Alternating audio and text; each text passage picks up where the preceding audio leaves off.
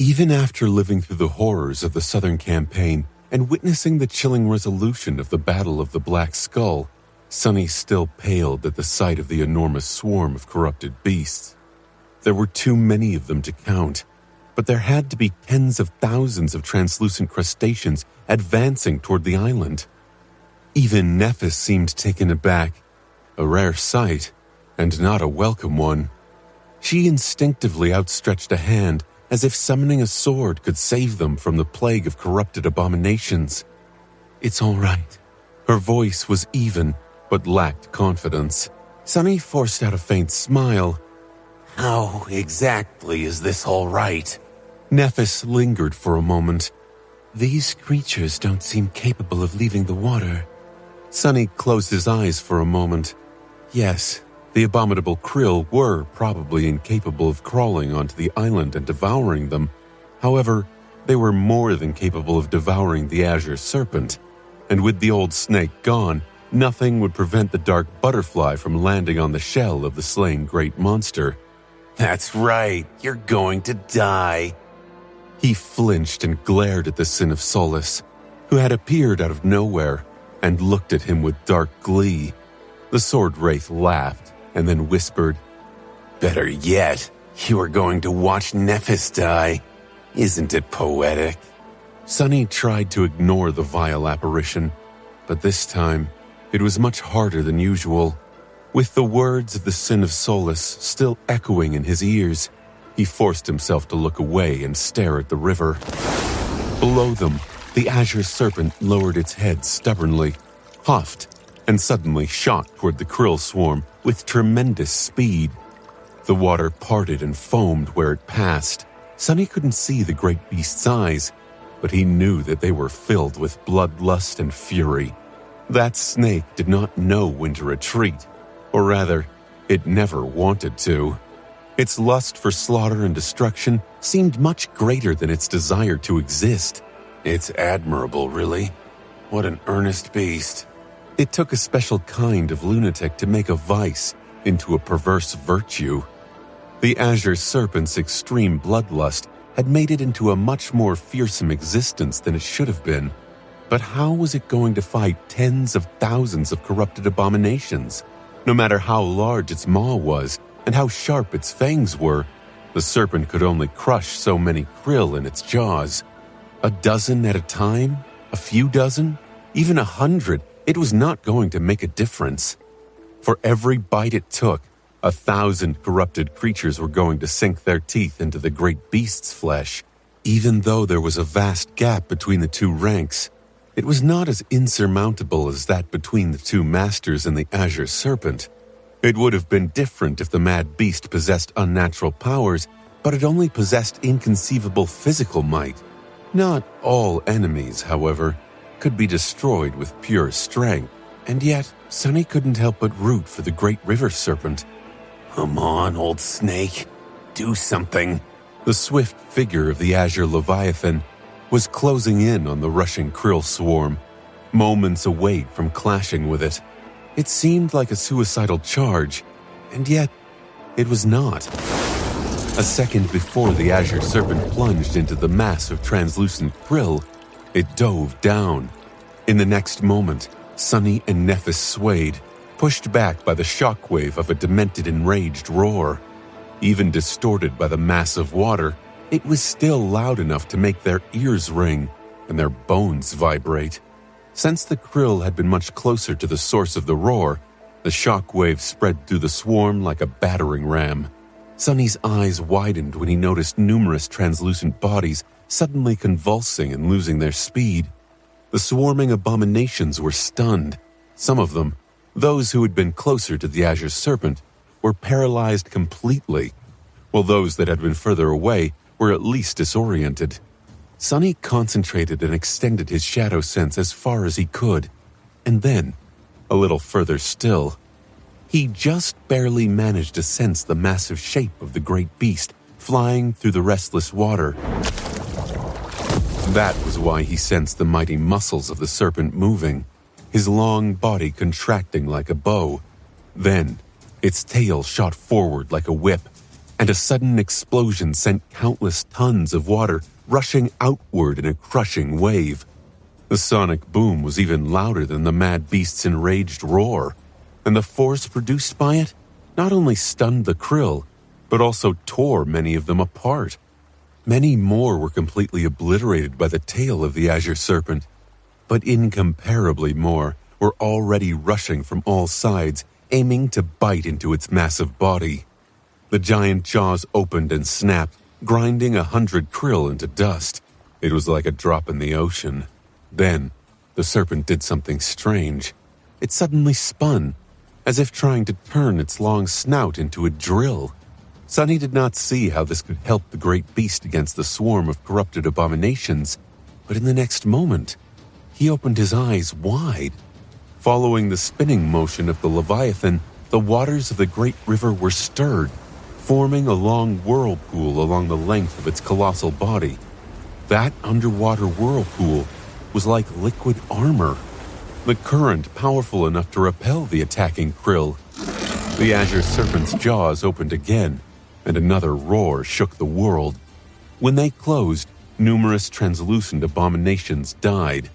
The battle was too furious, too grand, too inconceivable. Standing on the shell of the dead behemoth, Sunny and Nephis watched in silence as a lone great beast resisted myriads of corrupted creatures. Looking at the foaming water, they couldn't help but feel small and weak and insignificant. Unnatural powers. Humans were bestowed with aspect abilities, despite being mere beasts, but nightmare creatures were different. Only devils possessed dire powers similar to those of an aspect. The azure serpent was not a devil and did not possess a sinister ability. However, it was not powerless. Instead of relying on an unnatural power, it relied on its terrifying body, absolute control over it, and a deep understanding of its natural domain to make the river itself a power. Sunny had been wrong. The azure serpent did possess a weapon that could be used against an enemy that could not be crushed through pure strength. That weapon was its mastery of water. This is it. I see it now. I understand. He had spent countless hours trying to comprehend the azure serpent, but always felt that a crucial piece of the puzzle was missing. A fundamental truth that was at the root of all other insights, and without which they were meaningless. Now, Sunny finally felt that he had found the thread which had to be pulled to unravel the mystery. Below them, the ancient Leviathan was fighting against a harrowing swarm of abominable krill. The battle had only just begun, and there was no saying which side would win and which side would be destroyed. The azure serpent possessed a dire weapon, but was that weapon enough to survive the onslaught of tens of thousands of corrupted beasts? One way or another, they were going to know soon. The battle did not last long, but it was the most terrifying event Sunny had seen since entering the third nightmare. The great beast completely lost its mind as it fought the legion of vile abominations. Stirred by its fury, the water seethed and roiled, sometimes exploding into colossal fountains of scarlet foam, sometimes rising in titanic waves. The magnitude of these undulations was so severe that the whole island rocked and swayed like a ship caught in the middle of a world-ending storm. The cacophony of wrathful roars and thunderous sonic booms merged into a deafening litany, to the point that both Sunny and Nephis were forced to plug their ears. Thousands of attacking krill were destroyed, but the swarm did not seem diminished at all. Instead, no matter how furiously the azure serpent fought, more and more abominations were lunging at it, their thin legs moving in gluttonous anticipation. At first, the water armor the Leviathan had created protected its prodigious body, but eventually it failed. One krill struggled past the repelling current of the whirlpool, then two, then 100. Their teeth scraped powerlessly against the impenetrable azure scales. However, after suffering through 3 dire battles with the dark butterfly, The azure serpent was battered and littered with wounds. Its body had already been covered by countless scars before, and now there were numerous new ones. Some scales were broken, some cracked, and some were missing entirely. It was only a matter of time before one of the krill managed to draw blood, then 2, then 100. Even though their size was minuscule in comparison to the great river serpent, they were corrupted abominations, nevertheless, and their painful bites added up. The pain did not slow the azure serpent down, though. Instead, it became even more enraged, even more deranged, even more frenzied. The battle, which had already been frightening to look at, suddenly exploded in intensity, reaching a realm that went beyond fear. Standing on the swaying shell of the black turtle, Sunny and Nephis watched the boiling river with pale faces. Before Sunny knew what was happening, he found himself holding Neph's hand. He did not know which one of them grasped the other's hand first, but felt that this simple touch was his only lifeline in a world that had lost all reason.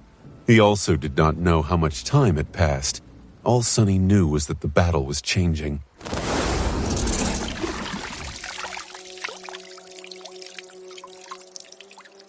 The azure serpent did not manage to destroy the krill swarm. However, the swarm had also failed to consume the serpent, but their goal was not the mad leviathan in the first place. The serpent was rampaging in the waters infested by the krill, but the swarm was simply too vast. Thousands of abominations at its edges simply rushed past the great beast and continued toward the carcass of the black turtle, their translucent bodies turning crimson as they dove into the cloudy red water. Noticing that, the azure serpent let out an infuriated roar, but there was little it could do. The main mass of the swarm surrounded it like a cage, and no matter how forcefully it slammed into its shifting barrier, it couldn't break free. Suddenly, Sunny felt a purifying warmth enter his body and soul. Looking down, he saw a soft glow rising from his skin, and glanced at Nephis with a silent question. Her lips seemed dry. "Bow. I think you should summon your bow." He lingered for a moment, and then his eyes glinted darkly. Sparks of light ignited around his hand and formed into a black bow with a scarlet string. Then an arrow that was like a bolt of lightning appeared out of nothing. Drawing Morgan's warbow, Sunny aimed at the seething mass of the approaching krill and let the strike of thunder loose. The lightning flashed toward the crimson water and exploded, sending arcs of electricity flying across the surface of the river. The monstrous krill were about the length of Sunny's arm, with carapaces so thin that they appeared translucent.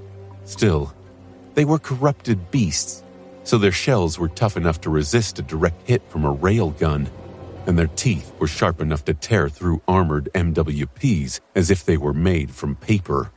But Sunny and his bow were augmented both by the shadows and the soul flame, granting his arrow tremendous power, which was why he soon heard a familiar voice whispering into his ear. "You have slain a corrupted beast, River Locust. Your shadow grows stronger. You have slain a corrupted beast, River Locust. Your shadow grows stronger. You have slain a corrupted beast, River Locust. Your shadow grows stronger." Without stopping to listen to the spell, Sunny sensed a flood of shadow fragments pouring into his soul and drew the string of the warbow again. He did not hope to stop the advance of the krill swarm, and neither did he hope to help the azure serpent prevail. Even if Sunny killed 100 abominations, he wouldn't be putting a tiny dent in the swarm. Rather, what he was doing was pure opportunism. Nephis needed to burn the enemy with her flames, or consume the soul shard like a normal awaken to receive fragments. But Sunny just needed a kill, so he could just as well use the opportunity to strengthen himself. Sunny managed to fire off a few soul arrows and the strike of thunder once more before the krill reached the black turtle, reaping a rich harvest of lives. Then, however, it became too dangerous to remain near the edge of the island.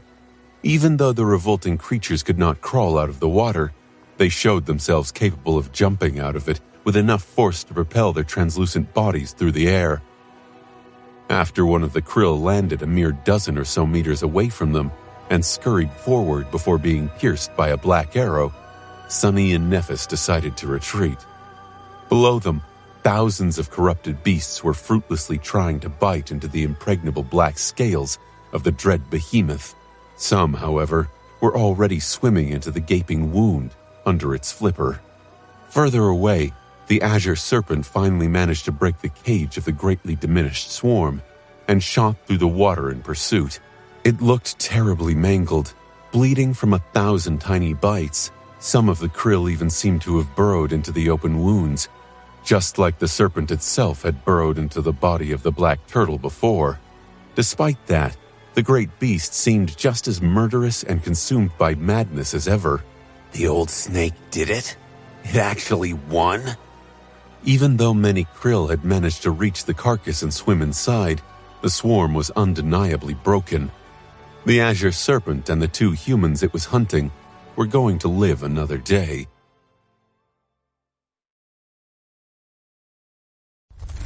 That night, the island was quaking without pause. Sunny and Nephis hid in their fissure, not daring to close their eyes. Even though a mass of impregnable black rock separated them from the flesh of the black turtle, it was unnerving to know that thousands of corrupted beasts were currently slithering somewhere below them, shredding the meat of the great monster with their terrible glass-like teeth. The azure serpent was also there, hunting down the invaders. Although they couldn't hear its roars, the violent vibrations spreading through the island told them what was going on. Sunny looked away from the shimmering runes, somewhat startled at how easily he had earned a large amount of shadow fragments. After another violent tremor had shaken the island, he finally closed his eyes. However, it was not to sleep. Instead, Sunny tried to imagine and tried to convince himself that he was the azure serpent. He was crawling through the grotesque tunnel of bleeding flesh, which he himself had created to kill the hateful carapace monster, furiously hunting the vile creatures who dared to steal his trophy. His long, mighty body was burning from pain, but Sunny did not care. All he cared about was slaughter, blood, and retribution. Noticing a tiny worm gnawing on the wall of the tunnel, he let out a terrifying growl and shot forward, destroying the vermin and tearing a large chunk of meat out of the wall with his powerful jaws. But behind it, more vermin were revealed, stolen meat digesting in their transparent stomachs. With madness painting the cloudy world red, Sunny roared and slammed into them with obliterating fury. Is this the feeling? Am I on the right path? Opening his eyes, he stared into the darkness with an absent expression. Then he looked at Nephis. Sometime later, Sunny said, I feel like our chances of making it off this island alive are dwindling. She remained silent for a while. So what if they are? White flames ignited in her eyes, illuminating them with a pale radiance. Has it been any different before? Hearing that, Sunny chuckled. True, we never had it easy. He studied her face, then turned to look at the Sin of Solace and sighed. Still, I hope that this nightmare will be better than my second one. Oh, it's not much of a competition. I must have died 1,000 times there, even though I only remember a handful of those deaths. The third nightmare surely can't turn out any worse than that. Nephis turned and looked at him, then smiled faintly. Of course. In the worst case, we'll just die once. That's nothing, right? As the dark island shook and quaked around them, Sunny grinned. Dying once? Child's play. Gods, anyone can do it. You're right. I was worried about nothing. As they laughed quietly, the Sin of Solace smiled too, and full of sinister amusement. The next day, after the attack of the krill swarm, the butterfly descended from the skies again. And 2 days after that, Another flying abomination appeared silently in the darkness of the night. Neither Sunny nor Nephis saw it, but in the morning, the surface of the island was awash with black, fetid blood. It seemed that it was the butterfly that had battled the late contender this time, ripping it to shreds before it had the chance to approach the remains of the black turtle. It must have taken an injury in that battle, because the azure serpent received more days than usual to recover from its dire wounds. Then, as they drifted further downstream, a second krill swarm attacked, this one even larger than the first. The battle between the mad leviathan and the vast river locust swarm lasted for an entire day, and its result was pretty much the same. Thousands of translucent abominations slithered into the carcass of the black turtle, and the battered serpent followed to hunt them down. However, what met it inside was another great beast, a vile creature made of numerous tentacles and spongy, pale flesh that had snuck in to feast on the insides of the turtle while the river serpent had been fighting the krill. Sunny and Nephis knew how it looked because the azure serpent brought its revolting body outside and rose high above the water before swallowing the corpse whole. That was how they learned why a powerful earthquake had suddenly thrown the world into spasms and convulsions before. On that day, to their horror, they discovered a deep crack snaking its way through the surface of the black turtle's shell. It was not too large, but the fact that the stone carapace of the dead monster had been broken from the inside was indescribably concerning. Next morning, Nephis went to the edge of the island instead of practicing with Sunny as they usually did, and spent several hours staring at the water. Then she brought back disturbing news. The carcass of the black turtle was higher than it had been before. The parts of it that had been hidden underwater were now dry and exposed.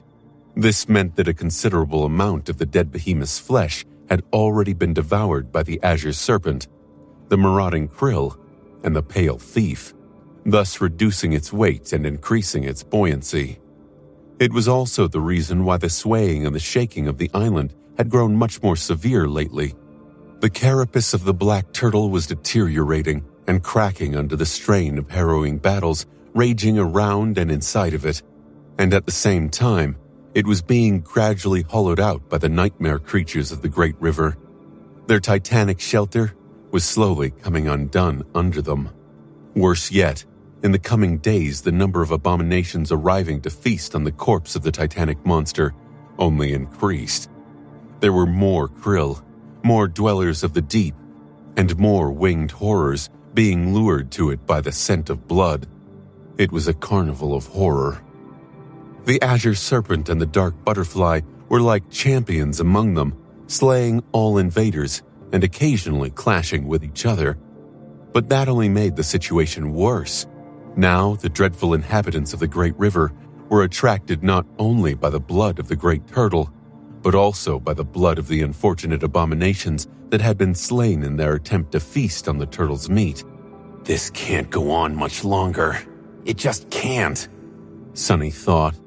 Both Sunny and Nephis knew that doom was swiftly approaching. However, there was nothing they could do. No matter how much they hoped and how diligently they watched the horizon, there was no sign of anything that could save them. There was no land and no ships anywhere in sight. There was not even a piece of flotsam drifting on the waves. Only a vast, deep, and endlessly flowing expanse of water that shone under the dreamlike radiance of the 7 beautiful suns. Sunny, wake up. Sunny opened his eyes and tensed, sensing the world through the shadows. He couldn't feel any danger, but there was urgency in Neff's voice. Something was wrong. As his mind entered a state of battle readiness, he pushed himself off the ground and briefly studied the fissure. It was still night, so everything was enveloped in deep darkness. That darkness, of course, could not hinder his sight. Sunny saw every detail of their small camp and of the weathered walls of black rock surrounding it. Everything seemed fine. Saint, who was guarding them from high above, was also calm. He turned to Nephis and asked, "What is going on?" She pressed a finger against her lips and whispered, "There was a sound." The next moment, he heard it too.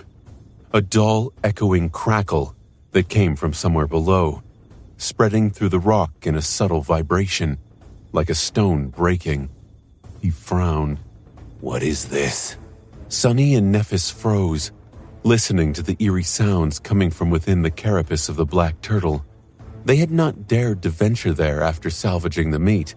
The shell had been hollowed out, but they didn't know by how much. And even though they had heard the sounds of nightmare creatures inside the carcass of the great monster from time to time, this crackling was entirely new.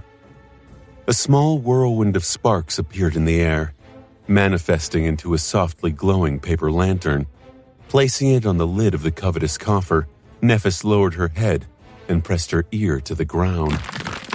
There was another cracking sound, and she suddenly flinched. At the same time, Sunny's pupils narrowed as he noticed something that was out of place in their fissure. A small, thin crack appeared on the floor of the ravine. Just as Neph flinched, it suddenly grew, spreading through the black rock in both directions. Then it climbed a few meters up the wall, and when the cracking noise disappeared, a small piece of rock splintered and tumbled down. Neph's face suddenly grew pale. "I think it's going to break." Before she could finish, there was another sound, this one so loud that it was almost deafening. Sunny felt the ground suddenly shift under him, and then the entire island shook violently. It's breaking! Before he even knew what was happening, Sunny jumped. As Nephis and he soared into the air, the floor of the fissure below them suddenly split and collapsed, revealing a vast cavern of darkness and crimson flesh below. Their small camp was instantly swallowed, except for the memories like the coffer that were dismissed and disappeared in a whirlwind of sparks.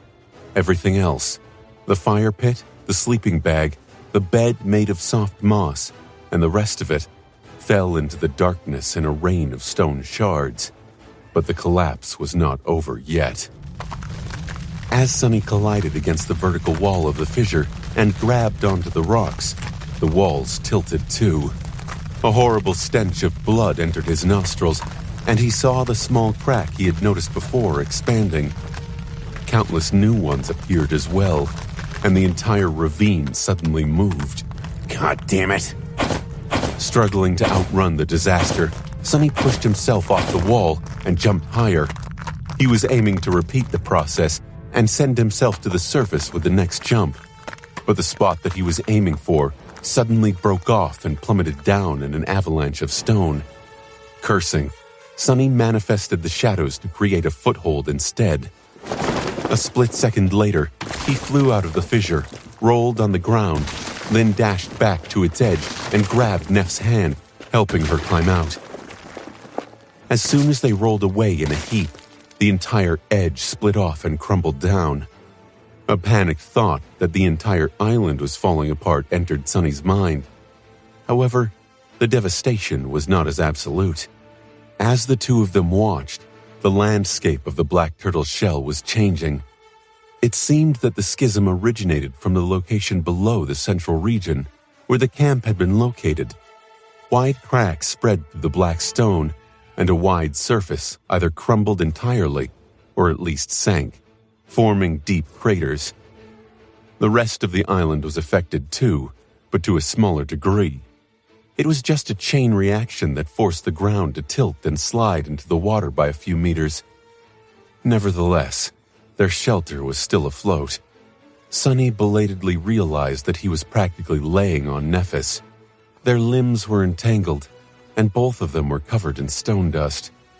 Struggling to breathe, he slowly pushed himself away and stood up. A couple of moments later, she followed.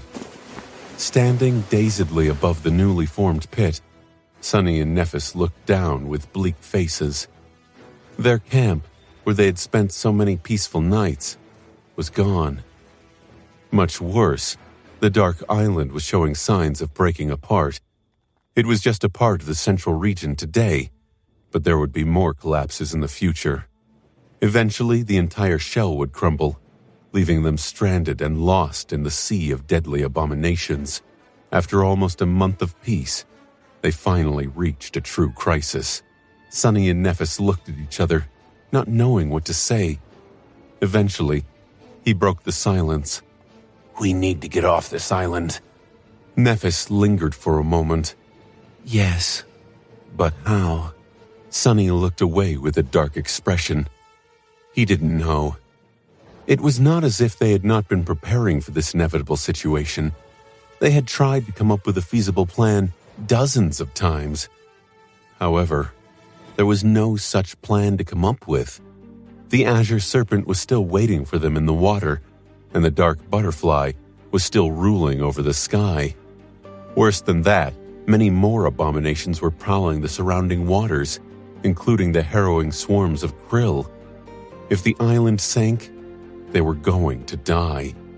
If it didn't sink, the azure serpent would eventually be killed, and they would be devoured by either the monstrous butterfly or some other great nightmare creature. There seemed to be no escape. Staring into the pit filled with stone rubble, Sunny sighed. Now it finally feels like a real nightmare. A sad smile appeared on his pale face.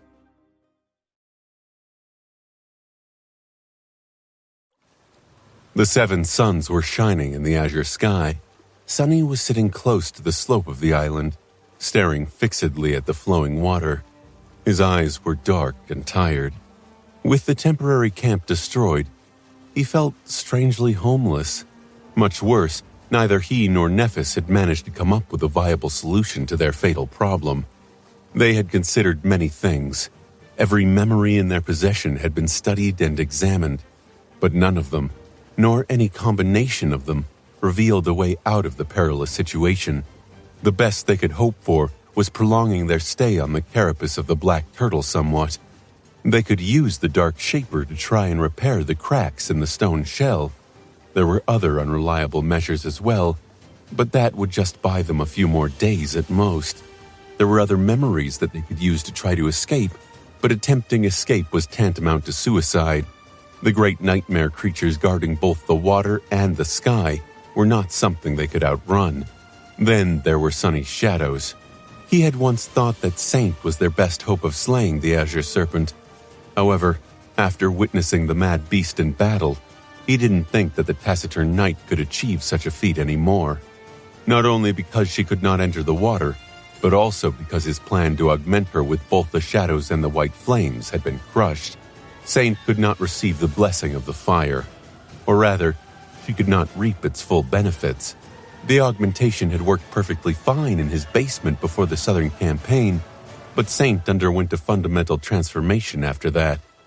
She was now a devil, whose body and soul were infused with elemental darkness.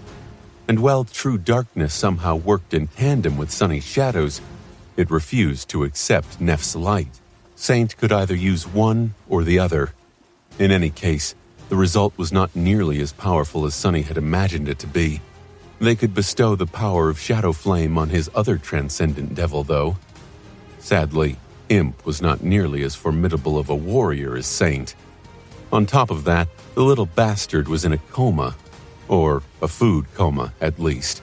The scrawny goblin had finally stopped devouring the tarnished silver and fell into a deep slumber.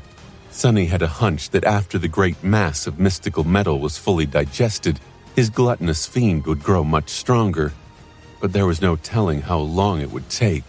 So he sent Imp into the nurturing black flames of his soul to complete the evolution in peace. In any case, Imp was of no help for now. The same went for Nightmare. The tenebrous steed had loyally guarded their dreams and subjugated a good number of them, but he was still an awakened terror.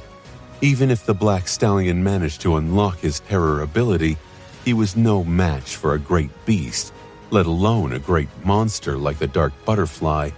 So, Sunny and Nephis had no tools that could help them escape from the shell of the Black Turtle, which was why Sunny was sitting on the cold stones and staring aimlessly at the water. The water was much less cloudy than it had been before. The vivid red color had receded, turning pale pink. The black turtle only had so much blood after all, and by now, most of it had dissolved in the endless current of the great river. As he looked, the water suddenly foamed, and a giant serpentine head rose from its depths. A familiar gaze pierced him, brimming with hatred and madness. The azure serpent did not look too good.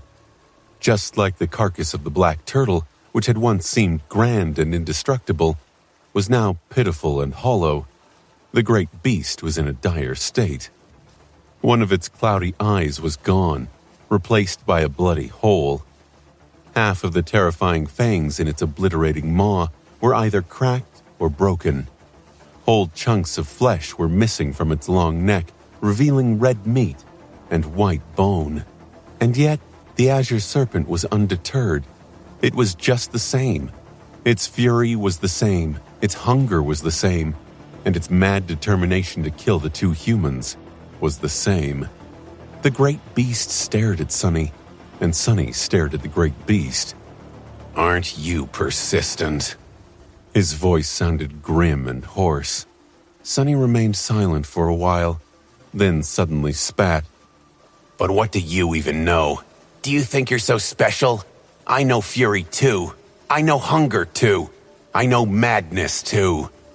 Oh, and I've killed plenty of creatures more powerful than me too. A dark smile appeared on his face. Who are you to dare stare me down, beast? I am lost from light, who was born from the shadows. I am the rightful heir of death and the bastard son of fate. Wherever I go, ruin follows. If you had any sense, you would have run away as soon as you saw me.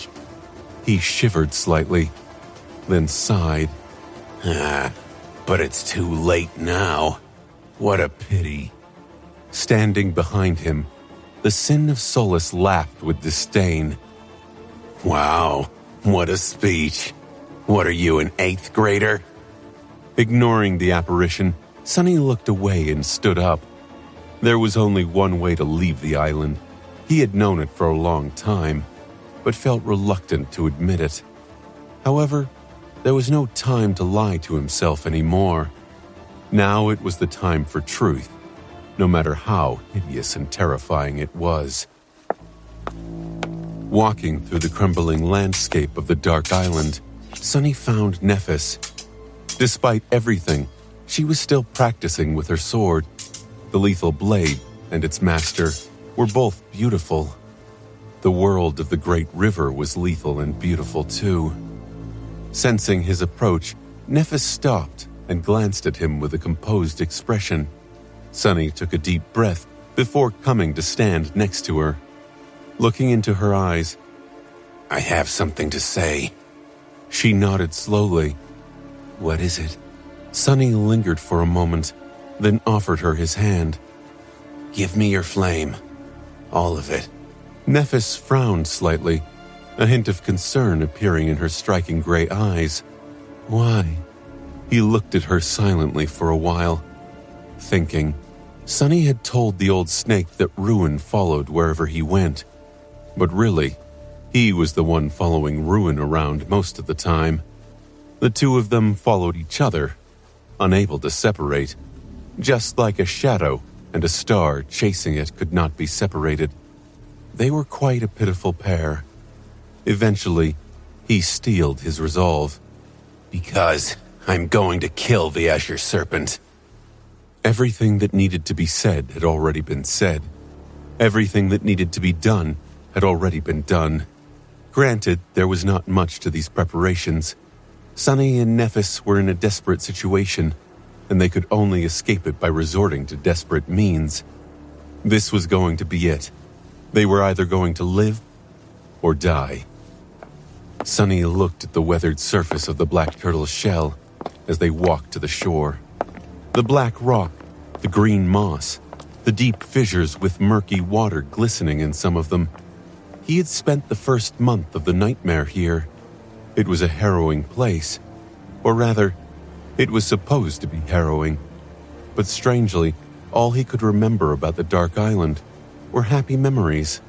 training with Nephis until sweat covered their bodies and a pleasant fatigue settled in their muscles, laying on the moss and staring at the dreamlike sky, unbothered by the movements of the world, eating delicious meals and drinking cool, sweet water, bathing in the warmth of a campfire as they talked to each other, surrounded by darkness. All of that was coming to an end. It already had. He was reluctant to let go of this harrowing paradise, but there was no other choice. Maybe I truly am mad. Sonny had entered the nightmare utterly crushed. From Falcon Scott to the Battle of the Black Skull, he had tasted nothing but bitter failure. He had wished to be strong. He had made this wish come true, only to find out that it was of no use in the end. As if to mock him, fate had obliterated everything. However, somehow, he had truly been content on the Dark Island, sailing through a river of unholy blood on the corpse of a dreadful monster being pulled into the past by the current. He had been happy on that journey, and happier still to share it with someone he was fond of. He had been having fun in the depths of a nightmare. So what if I'm mad? He would need madness to survive today. The three of them, Sonny and Nephis and Saint, reached the slope of the island. Below them, the great river was flowing endlessly, bleak because of the encroaching night, the darkest hour, the brief time after the suns had already plunged into the river, but before the vast expanse of clear water started to glow with soft radiance, was swiftly approaching. Sonny took a deep breath. Calm down. You've prepared for this. You've been preparing this whole time. Indeed. Sonny had not spent the whole month simply relaxing and spending idle time with Nephis. He had always known that this unexpected respite was not meant to last, and so he had been studying the Azure Serpent. By now, Sonny knew the mad beast much better than he knew most people. He had learned everything about it, how the serpent fought, how the serpent thought, what emotions guided it, what dark passion burned in its vile, corrupted soul. He also learned how the creature's colossal body moved and worked, down to the smallest detail, as well as how the great river serpent commanded water to turn it into a weapon. In that regard, Sonny's experience fighting side by side with the scions of the House of Night had been a great help. After coming to learn all these things, Sonny knew for a fact that he would never be able to defeat the Azure Serpent in battle. But that was if the Azure Serpent was healthy and whole. It was not anymore. The great beast had been ravaged by the battles with the Dark Butterfly, the harrowing assaults of the Krill swarms, and the insidious attacks of the marauding abominations. Its flesh was shredded and frayed, its strength was exhausted, and its mind was clouded by rampant madness. So, maybe, just maybe, Sonny stood a chance of emerging victorious from the fight. If he won, they would have to leave the Dark Island immediately and never look back. Otherwise, the monstrous butterfly was going to descend from the dark sky, notice them, and devour them. If he lost, he would die. At least he would die first, turning the words the Sin of Solus had whispered once into a lie. I'm ready. With a sigh, Sonny turned to Nephis and offered a faint smile. He lingered for a few moments, then said evenly, The next one is on you. She nodded seriously, completely missing the humorous undertone. Of course. Sonny shook his head, then took her hand, transferring the essence pearl from his soul to hers. I was joking, you know. Nephis lingered for a moment. Suddenly, she gripped his hand tighter and looked him straight in the eyes. I wasn't. He held her gaze for several long, poignant seconds before freeing his hand with a sigh. Then Sonny glanced at Saint. You know what to do. The graceful knight raised her bow with indifferent grace. She had to play an important part in the battle, too. Nephis might not have been able to augment her with the white flames, but Saint had been wearing the stifled scream for an entire month. Better yet, just as Sunny had thought, sailing on the great river had a strange effect on the transcendent charm. By now, the enhancement it gifted to the taciturn shadow was much greater than it was supposed to be. Even without the augmentation of the shadow flame, she was frighteningly powerful. Finally, Sunny looked back at Nephis. Do it. He felt the purifying warmth flowing into his body and soul, strengthening both. At the same time, all 5 of his shadows wrapped themselves around him. In an instant, Sunny felt strong enough to crush the black rocks with his bare fists and shake the entire world with his steps. Turning to the great river, he took a deep breath and whispered, Lost from light. Remember, this is your name. Then he opened the gate of the shadow lantern and allowed a flood of shadows to flow out of it, drowning the slopes of the island. They flowed down like an avalanche of darkness, eventually touching the water. Sunny closed his eyes and dissolved into the shadows. In the next moment, the shadows moved, and something tore free from the dark embrace. A giant serpent with scales as black as onyx manifested itself from the darkness and dove into the water with a deafening roar.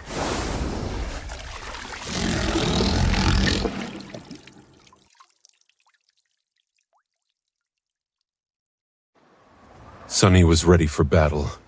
Now, he wasn't Sunny anymore. He was a mighty serpent, clad in an armor of onyx scales, with fangs as sharp as diamonds, and enough fury to incinerate the world. But that was not enough. Following his wrathful roar, the shell hiding below his scales turned into the adamantine mantle. A fearsome obsidian armor encased his flexible body, light as a feather, and crafted so intricately as not to restrict his movement in any way. The water exploded into the air when he dove into the depths that belonged to him and him alone. Old Snake! The call escaped his monstrous maw, turned into a senseless roar. What he had done was simple, but also indescribably hard. He had dove deeper into Shadow Dance than ever before, mirroring both the mind and the physique of a nightmare creature. He had not been sure that it would be possible until the last moment, but his meticulous preparation paid off. It was do or die, nothing less.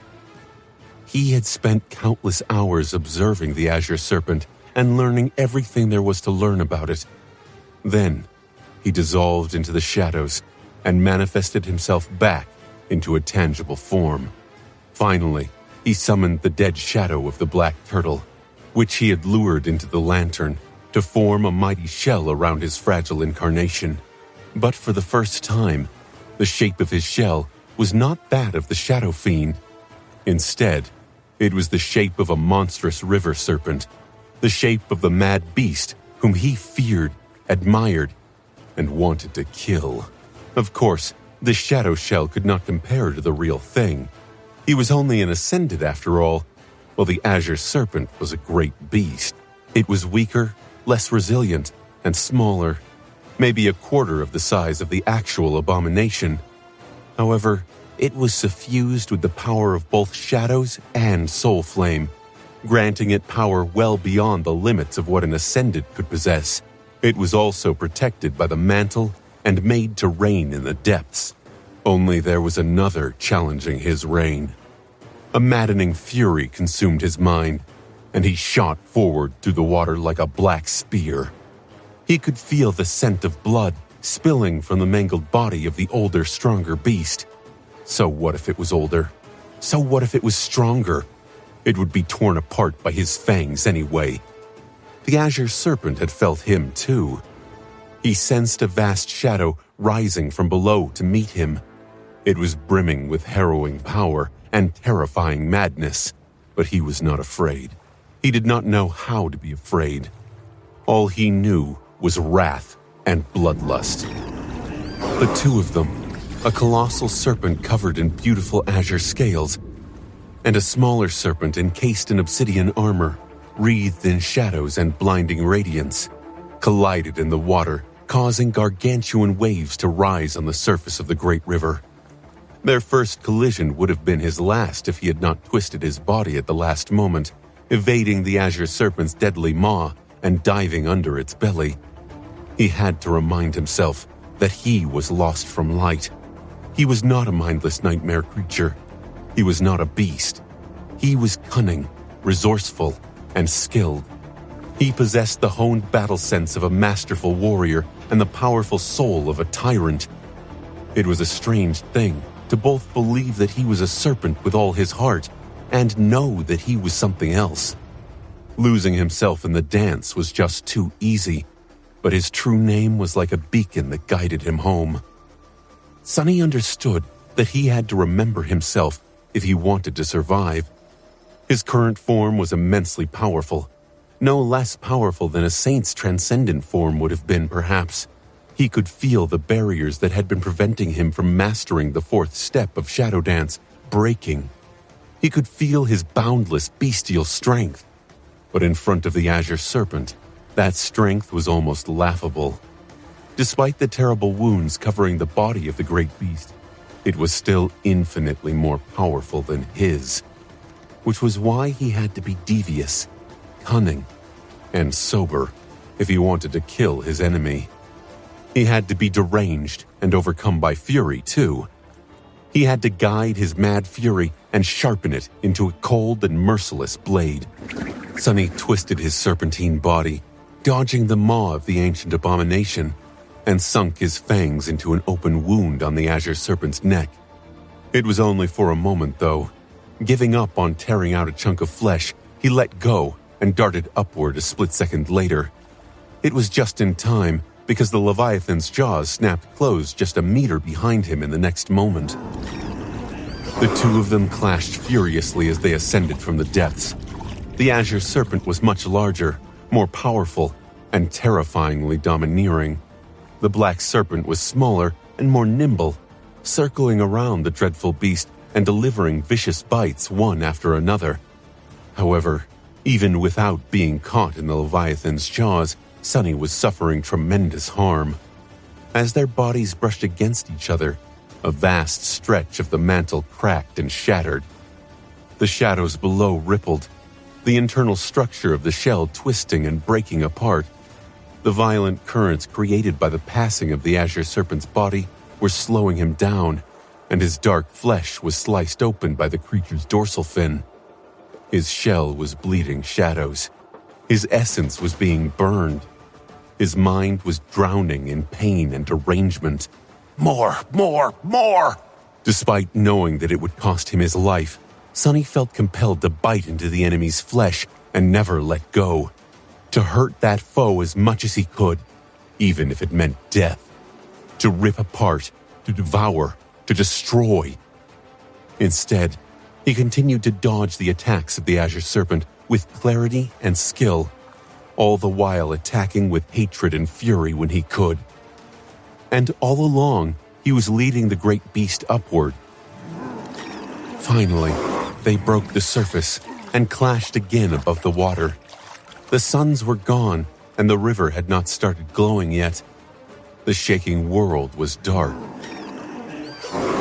With a stifled roar, Sunny dodged the fangs of the Azure Serpent and tried to bite into an open wound on its mangled body, where white bone could be seen. However, before he could, the mad beast's tail crashed into him like an obliterating ram, sending fragments of the mantle flying through the air and a blinding flash of pain piercing his soul. Ah! Sunny fell heavily into the water, and a tall fountain of white foam rose into the sky.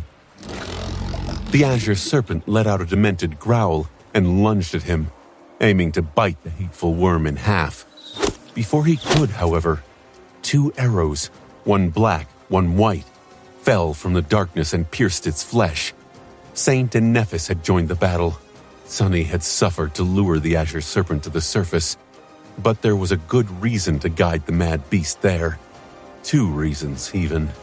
Saint and Nephis. Although neither of them was capable of fighting the abomination in the water, as Sunny was, they could still play an important role in the battle. It was just that he had to create an opportunity for them to do so. And he had. As Sunny was convulsing from pain, 2 arrows struck the raging Leviathan. One was entirely black, as if forged out of pure darkness, which it was. Augmented by both her Mantle of Darkness and Blade of Darkness abilities, as well as the enhancement of the stifled scream, Saint's arrow pierced the Azure Serpent's one remaining eye. It was the darkest hour of the night, and so her strength was at its peak. More than that, this first shot she sent was empowered by the dreadful destructiveness of the Death Dealer enchantment, and so it delivered the most damage. And yet, the giant eye of the ancient Leviathan still wasn't destroyed. It was only damaged, becoming painted red, which made the mad beast look even more menacing. Sunny had to put a lot of hope into this first salvo, but he was left disappointed. It didn't matter, though. During their violent ascent, he had been strategically trying to place himself on the side of the Azure Serpent, where it was blind. However, there was no advantage to be gained there. Whatever senses the enemy was using to perceive his movements were perfect and precise, even without vision. His plan to blind the mad beast had been meaningless from the start. The second arrow was white. Its impact was not nearly as forceful as that of the first arrow, but it was still quite ferocious. Nephis had always used a sword, but it was simply a preference. As a legacy, she had been trained in the use of all kinds of weapons, and that certainly included bows. There was a powerful memory longbow in her soul arsenal, crafted by the Forge Masters of Valor, and several enchanted arrows as well. But even then, the white arrow barely managed to pierce the flesh of the Azure Serpent, despite sliding faithfully into an already existing wound, where the azure scales and the tough skin of the Leviathan had already been torn open by the dark butterfly. The damage was negligible. That was just as expected, too. Neph's goal was not to wound the great beast with her arrows. Instead, it was to deliver the black venom from the overflowing bitter cusp into its flesh. She coated the arrowheads with the toxin before each shot. One dose of the black venom was not going to affect the Azure Serpent much, but 10, 20, or 30 could weaken it perhaps. Sunny did not expect Saint and Nephis to bring the mad beast down. After all 5 shadows and all the soul flame were augmenting him and him alone. He was the only one with the ability to truly damage the abomination, but they had to harass and weaken it so that he could deliver a fatal strike. It seemed to be working. The 2 arrows had not seriously wounded the Azure Serpent, but they had distracted it for a second. That second was enough for Sunny to shake off the terrible pain of having his soul damaged and slightly repair his shell. Letting out a wrathful hiss, he shot forward and bit into the side of the Leviathan. Even though the shadow shell had no taste buds, he could swear that he sensed the salty taste of blood on his tongue. That taste drove him into a frenzy. "Devour! I'm going to devour you! I'm going to rip you apart!" He kept repeating himself. Forgetting the pain, forgetting the suffering, Sunny pressed his mighty jaws together in an attempt to savage and mutilate his enemy. It was only through an incredible effort that he forced himself to maintain control and let go, dashing aside just in time to avoid being trapped and crushed in the coils of the Azure Serpent's colossal body. A drop of cold fear fell into the incinerating inferno of his fury. This is dangerous. Battling a great beast was already perilous enough, but the act of assuming the shape and form of a nightmare creature, of diving into its mind and heart so deeply, was in and of itself a great danger. Sunny had used Shadow Dance to read abominations before, but he had never tried to manifest himself into one of them. It was too easy to get lost in that state, maybe forever. Even the true name was not a panacea. He also had to maintain his sense of self while simultaneously denying it. Maybe this was the 4th step of Shadow Dance, the ability to preserve his identity while becoming truly formless in mind, body, and soul. And thus, infinitely malleable, like all shadows were. As Sunny nimbly dodged the attacks of the Azure Serpent and lashed out with his sharp fangs and crushing tail, more arrows fell from the darkness. Saint was not using Death Dealer anymore, instead trying to weigh the Leviathan down with the help of Burden of Peace. Nephis was continuing to poison the great beast with the toxin of the bitter cusp. However, the abomination had quickly grown impatient with their harassment. Its movements changed slightly, and the next time the two shot their bows, a tall wave suddenly rose, washing the arrows away. That gave Sunny an opportunity to deliver a vicious blow, however. Coiling himself around a mangled span of the Azure Serpent's body, he slithered forward.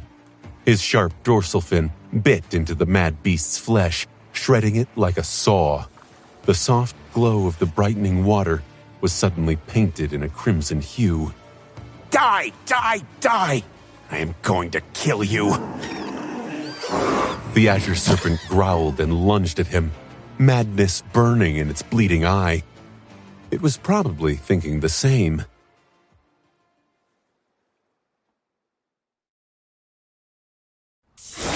The great river was foaming and seething, gargantuan waves rising from its softly glowing expanse to crash into the weathered slopes of the crumbling island. Two dark silhouettes, one colossal, the other merely giant, were moving through the raging water, intertwined in a murderous battle. Sunny had been driven mad by pain and bloodlust. He lost count of the number of blows his obsidian serpentine body had endured. He also did not know how many times he retaliated, biting the flesh and breaking the scales of the Azure Serpent. His mantle was in shambles, the living stone failing miserably to keep up with the barrage of devastating attacks he had to endure. The fearsome onyx armor was cracked and shattered, revealing the glossy black scales beneath. Many of its segments were entirely destroyed. The shadow shell that it was encasing had been shredded and ravaged as well. Giant wounds were gaping on it, bleeding shadows. He had been able to repair some of the damage at first, but having the means to do something like that, it seemed so distant now. There was one thing that filled Sunny with dark glee, though. It was that the Azure Serpent looked no better than him. The body of the great beast had already been grotesquely mangled before their battle, and now it was in an even worse state. The wounds that had closed were reopened. The wounds that had been opened were now wider and more harrowing, with crimson blood flowing out of them into the radiant water. Dozens of arrows were sticking out of the abomination's scarlet flesh. Some of them weighed it down. Some sent a deadly toxin circulating through its bloodstream, but the Azure Serpent's eyes still burned with the same madness. Good. Don't you give up on me, old snake.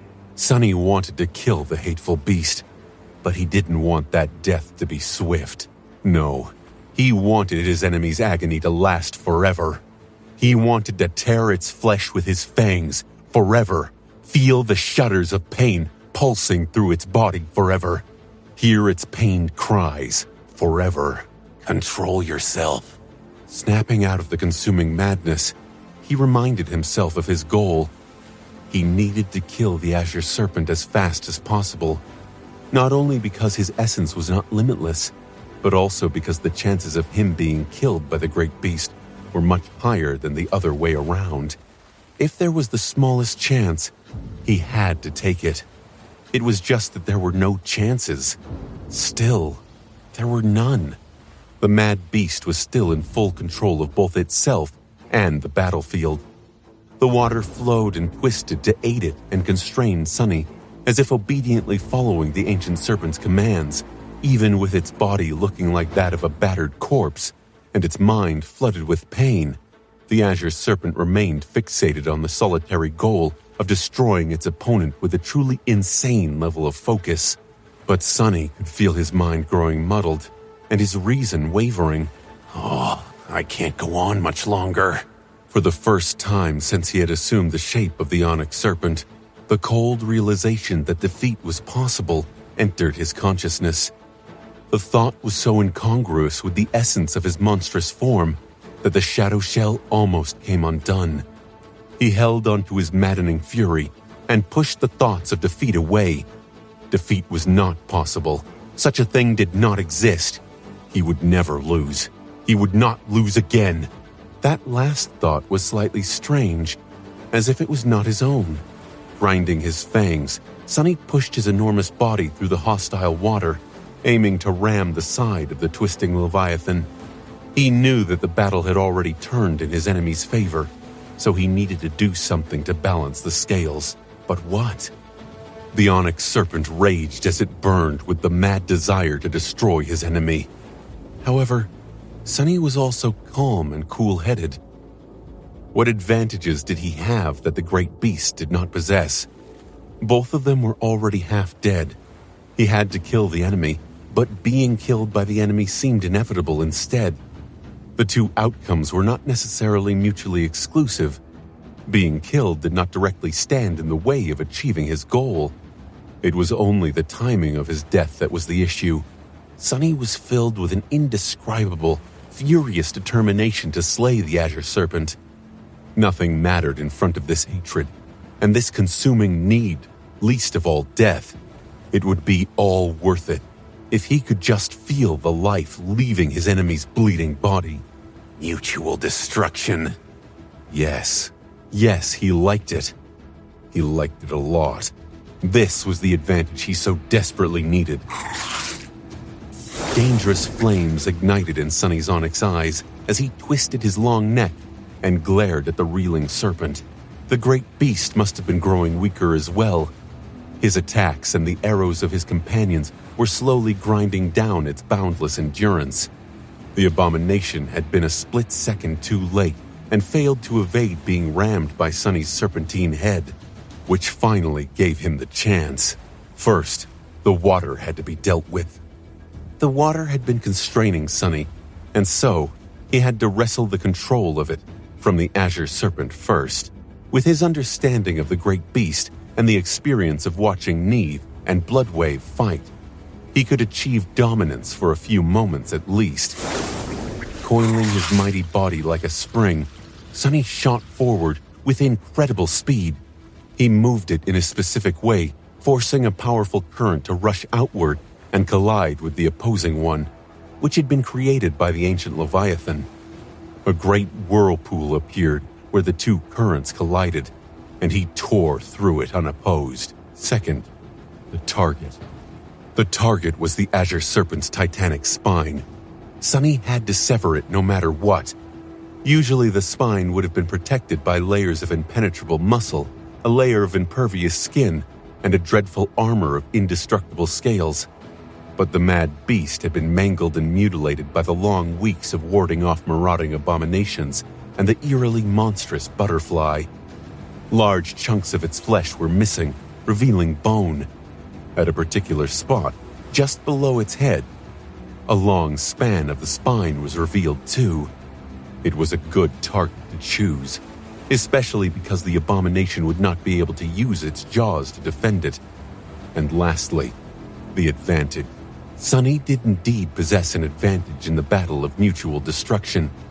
It was because the Azure Serpent was made of flesh, while he was made of shadows. If he sustained too much damage, the shadow shell was going to fall apart, but his incarnation, which was small and hidden in its depths, could survive. It was just a matter of luck. Either he would be destroyed along with the shell, or get lucky and remain alive.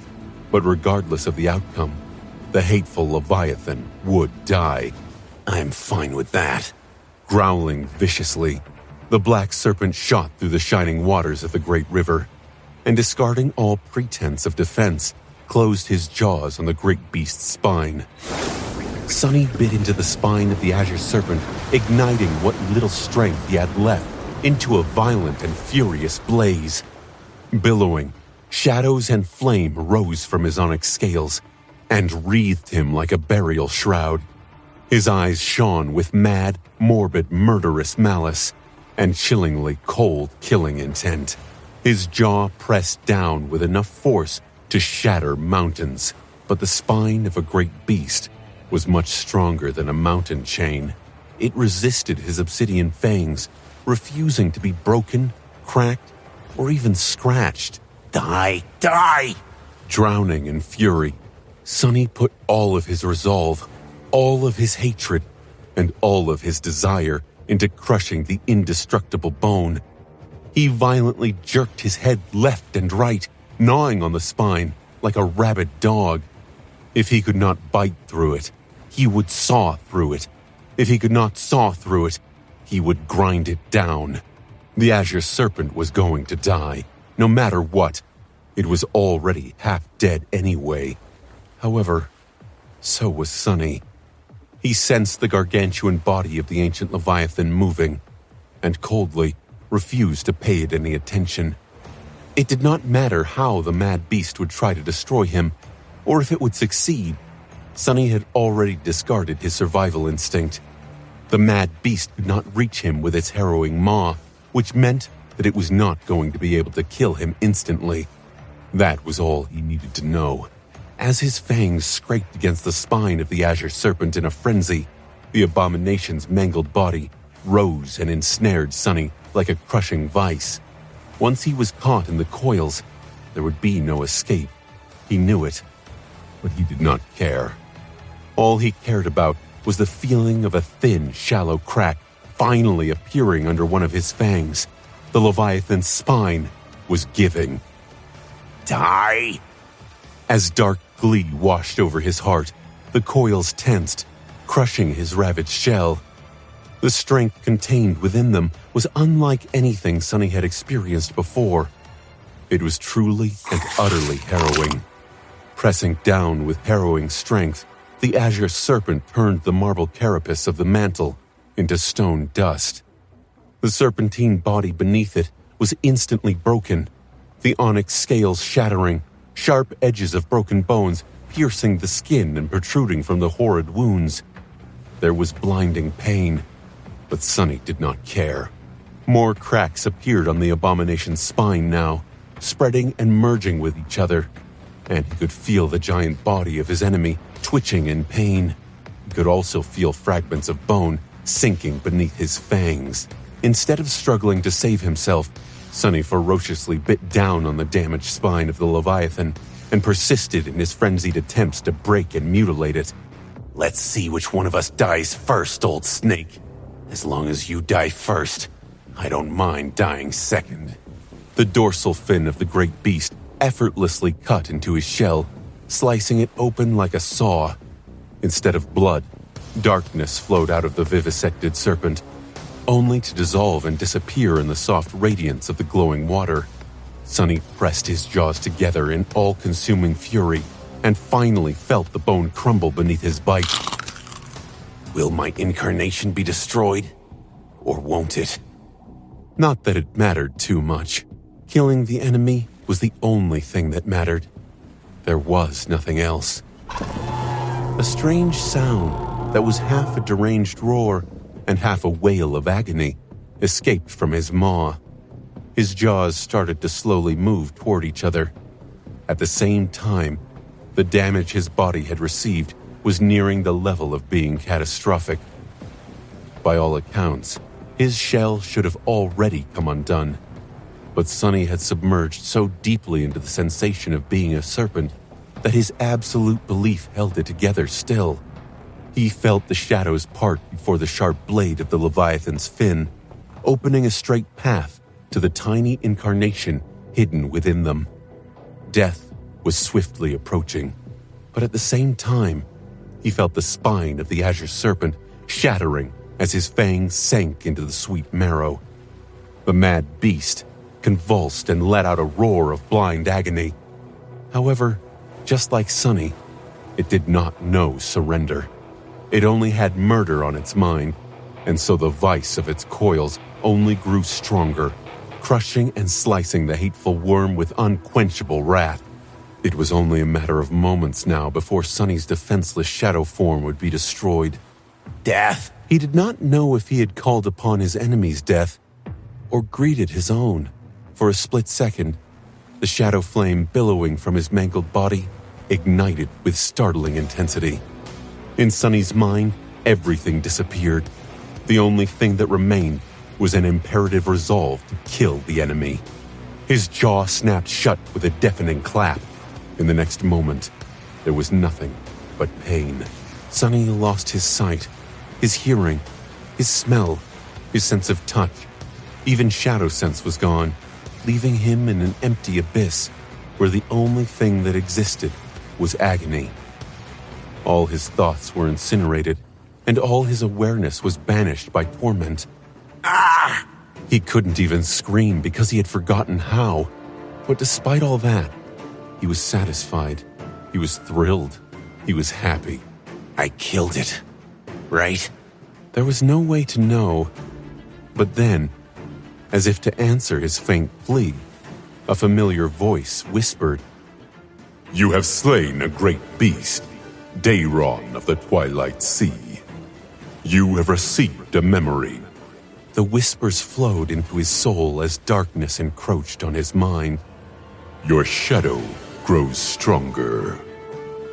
As the dark island swayed under the assault of furious waves, two broken silhouettes could be seen in the raging water, slowly drifting apart.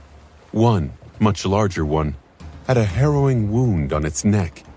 Its spine was entirely snapped, and it was partially beheaded. A fire of indescribable madness was slowly fading away from the Leviathan's damaged eye, which was locked on the unmoving figure of the enemy, even in death.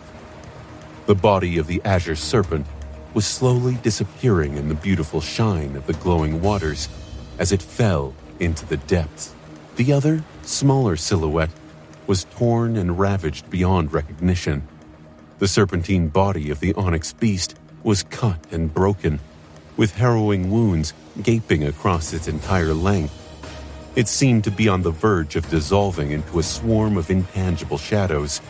Before it did, however, a graceful figure in a fluttering white tunic dove from the high slope of the island and plunged into the raging waves. Struggling against the furious current, Nephis endured the pain of her flaw and swam toward the onyx serpent.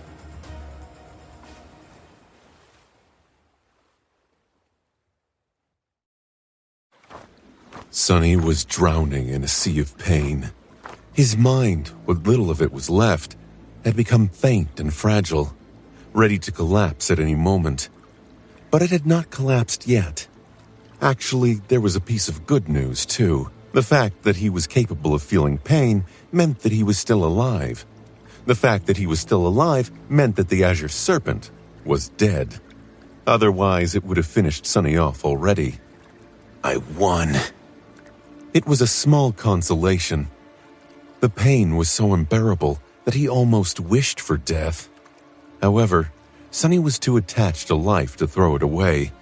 If there was the tiniest chance to survive, he was going to desperately cling to it with everything he had. Before, he would have done it simply out of spite, but now there were things he cherished and goals he wished to achieve. He really wanted to live. What the hell is happening? It was hard to form intelligible thoughts, but he somehow managed to evaluate his current state. Overwhelming pain, the loss of all senses. He was in shock. He was in a pain shock, due to his shadow incarnation receiving severe damage. His soul had been wounded terribly. Which meant, what? He didn't know. What was he supposed to do? Was there anything to do? Ugh, it hurts. For now, Sonny decided to do his best to endure the pain and hold his crumbling mind together. It wasn't easy or pleasant or possible, but he persisted. He persisted with everything he had. And even after an eternity of torment, there was finally a change. Sonny seemed to regain his hearing. The first thing he heard was Nephis's distorted cry. "Sonny, don't die, please." He was strangely annoyed. Crap, that was an order, wasn't it? She broke her promise. Not that it could change anything. It would have been great if Nephis giving him an order to survive magically restored his body and healed his wounds, But Sunny had to be able to execute a command for Shadow Bond to compel him into action, or inaction. So, if Nephis suddenly decided to order him to go and bring her the moon one day, at most, he would be forced to fruitlessly try his best. And he was already trying his best to survive. No, really? Who does she take me for?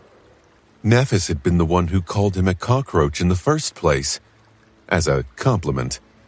Of course, he would do everything in his power to remain alive. There was no need to shout. Sunny slowly realized that his thoughts were becoming longer and more cohesive. Something is changing. Slowly, his senses returned, one after another. Hearing first, followed by shadow sense, sense of touch, smell, taste, and finally sight. It was all a proper mess, though. His vision was blurry, and his other senses were going haywire. There was more pain, too. This time of a physical nature. Why am I even feeling physical pain? I am a manifested shadow right now, technically. Perhaps it was a phantom pain. Even though Sunny did not possess a human body at the moment, his mind was still that of a human.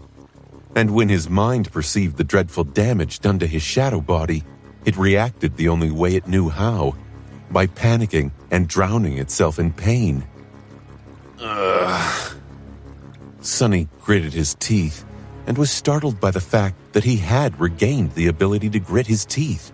Even more surprising was the fact that it was fangs and not teeth that he was grinding against each other. His shells seemed to have held together somehow. Finally, he became lucid enough to understand the situation. The tumultuous waters of the great river were suffused with a soft radiance, indicating that it was still night. More than that, he judged that less than a minute had passed since his final clash with the Azure Serpent, with Dayron of the Twilight Sea. He knew that because the colossal corpse of the ferocious great beast could still be seen, barely, as it slowly sank into the depths of the river. The frightening silhouette of the ancient Leviathan grew smaller as it fell into the unfathomable depths and dissolved in the beautiful glow. A complicated mix of emotions rose in Sunny's heart when he saw his enemy dead. There was dark glee, a strange hint of sorrow, respect, contempt, hatred, curiosity, suspicion. There was also a strong feeling of regret. That was a supreme soul shard disappearing into the depths after all. He groaned. Turning his attention away from the body of the slain Leviathan, Sunny tried to understand what was happening around him. He perceived his long serpentine body, now mangled and savagely ripped apart. It felt weak, understandably so, but also weaker than that. The soul flame, he said to himself. The soul flame was gone. He was only augmented by the 5 shadows now. Finally, Sunny noticed Nephis. Her small figure was on top of him. She must have climbed onto his giant body while he was floating lifelessly in the water, paralyzed by pain and on the verge of losing consciousness. Both of her palms were pressed against his broken onyx scales, and her skin was shining with soft white radiance. She must have retrieved her flames. Nephis was healing him. But... Suddenly, her radiant figure exploded with light, dispelling the darkness of the night like an actual star. Sunny felt the familiar warmth, now much more intense than it had ever been before, flowing into him like a flood. And embraced by that warmth, his broken form started to restore itself. As he felt it, startled, his deeply wounded soul was healed. His half-destroyed shadow incarnation was restored to a pristine state. And shockingly, even his serpentine shell knitted itself back together. The harrowing wounds closed, the shattered onyx scales glued themselves back together. By the time Neph's radiance wavered and fell, Sunny was as good as new. The pain that had been tormenting him receded, then disappeared completely. He was alive again. Nephis fell powerlessly on his wide back. She remained motionless for a few moments, then dragged her body up and clutched to two of the horn-like spikes growing from the crown of his head, where the dorsal fin ended. Right. The azure serpent was dead, but they were still far from being safe. In fact, they were in mortal peril, much more so than when the great beast had been alive.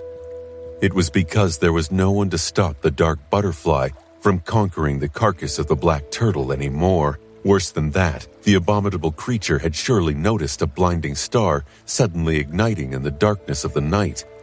It was bound to descend upon them at any moment. So, it was time for the second part of the plan. We actually made it so far, huh? It was time to leave the Dark Island behind and run. Let's go, Neph. Sonny all but said to himself. Dismissing Saint, Sonny spent a split second to gather the strength permeating the vast expanse of his mighty serpentine body. Then, with Nephis on his back, he lowered his head and dove into the endlessly flowing radiant waters of the great river. Sonny dove into the shining depths of the great river. His serpentine body was like a spear carved from black onyx, cutting through the radiant water with stunning, terrible speed. It was made to rule the sea, so no ship or vessel could compete with him in the deep. A great monster, though. Even though the dark butterfly was an aerial abomination, it had shown a dreadful ability to fight the azure serpent underwater with strange ease. They needed to escape being noticed by it, and so Sonny swam down. Nephis had the essence pearl, so he was not afraid of pulling her so deep that she would drown. That said, he was afraid of the depths. There was no telling what was hidden at the bottom of the great river. What kind of horrors lived there? Did time exist there? And if so, what was its flow? Sonny did not know, and he wasn't ready to find out. The plan they had concocted was to dive deep enough to avoid the notice of the dark butterfly and then travel downstream, gradually returning to the surface. He saw no reason to change it. As the onyx serpent moved down into the flowing abyss with a fragile human figure clutching to his horns, the dark island slowly disappeared in the distance. Its ominous silhouette was consumed by the radiance of the water, and soon there was nothing around them but shining emptiness. Sonny felt a strange melancholy brush against his heart and steeled himself. They had finally escaped from the shell of the black turtle. That place had given him the peace and comfort he so desperately needed after the disastrous resolution of the dreadful and bitterly long southern campaign. For a while, it was like a paradise, but that paradise was a dark one. In the end, it had turned into a death trap, and now they were leaving both the paradise and the trap behind. Don't look back. He refused to. There were, without a doubt, a lot of much more harrowing obstacles waiting for them ahead, and hopefully, at the end of them all, they would be able to find a new paradise of their own. Sonny carried Nephis deeper and deeper into the great river. Slowly, the radiance of the water grew brighter, its flow more tumultuous, and the pressure assaulting them heavier. Knowing that his serpentine shell was much more resilient than Neph's body, he hesitated to go any further. It was enough, anyway. If the dark butterfly was going to pursue them, it would have already plunged into the river and attacked. A powerful sense of relief flooded his mind. Thank the gods. Sonny barely survived a battle with a great beast, and that was mostly due to the fact that the azure serpent had already been wounded, exhausted, and close to death. Fighting a great monster immediately after that battle would have surely been the end of him. Twisting his giant body, Sonny slowed their descent and then pushed forward. His already tremendous speed increased even more when he started to move with the current. It was to such a degree that Nephis struggled to hold on to his horns despite her ascended strength. But there was no helping it. Now that they had escaped the Dark Island and the monstrous butterfly, another challenge lay in front of them, one that was perhaps even harder to overcome. That challenge was the expanse of the great river itself. There was no point in leaving the Dark Island if all that awaited them was a slow, agonizing death. There were harrowing abominations of all kinds dwelling in both the water and in the boundless sky. Without anywhere to find shelter, doom was all but guaranteed. They might escape it once or twice, perhaps even a dozen times, but sooner or later, exhaustion would overwhelm them, and their luck would run out. Then the great river would become their grave. That was why Sunny and Nephis had a clear goal in mind. They had to travel downstream as far into the past as they could, and discover the ancient people who had entered the tomb of Ariel thousands of years ago. Sunny was incredibly swift while encased in the shell of the onyx serpent. He could cover a great distance in a short amount of time, traveling much further than the carcass of the black turtle had been pulled by the current in an entire month. The problem was essence. Existing as a shadow incarnation was consuming his essence, and sustaining the massive shape of the river serpent was consuming it as well. He had already spent a lot of essence fighting the mad Leviathan, and although Neph's flame was enhancing his soul to a degree, his reserves were not infinite. Even though he was a tyrant, they were not at all adequate for the task at hand. And so, Sunny had to hurry. He had to squeeze all the speed he could muster from his serpentine form while he could. If his essence ran out before they found land, or anything at all to climb onto, there would be no choice but to remain drifting in the water, slowly recovering their powers and hoping desperately that nothing would attack them in the meantime. The dwellers of the deep, the swarms of abominable krill, the flying predators that hunted creatures inhabiting the river. He didn't think that they would live long enough for their essence to be replenished. Praying that something would appear on the horizon, Sunny flew through the shining water. His powerful body cut through the flowing abyss, leaving a trail of raging turbulence in its wake. Nephis clung desperately to his horns, exhausted by the explosion of healing flames she had created earlier to save him, and the harrowing pain of having to use her aspect for so long and with such intensity. Strangely enough, Sunny had ended up in a better state than her, despite being the one who had fought in the battle with the Azure Serpent. The longer they swam, the more worried about her he became. But he was tired too. His wounds might have healed, but the terrible mental exhaustion remained, smothering his ability to remain clear-headed and strive forward without rest. Slowly, a cold lethargy was seeping into his mind. Struggling against it, he continued to swim forward.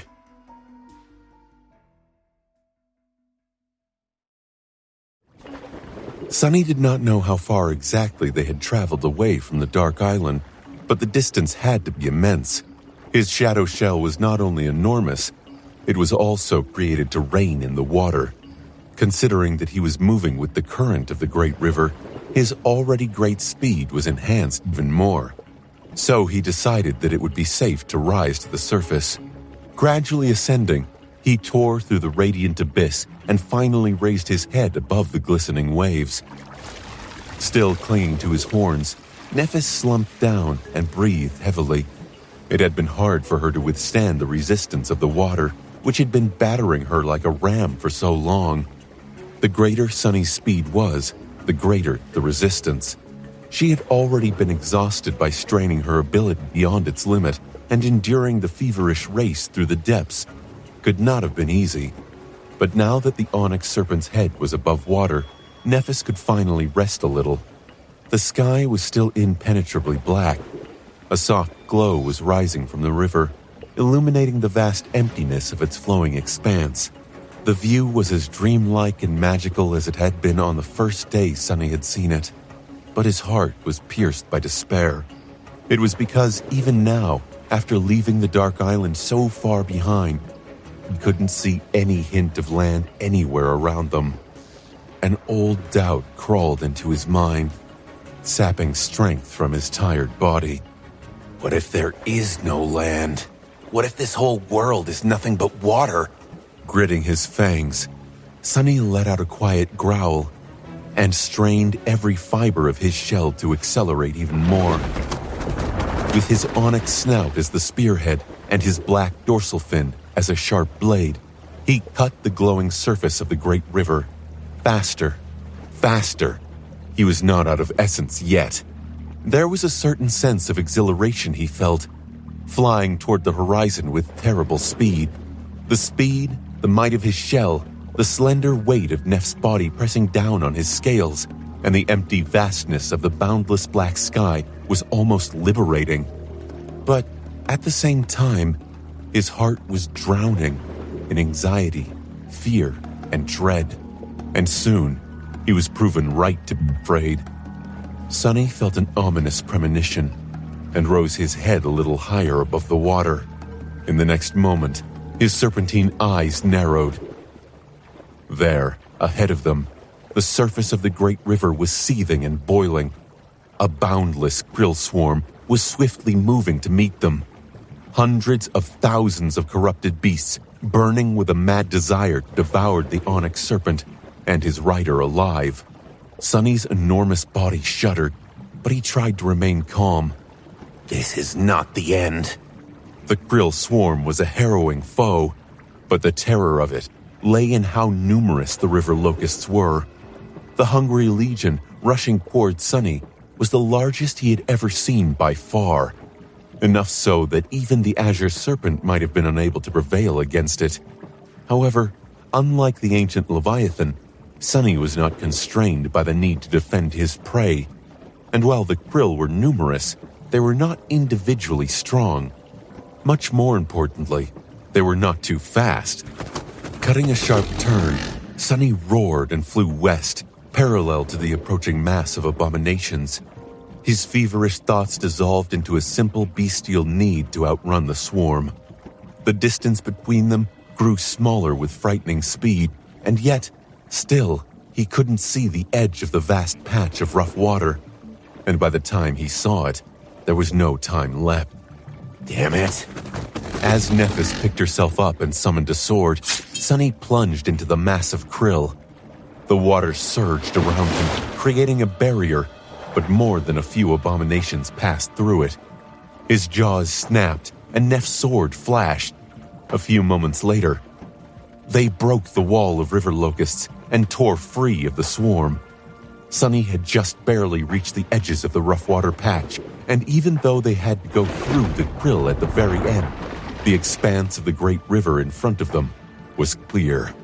Sonny swam with all his might, skirting the pursuing swarm and increasing the distance between the slithering locusts and his tail. Faster, faster! Sonny kept chanting internally. Soon the krill were left far behind.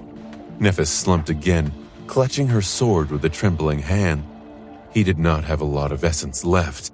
They continued to move downstream, covering a tremendous distance.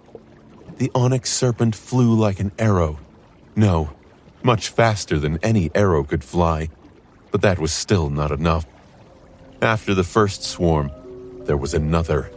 After the second swarm, there was a harrowing creature that lunged at them from the depths.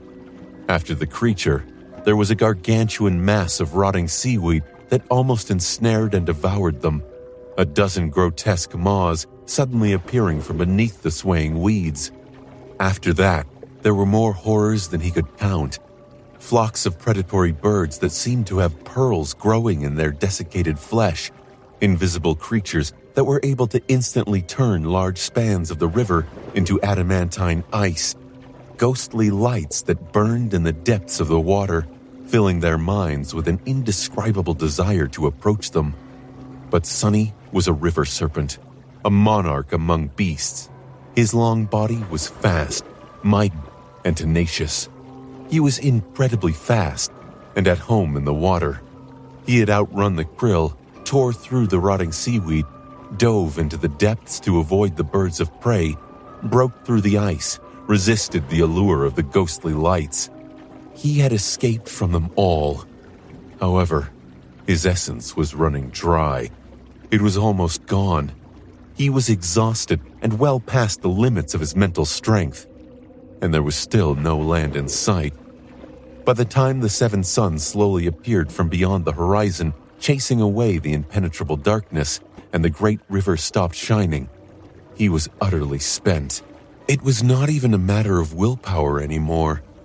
It was simply a matter of not having anything else to give. His essence was fully depleted. Finally, despair consumed his heart. The shadow shell was the first to crumble. The mighty onyx serpent shuddered and then dissolved into shadows, which were instantly chased away by the pale light of dawn. His incarnation disappeared next. Sunny turned intangible and was then thrown out of the embrace of the shadows, finally regaining his human form. He was in pain. Every muscle in his body felt like it was about to burst. His lungs felt as if they were consumed by fire. His head was heavy, and his limbs were weak. He even failed to adapt to change in time, swallowing a mouthful of water, which was fine. He was dying from thirst anyway. Sunny felt himself sinking and struggled weakly to stay afloat, but even that was too much of a strain. Am I going to drown? A moment later, a strong arm embraced him, and he felt Nephis pressing his body against hers. Swimming with the help of her one free hand, she pulled them both upward. Soon their heads broke the surface of the water. Sunny was momentarily blinded by sunlight and coughed, trying to push air into his lungs. It's over if we don't survive the few days needed for our essence to recover. As he tried to think of something, anything, that could keep them alive, a strange shiver suddenly ran through Neff's body. Since she was still hugging him from behind, he could feel it clearly. "Sunny? Sunny?" He tried to answer, and was suddenly struck by the strangeness of his human body. It felt alien and tiny, not at all befitting a ferocious serpent like him. He had forgotten how to talk. Snap out of it, damn it! Sunny slowly gathered his senses, remembering what it meant to be human. Then, he moved his unfamiliar tongue and said hoarsely, "What?" Nephis moved, turning them both to face downstream. Her voice was just as hoarse as his. Yeah. He frowned, following the direction where her finger was pointing with his gaze, and then froze. There, on the water, no more than 100 meters away, a small boat was swaying on the waves, both of its sails lowered. It was made out of beautiful dark wood, with intricate patterns carved along its sides. There was no movement inside, but the boat seemed to be staying in place, strangely unaffected by the strong current of the great river. And so, they were being slowly pulled in its direction. A small wooden vessel was resting on the sparkling water. The 7 suns were rising from the distant depths, and the world was painted in the lilac hues of early dawn. Illuminated by that beautiful light, the vessel seemed like an illusion. What is this? His hoarse voice was full of disbelief. It was just too improbable. To find an empty boat swaying gently on the waves just when his essence had run out and despair had taken hold of his heart. The great river was inconceivably vast, and yet they had just happened to find themselves a mere 100 meters away from a boat at that exact moment. Even when fated was involved, the coincidence seemed too convenient. It was to such a degree that Sunny even considered that he was hallucinating. Wouldn't be the first time anyway. Maybe the Sin of Solace had learned a new trick. However, Nephis saw the boat too. She hesitated for a moment, then said numbly, "It's a ketch." Sunny was about to ask what the word ketch meant, but he was too tired for unnecessary questions. It was probably a type of boat, regardless of whether Nephis knew about these things, considering that she had even built one for them back on the Forgotten Shore. It was probably also a part of her legacy training. The two of them remained still for a few seconds, then swam toward the ketch. Well, Nephis was the only one swimming, while supporting Sunny. He just weakly moved his legs to help her a little. Soon they reached it. Sunny placed his palm on the hull of the sailboat, still unsure if it was real. However, the dark wood felt smooth and solid to his touch. He traced his hand across it. both stunned and relieved. It might be a trap. Even if it was, they had no choice but climb into the ketch. It was too small to protect them from great abominations like the Azure Serpent, but anything was better than nothing. More than that, the ketch couldn't be as simple as it looked. It was drifting in the harrowing waters of the great river without a scratch on its hull, after all. A mundane boat would have been destroyed in a matter of hours here. Even the piece of flotsam that Sunny had once used as a raft, which was tough enough to withstand the nails of a master, was turned into tiny splinters. It had to have been a part of a large vessel before turning into flotsam, too. And that mysterious vessel had ended up being destroyed. Plus, the ketch was not really drifting. It was staying in place, unaffected by the current of time. So it was certainly special in some way. A tentative spark of hope ignited in Sunny's heart.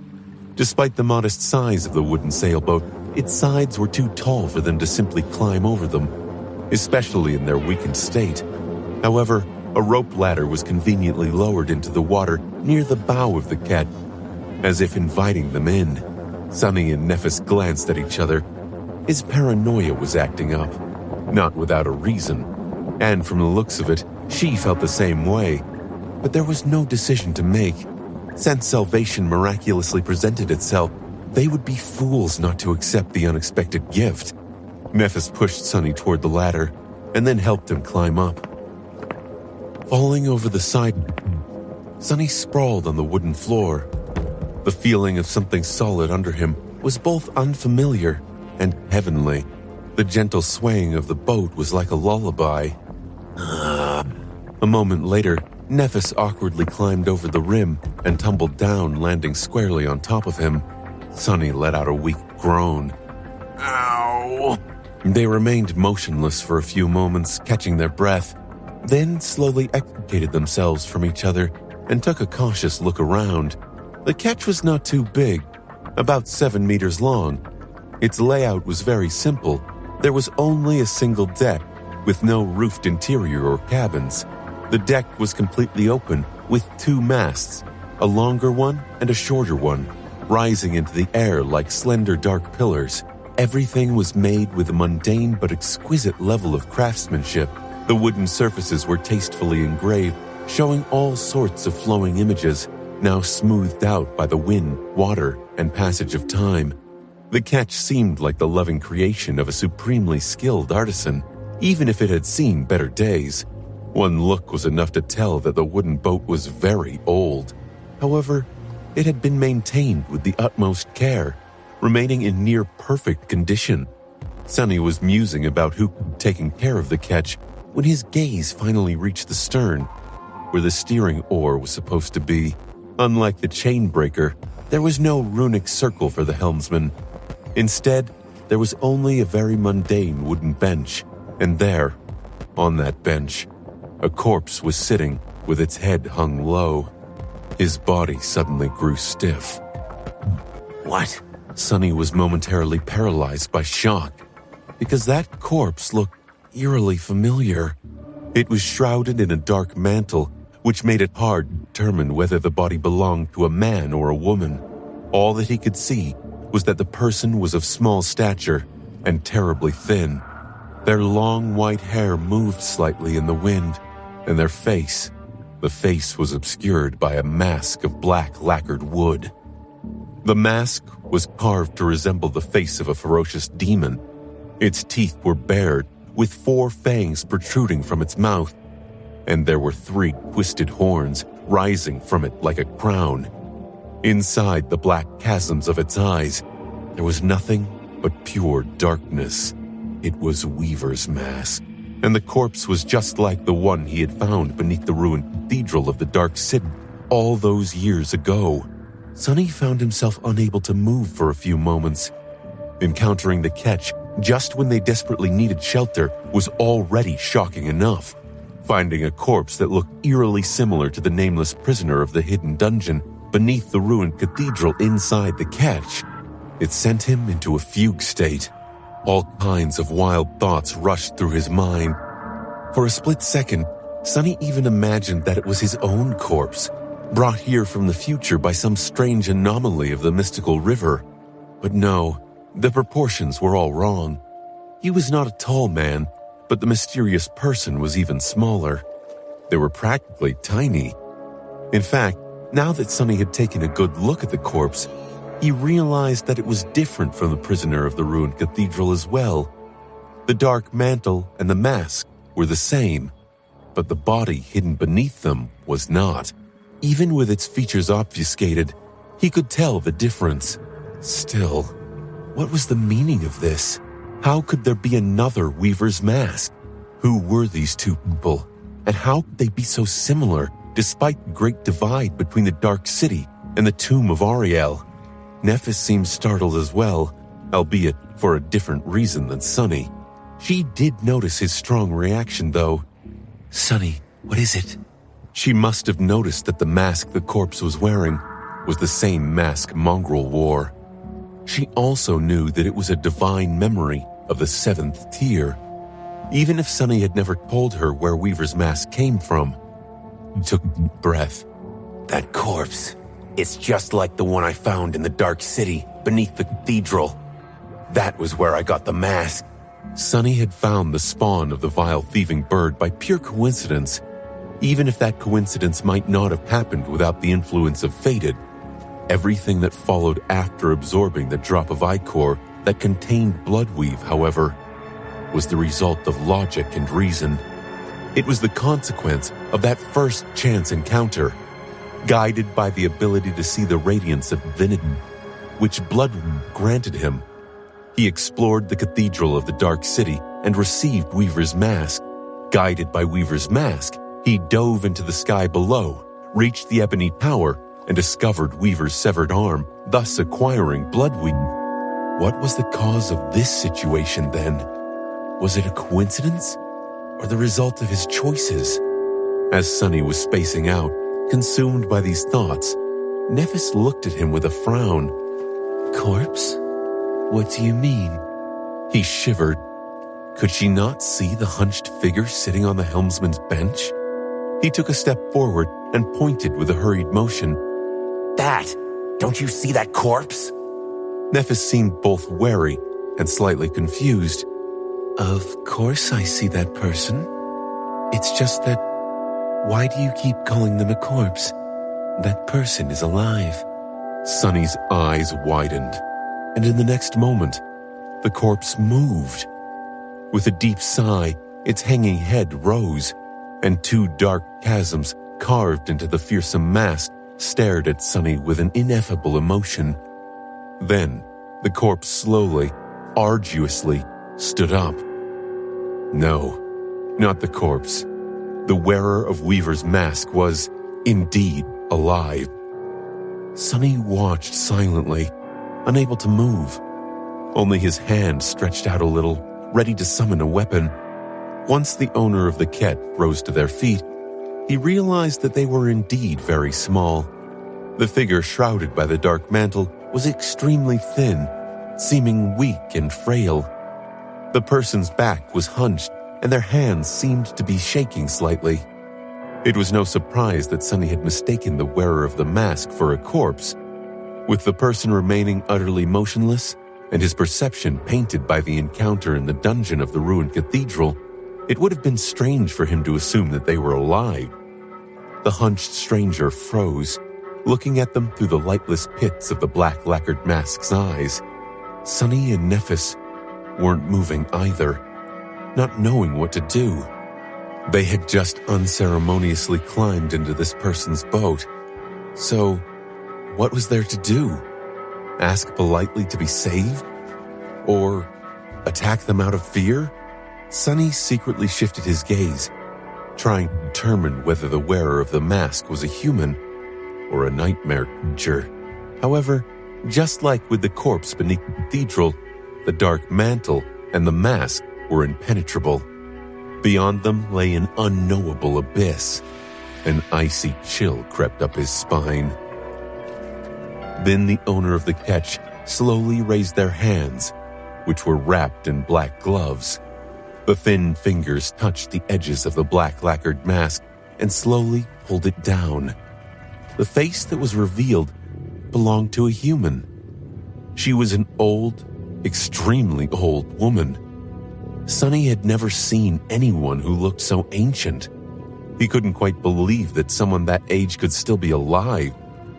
Her tan skin was covered in a spiderweb of deep, cavernous wrinkles and clung to her emaciated face like fragile paper.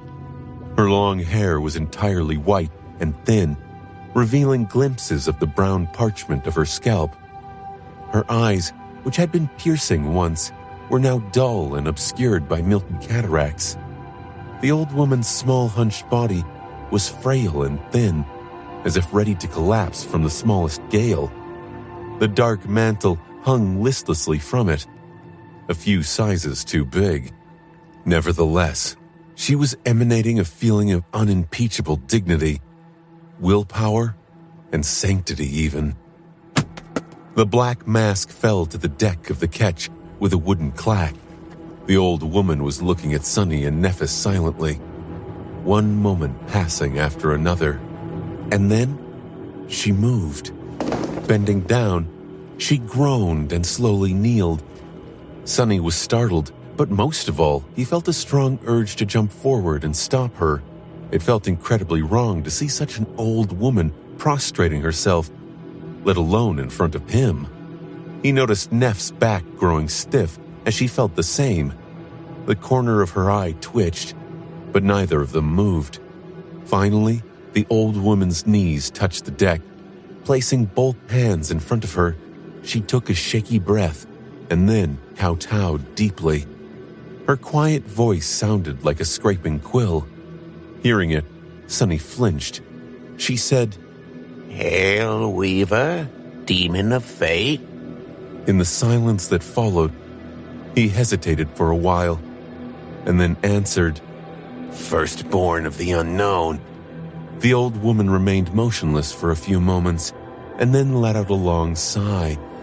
Lowering her head even closer to the deck, she spoke with reverence. "Ananka greets the children of Weaver." "Ananka greets the children of Weaver." The word hung in the air. Sonny and Nephis glanced at each other warily, both confused by this strange situation. Why was the old woman prostrating in front of them? Why had she addressed them as children of Weaver? What is going on?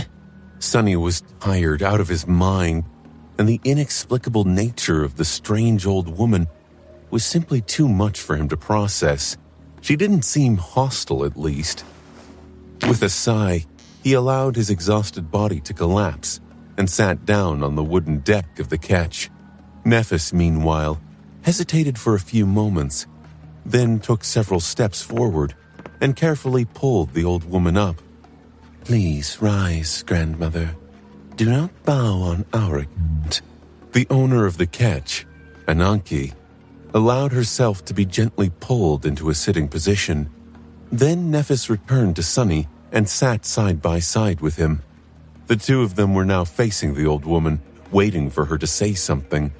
But she remained silent. After a few moments passed, Sonny frowned. He felt nervous. There was no telling just how powerful this woman was, and what her intentions were. Ananki was a complete mystery. She could also provide answers to many mysteries that had plagued him. So, he asked, "I'm sorry, grandmother, but why did you call us the children of Weaver?" There were many questions he wanted to ask, but this one was the most pressing. Its answer could explain how old Ananki would treat them. The old woman took a deep sigh, then spoke in her thin, creaky voice. "Because you are the chosen of the nightmare spell. You are a miracle. Your existence is Weaver's triumph." A proud smile appeared on her lips. It was warm and almost motherly, as though she was indeed a grandmother looking at her young, beautiful grandchildren. Sonny took a deep breath, feeling embarrassed. Weaver's triumph. He was all but certain that the nightmare spell had been created by the demon of fate. Now, The last tiny sliver of doubt had disappeared. Weaver was indeed the being responsible for the great calamity that had befallen Earth, or maybe for its salvation. Regardless, old Ananke seemed to have a deep connection to Weaver and the nightmare spell. She was also, most likely, one of the people they had wanted to find, a native inhabitant of the Great River, one of the ancient people who had entered the tomb of Ariel before the gods fell. But wouldn't it mean that she had come to the Great River before the spell was created? Things were still not making any sense. As if reading his thoughts, Nefis leaned forward and asked as politely as she could, "Forgive me for asking, but who are you, grandmother?" Ananke smiled. What she said next made both Sunny and Nefis flinch. I am Ananke, the priestess of the nightmare spell. In the silence that followed, the old woman gently shook her head. It must be hard for you to imagine, my lord and lady.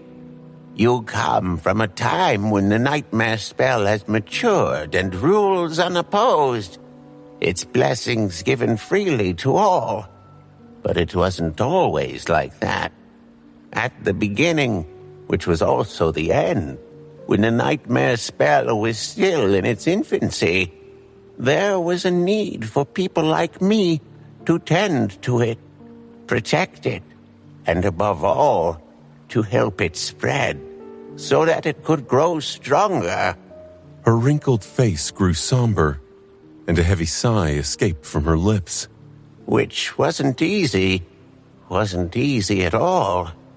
After all, we, the followers of a daemon, were deemed heretics and persecuted by servants of the gods. All were despised. Many were hunted down and put to death. Well, not that I experienced any of that myself. Every sentence the old woman spoke was a revelation, and they followed one after another. There were so many startling pieces of information she was sharing freely with them that Sunny found himself unable to digest it all. He felt like a person who was drowning in a deep sea after spending years dying from thirst in the desert. Priestess of the nightmare spell? The beginning that was also the end? Must be the early stages of the war between the daemons and the gods. Wait, the spell was not created as it is today? It had to grow? Be grown, even?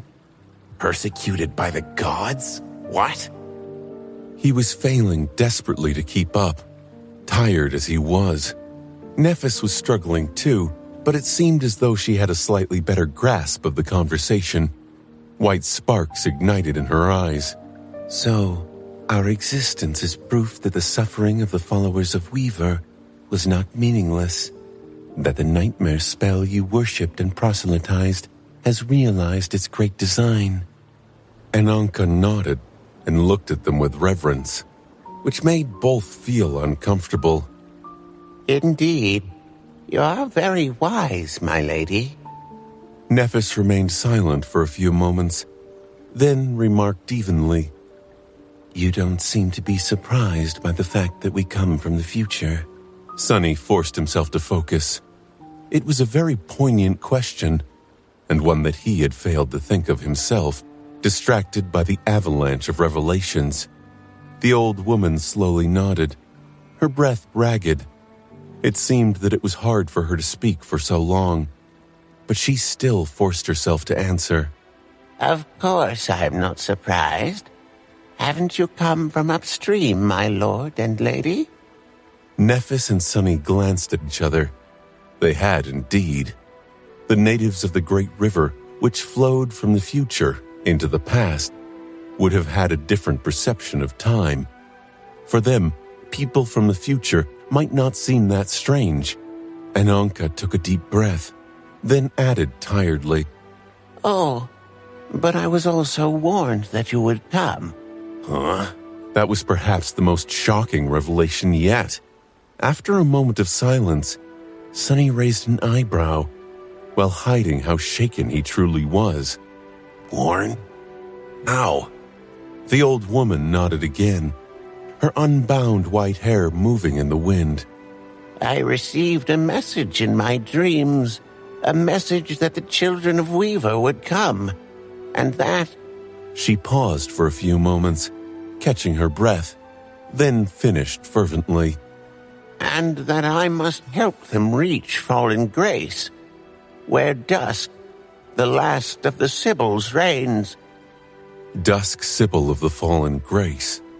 Sonny shivered. Of course, he remembered who Dusk was. He was wearing a tunic called Shroud of Graceless Dusk after all. The transcendent memory of the sixth tier he had received for slaying the terror of LO-49. That damned horror. If he were to try and assign numbers to the enemies he had faced in Antarctica based on how many mental scars they had left him with, the beautiful flower of floating white silk would be squarely placed second, right behind the winter beast. Even Goliath, who had literally killed him, did not leave that harrowing of an impression. Of course, Dusk was most likely neither dead nor corrupted yet in the nightmare. She was still a human and seemed to be ruling a place called Fallen Grace. Since Sonny and Nephis wanted to reach the civilization of the Great River and find the Sibyls, this destination was perfect. It was a little bit too perfect even. Ananka had answered one of the most important questions they had. The improbable coincidence of them finding her catch just when they needed it was no coincidence at all. She had come knowingly, expecting to find them. But who was it that had instructed her where to find them? In her dreams, no less. Who was pulling the strings of this nightmare behind the scenes? Is it perhaps the last Sibyl herself? Sonny frowned, knowing that he would not find the answer anytime soon. The earliest opportunity was probably going to be when he came face to face with the Sibyl of the Fallen Grace again. He sighed. Fallen Grace? How far is that? Old Ananka hesitated for a few moments. It is far. Very, very far. So far I won't be able to guide you all the way there. She grew silent, her eyes closing slightly. It almost seemed as though she had dozed off. Then, however, the old woman shook slightly and added, But I will take you as far as I can go, my lord and lady. You see, we Daemon followers weren't welcome here in Ariel's tomb either. They chased us away, and we traveled upstream for a long time before settling down and building Weave. Weave, it's one of the human cities on the Great River, like Fallen Grace. Or, at least it used to be. Sonny and Nephis looked at each other. Why was it that Ananka was unable to return downstream? Was there some kind of internal strife between the locals of the Great River? Would it be dangerous for her to enter the waters controlled by the Sibyls? And what did she mean that Weave only used to be a city? Nephis spoke cautiously. We wouldn't want to put you in danger, grandmother. The old woman smiled. Helping you is both by wish and privilege, my lady. Do not worry about me. I am of the Great River. Her speech was slowing down, and her words became slurred. It was obvious that the old woman was growing too tired to continue the conversation. She seemed to have understood that too. With a soft sigh, Ananka raised her hands. In the next moment, Sonny and Nephis both stared in bewilderment as a whirlwind of white sparks appeared in the air. She is summoning a memory. This action, which was so mundane and familiar to them, looked infinitely strange and out of place when performed by one of the ancient humans. It was the ability of those infected by the spell, after all, and no one they had met in all the nightmares possessed it. Soon, a wooden box appeared on the deck in front of them. Ananka opened it with shaking hands and took out several items. A beautifully embroidered tablecloth, a carafe of wine, a painted ceramic teapot with steam rising from its spout, 2 small cups and 2 plates, one full of ripe fruits, the other full of small savory pies. The fruits were succulent, and the pies looked freshly cooked. The items were simple and modest, even worn out a little, yet lovingly maintained. A delicious smell spread through the air. Ananka carefully placed everything on the tablecloth and offered the food to Sunny and Nephis. My lord, my lady, you must be tired after braving the horrors of the future. Please, eat and rest. I will guide us back to Weave first. She took a deep breath, then slowly rose to her feet and walked back to the helmsman's bench with effort. Sitting down on it, the old woman tiredly lowered her head and whispered several strange, unintelligible words. In the next moment, the ketch suddenly moved. The midnight-colored sails rose by themselves and billowed in the wind, while the steering oar swayed, turning the bow of the boat downstream. Soon they were sailing across the sparkling expanse of the great river, slowly gaining speed. Sunny and Nephis hesitated for a bit. Both of them were completely exhausted and incredibly hungry, but they still did not trust the old woman. What if the food was poison? What if she was waiting until they fell asleep to kill them? Sunny glanced at the frail figure of the priestess. She looked too fragile and weak to pose any threat to them. Of course, looks could be deceiving, but he also felt that Ananka had been sincere and treated them with nothing except great benevolence. It was hard to dislike or distrust the kind, earnest old woman. Whatever. Even if she had done something to the food, he was very hard to poison. Bloodweave made him all but immune to most toxins after all. Shaking off the mad desire to devour everything in sight, the faint remnant of the ferocious form of the river serpent, he tentatively picked up a savory pie, still warm from the oven, and took a bite. His hand trembled. Delicious. So delicious. Not wasting any more time, Sunny sent the whole pie into his mouth and chewed greedily. A few moments later, he raised his thumb and nudged Nephis with his elbow. She lingered for a moment, then followed his example. They ate and drank like 2 kids being spoiled by their grandmother, oblivious to everything else. Soon the entire meal disappeared. They didn't even spare the wine. After that, Sunny felt incredibly sleepy. But it wasn't the unnatural feeling of having been drugged. It was simply the natural reaction of his abused body demanding some well-deserved and much-needed rest. We're safe, I think. Struggling to keep his eyes open, Sunny looked at Nephis. She was tired too, and yet she nodded to answer his silent question. It's all right. I'll take the first one. You can... Before she even finished the sentence, Sunny had already dropped his head on her lap, fast asleep. Sunny slept like a baby. There were no nightmares haunting his dreams, and when he woke up, his heart felt strangely at peace. He remained motionless for a while, feeling the warmth of Neff's hand resting on the crown of his head. The ketch was moving swiftly across the water, carried by both the wind and the current, and the world around them was dark. It was already night. I overslept.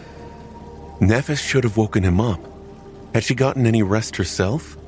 Turning his head slightly, Sunny looked up and saw her elegant jawline. She was leaning on the wooden side of the ketch, her eyes closed. Her breathing was slow and deep. She was fast asleep, so no one was keeping watch. Don't be upset with the lady, my lord. Sunny flinched slightly and glanced at the stern of the boat, where Ananka was still sitting, holding lightly to the steering oar. Her dark mantle was of the same color as the night sky, making it hard to discern where its folds ended and the night began. You both needed rest. Sonny felt very comfortable laying on Neff's lap, but he had to sit up with a reluctant sigh. Rubbing his eyes, he looked at his shadows, which were all but invisible in the darkness. None of them showed any sign of being concerned, so he judged that the old woman had not tried anything strange while they slept. Even though it would take a few more days for his reserves of essence to be fully replenished, they were not dry anymore. Due to the shroud of dusk, he also felt rested and refreshed. However, he was slightly hungry. Sonny hesitated for a few moments and then asked, "Say, you wouldn't happen to have any more of those little pies?" Ananka smiled. There should be a few left in the box. Eat well, my lord. I made them with care. Sonny noted that the wooden box was not a memory that created food, but instead a storage memory that helped keep supplies fresh. Everything inside must have been prepared by Ananka in anticipation of meeting the children of Weaver. Opening the lid, he discovered a few leftover pies, as well as more fruit and a couple other simple dishes, all perfectly fresh and well preserved. It smelled so wonderful that he remained motionless for a moment, enjoying the fragrance.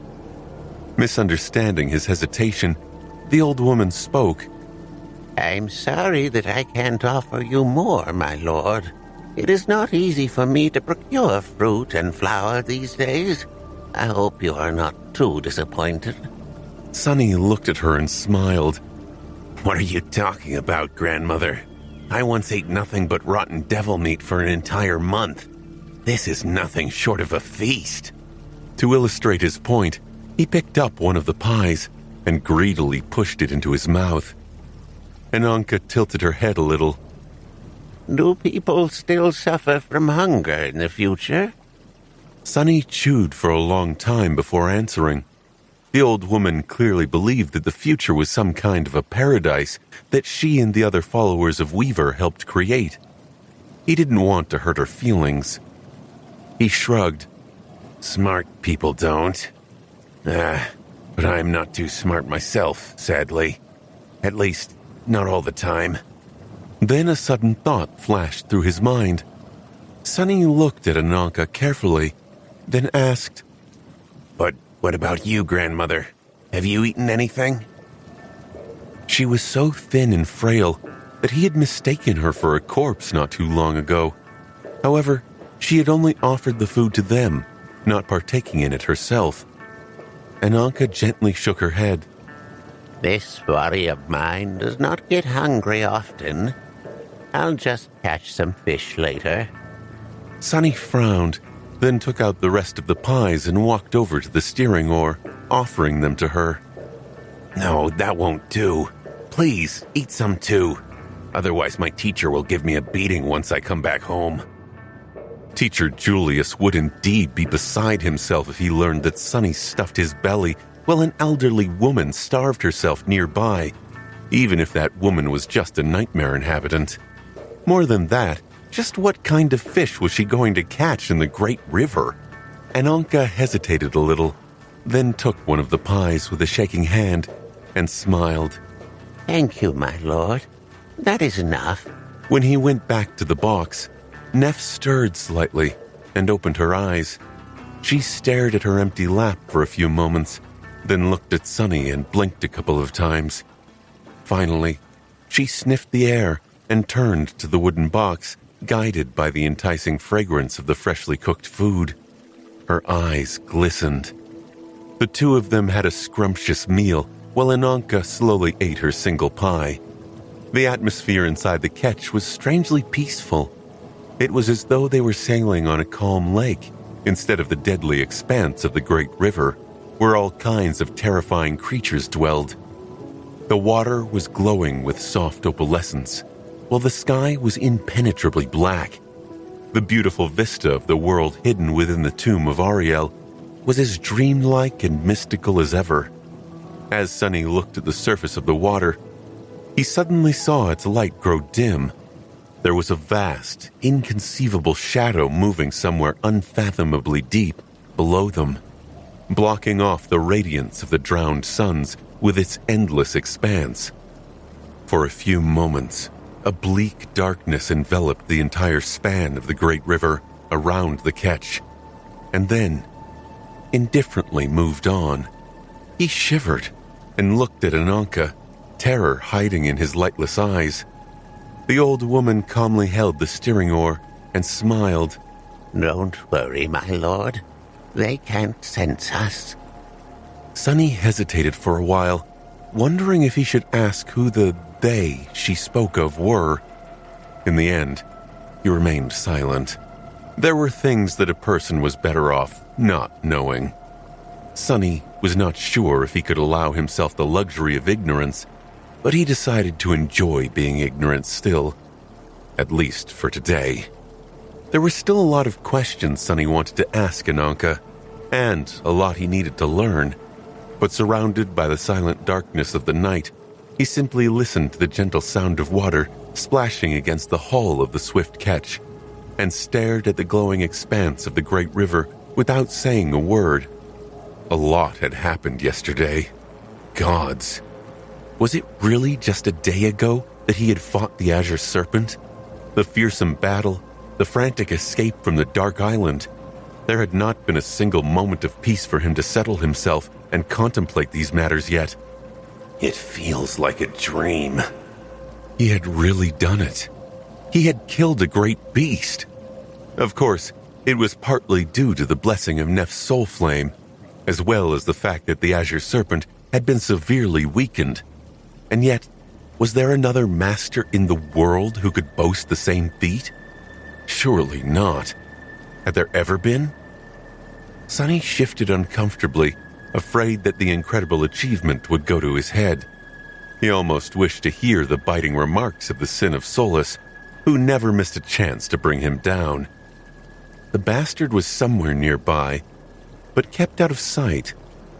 He could feel the faint presence of the hateful wraith at the edges of his consciousness. Nevertheless, it was a fact.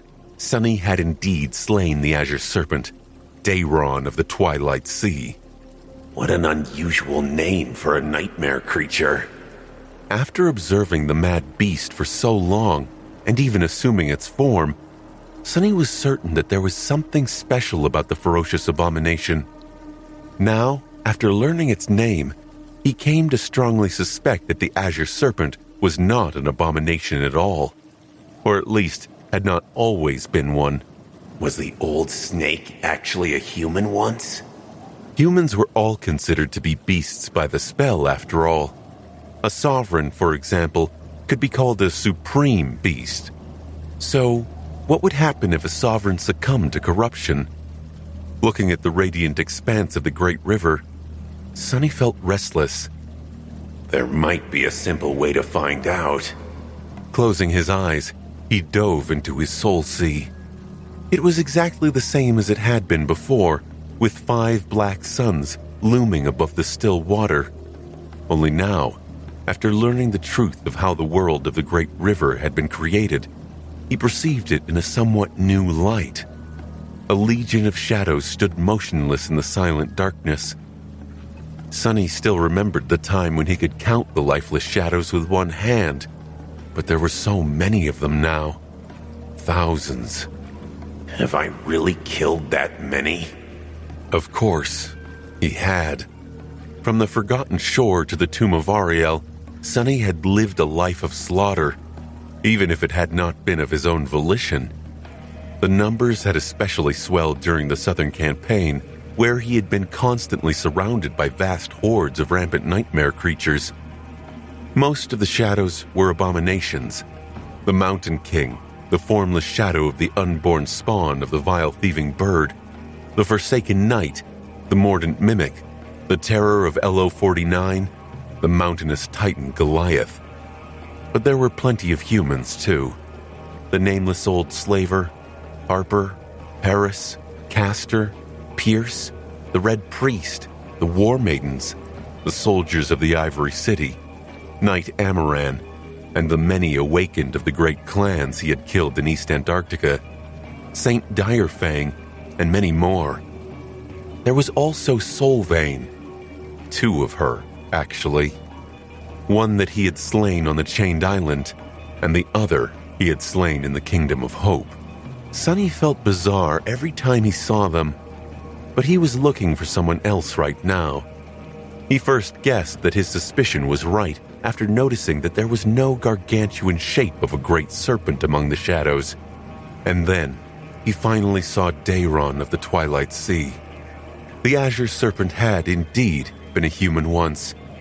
There, in the darkness, stood the shadow of a handsome man with strong facial features and fierce downturned eyebrows. He was tall and imposing, with broad shoulders and a strong-willed angular face. His hair was arranged in a long braid, and he wore an archaic robe that seemed both simple and regal. The Azure Serpent. He really was a human. Sonny froze, looking at the silent shadow. His heart was in turmoil. This was the first time he had seen a human who had succumbed to corruption. And not any human at that. A proud and mighty sovereign, an exalted being of the supreme rank. Even Solvayne, who had spent thousands of years being tormented by the Wormvine, never gave up her humanity. Who was King Daeron? Why had he come to the tomb of Auriel? How had he ended up losing himself in the madness and turning into an abomination, becoming no different from a mindless beast? Would Sonny end up the same one day? A deep frown appeared on his face. Corruption. Sonny had not really faced corruption yet. Only the result of corruption. Those frenzied fiends humans of the waking world called nightmare creatures. However, he felt that if his power continued to grow, he would come into contact with it eventually. Perhaps even inevitably. Troubling. He glanced at the shadow of Daeron one last time, hesitated, and then said quietly, "Find peace within me, old snake. Your nightmare is over." The Azure Serpent had been a terrible enemy, but he had also protected Sonny and Nephis from the other horrors of the Great River. They wouldn't have been able to enjoy the blissful month on the Dark Island if not for his madness, hunger, and ferociousness. Sonny had learned a lot from the Great Serpent as well. With a sigh, he turned away and walked to stand between the 5 black suns. There was still something he needed to see. Sonny had received a memory after killing the corrupted sovereign after all. His first memory of the supreme rank. Well, his first memory of the supreme rank that he had actually earned, as opposed to mysteriously receiving out of nowhere. Summoning the runes, Sonny found the unfamiliar string of them and read, Memory, Crown of Twilight. Memory rank, Supreme. Memory tier, 1. Memory type, Tool.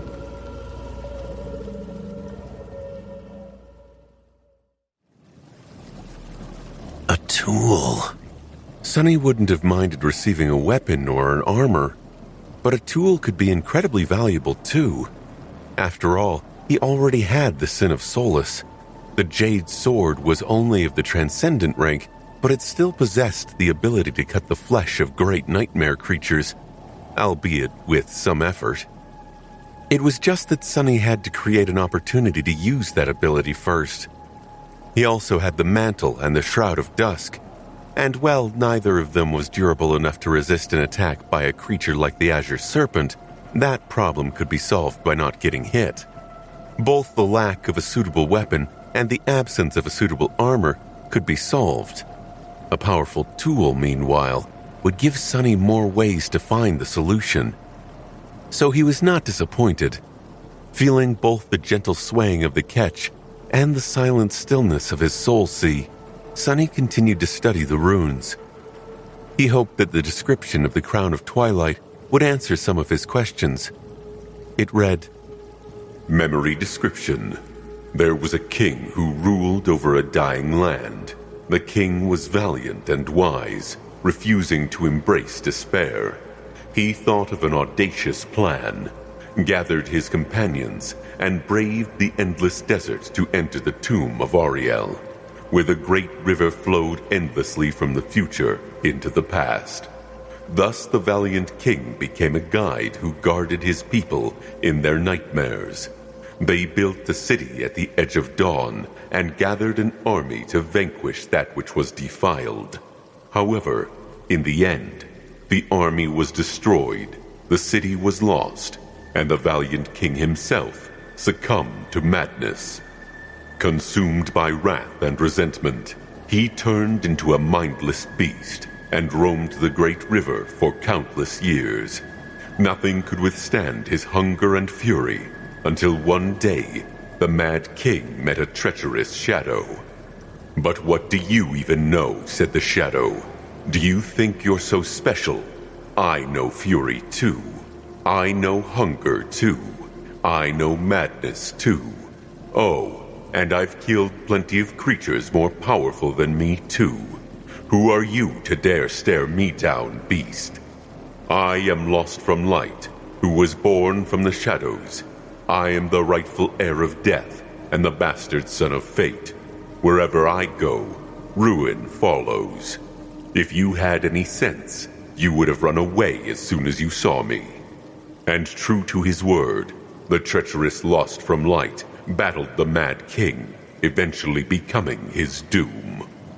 That was how the king who had outlived his land died. Sonny blinked a couple of times. What? It seemed that the spell had really liked his recent outburst. It even included it word for word in the description of the Crown of Twilight. Oh no. He looked down and covered his face with a hand. Ugh, so embarrassing. Had Nephis read this already? Struggling against the desire to fall through the deck of the ketch and drown, Sonny took a deep breath and concentrated on the description. There was still a lot of information contained in the glimmering runes that he needed to ponder. So, Dayron came from outside the pyramid. He even fought his way through the Nightmare Desert as opposed to entering a seed. There was no doubt about it. Since those who had conquered a nightmare of a particular rank could not enter any seed of the same rank again, so a sovereign wouldn't be able to challenge a third nightmare. Well, actually, there was some doubt. Nothing about the Tomb of Ariel and this particular nightmare was normal. Still, Sonny believed that he was right. Dayron must have reached the Black Pyramid and entered the true Great River, as opposed to a version of it recreated by the spell. That next part, however, did not make any sense. He had become a guide who guarded his people in their nightmares? What did it mean? Sonny remained motionless for a while, then frowned. The most obvious answer was also the most confusing. The spell created nightmares based on the past. The Great River, however, existed simultaneously in the past, in the present, and in the future. So if Dayron had truly entered the real Tomb of Ariel, then he would be present in any recreation of the Great River conjured by the spell. Therefore, if his subjects challenged a seed connected to the Black Pyramid, their sovereign would be waiting for them on the other side to help them conquer it. If I am right, then it was indeed an audacious plan. There was just one glaring problem with his theory. It was that the seeds of nightmares, and the nightmares themselves, had not existed in the ancient past of the Dream Realm.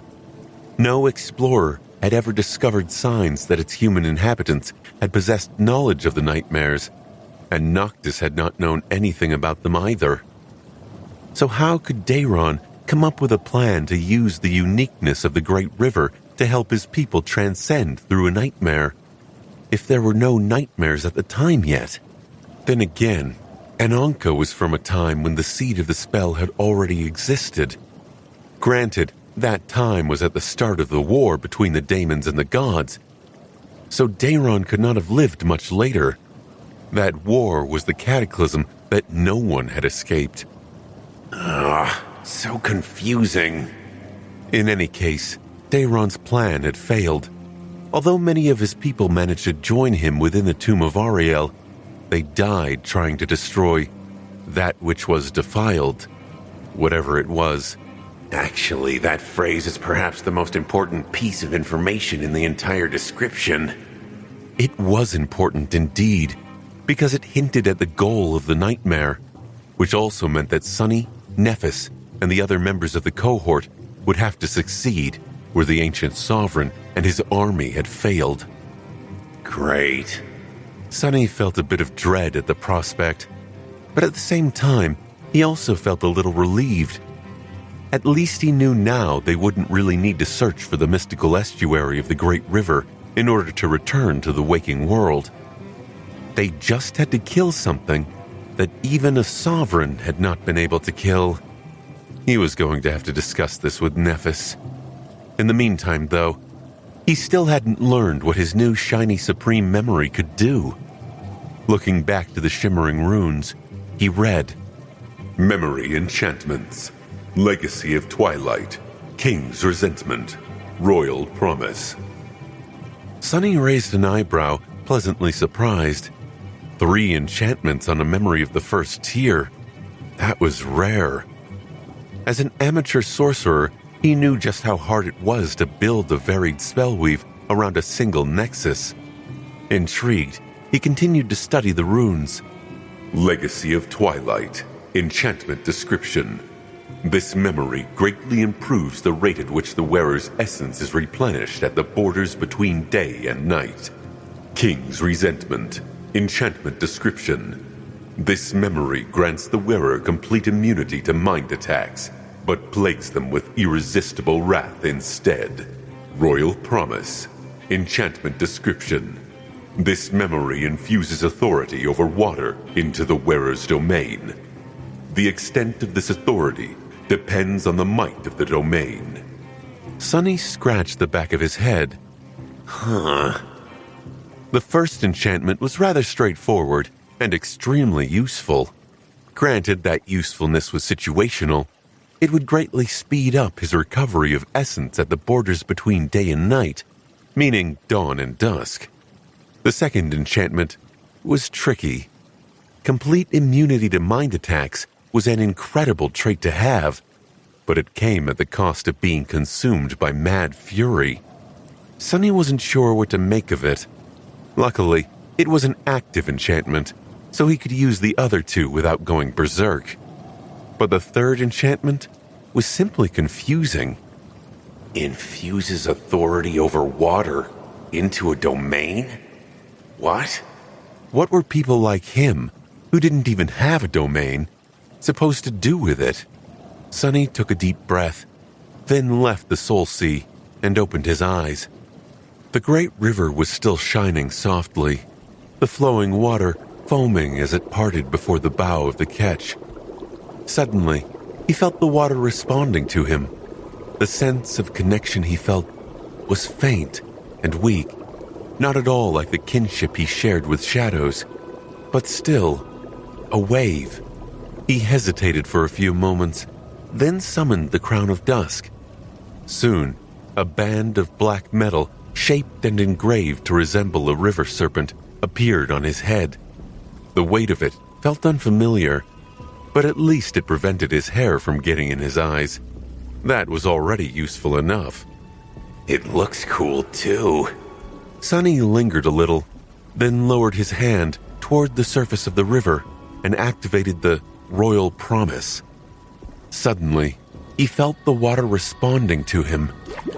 The sense of connection he felt was faint and weak, not at all like the kinship he shared with shadows, but still, a wave suddenly rose, touching his palm for a brief moment before collapsing back into the current.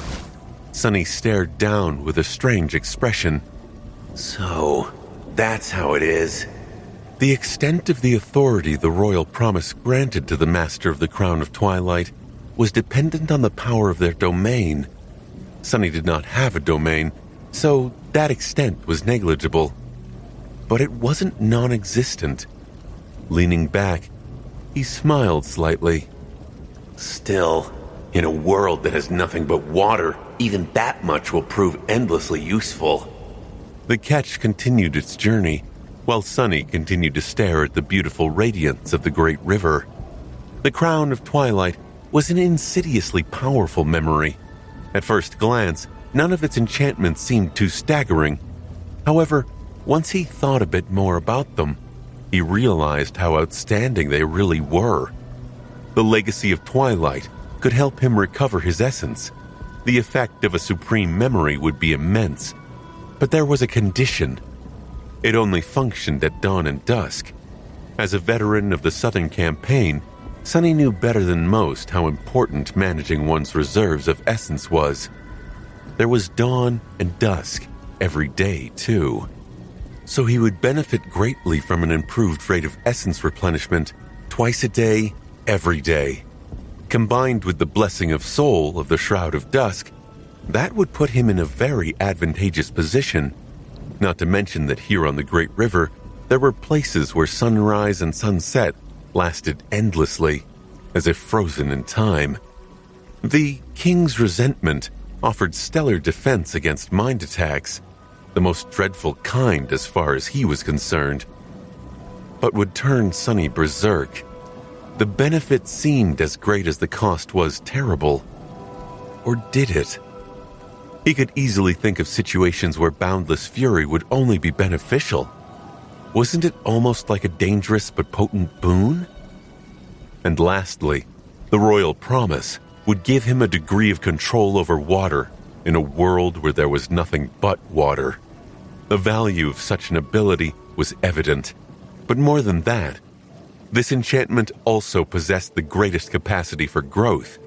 Sunny did not doubt that the sovereigns, the actual sovereigns of the waking world, would stop at nothing to possess a memory that could grant a second authority to their domains. Hell, since the independence of the House of Night was founded, to a large extent, on the fact that it was close to impossible to conquer the Storm Sea, the Crown of Twilight could very well completely upset the balance of power between the great clans. The Royal Promise would allow any sovereign to add Night's territory to their own. And yet here he was, a mere master, in possession of it. Sunny smiled. Who knows? Maybe I'll be the one who conquers the House of Night. However, his smile quickly disappeared. Right now, even his chances of surviving the third nightmare seemed incredibly bleak. In case he did manage to return home, nothing would ever compel him to attempt the fourth. Nothing. Yeah, thanks, but no thanks. Somewhat sober now, Sunny sighed and dismissed the Crown of Twilight. There was something else he had to think about. The battle with the Azure Serpent had been like a feverish dream. He had turned into a mad beast to fight the great abomination, but he had also managed to remain himself. More than that, it was the first time he had succeeded in using Shadow Shell to assume the shape of a nightmare creature. The Shadow Spawn was different because he had lived in that body for many months. The form of the Onyx Serpent, however, had been constructed purely by observing the great beast and sensing his essence through Shadow Dance. As a result, Sunny felt that the mastery of the fourth step of his aspect legacy was already within his grasp. All he had to do was contemplate the revelations gained during the battle, absorb the knowledge, and integrate it into the systematic framework of Shadow Dance he had already established. The evolution was already in sight. He could practically smell it. Still, there was a bit of work left to do before he could reap the rewards. Closing his eyes, Sunny tried to remember the perilous, ferocious battle with the Azure Serpent in all its harrowing details. It was better to do it now, while the memories were still fresh, and the remnants of the serpentine form still lingered in his mind. Time flowed slowly.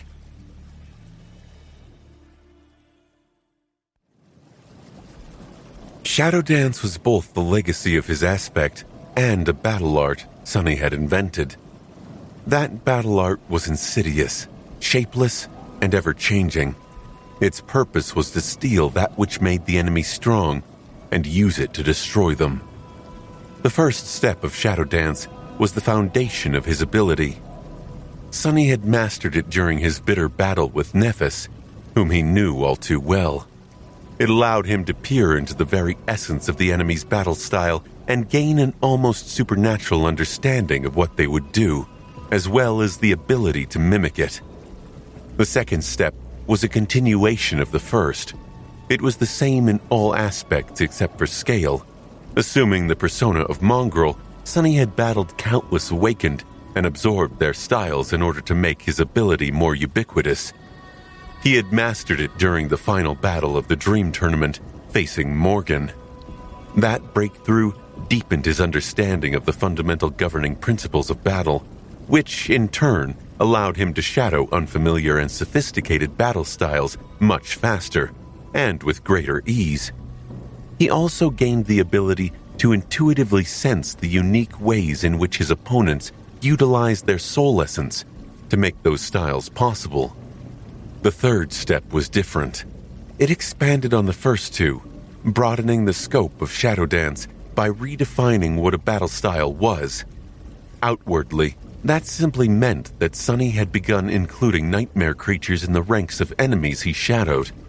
Inwardly, however, the distinction was much greater. The third step had more to do with Sunny himself than with his enemies. After plunging into the alien and perverse minds of various abominations in the Red Colosseum, he still found himself falling short of an epiphany. That was because Sunny had to let go of his own sense of self to truly be able to shadow things that were innately different from him. He had to become more like the shapeless, formless shadows. He had managed to pass this impossible test because of the battle with Nightmare. The third mastery vastly broadened and improved his ability to shadow his enemies, as well as giving him the ability to perceive the flow of essence within them clearly. However, it also made Shadow Dance a double-edged sword. Sunny had found it easy to get lost in the form of an adversary, forgetting himself forever. The best defense against this risk was his true name, which served as an anchor of his soul. And now, there was the fourth step. It is even more dangerous. Sunny still felt the lingering remains of the Azure Serpent paint his perception of the world. After delving into the form of the mad beast so deeply, he struggled to shake it off.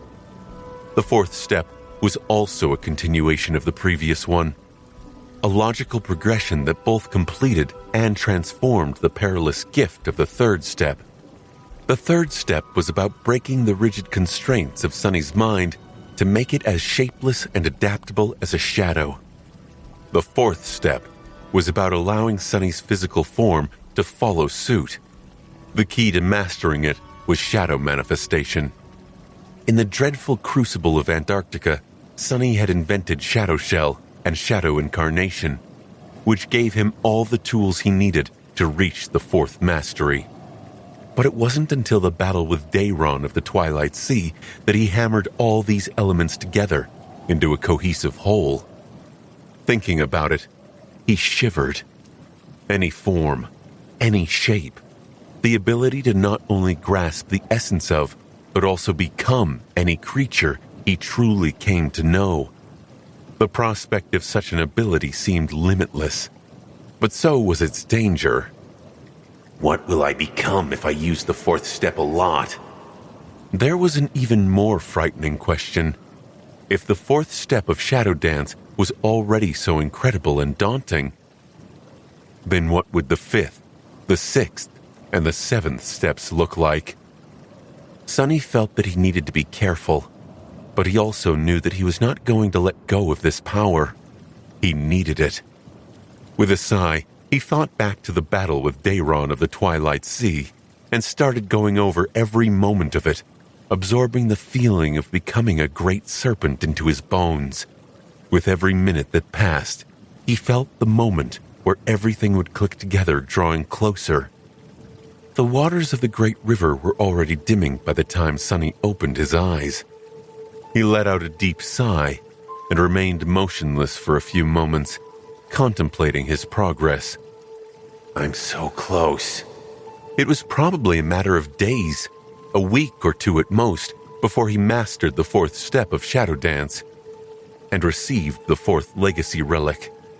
Excited, Sunny wondered what it would be. A shadow? A memory?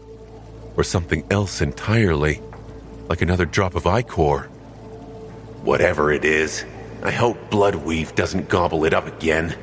Suddenly bitter, he glanced at the horizon and then hurriedly summoned the Crown of Twilight back. Soon, the 7 suns rose from the depths and chased away the impenetrable darkness of the night. The dim twilight of dawn enveloped the Ketch for a brief period of time. At that moment, Sunny felt a flood of essence rush into his cores. Amazing. The rate of recovery was indeed greatly enhanced. Sunny had 5 shadow cores instead of 1, so it took 5 times as long for him to recover all his essence. Without the aid of the Shroud of Dusk. With it, and the Legacy of Twilight, though, it felt as though he would be able to replenish his reserves fully in the span of a single day. Half at dawn, and another half at dusk. If he was even slightly frugal, he would practically never run out of essence. Feeling encouraged, he glanced at the frail figure of Ananka, then turned to Nephis. Sunny silently pointed to the serpentine band of black metal on his head. It was time to ask more questions. Nephis nodded, indicating that she had read the description of the Crown of Twilight. The two of them could have communicated through the Blessing of Dusk to discuss how they would approach the conversation with Ananka, but really there was no need. The old woman showed no indication of being someone they needed to be wary of, so they could simply ask. There was one question that had to be answered above all else, though. Sunny shifted slightly, then called, "Grandmother." Ananka stirred, as if waking up from a dream, and then looked at them with her cloudy eye. Yes, my lord. Still uncomfortable with this form of address, Sunny thought for a moment and asked, "Have you ever heard about that which was defiled?" The old woman suddenly froze. Her hand, which was resting on the steering oar, trembled. For a while, nothing but the sound of water splashing against the hull of the Ketch could be heard. It seemed that she wasn't happy to hear that question. However, Sunny and Nephis had no choice but to ask it. They needed to learn everything they could about the assumed goal of this nightmare. Eventually, Ananka asked, That which was defiled. I guess you are asking about the defilement, my lord. Sunny's eyes glinted. The defilement? Remembering the horrors of the Southern Campaign, he made a sudden connection. There were 3 nightmare creatures he had slain that bore a similar name: the Defiled Witness, the Defiled Herald, and the Defiled Seeker of Truth. The first one was the fallen demon who had led the pack of eyeless beasts. The second was the corrupted devil who had led the group of desiccated corpses, their mouths sewn shut. Sunny had received the stifled scream after that battle. The third one was the fallen titan he had killed by chance during the joint battle against the enormous horde of abominations in East Antarctica, receiving the Mirror of Truth. Had all of them come from the tomb of Ariel? The old woman nodded. Yes, the defilement. I am sorry, my lord and lady. I should have known that you would not be aware of these matters. You are outsiders, after all. Sunny and Nephis glanced at each other, wondering what she meant. Ananka remained silent for a few moments, then spoke solemnly. To understand what the defilement is, you will first need to learn a little about the history of the Great River. I will try to explain as well as I can. Nephis frowned slightly. The history? I am not sure I understand what history a river that flows through time can possess. The old woman smiled faintly.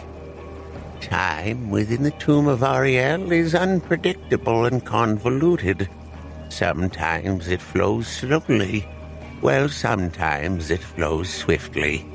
Sometimes time rises in great storms, or grows stale, or circles forever as a whirlpool. Currents merge and separate, or disappear without a trace. But nevertheless, for most of us, unless we enter turbulent waters, time always moves. Just like in the outside world. It is just that our own time is different from the time there. Noticing a hint of confusion on their faces, Ananka looked thoughtful for a while. Then she sighed. The best way I can explain it is like this. The great river does indeed flow from the future into the past, but that is only in relation to the outside world. Here, this kind of time is no different from space.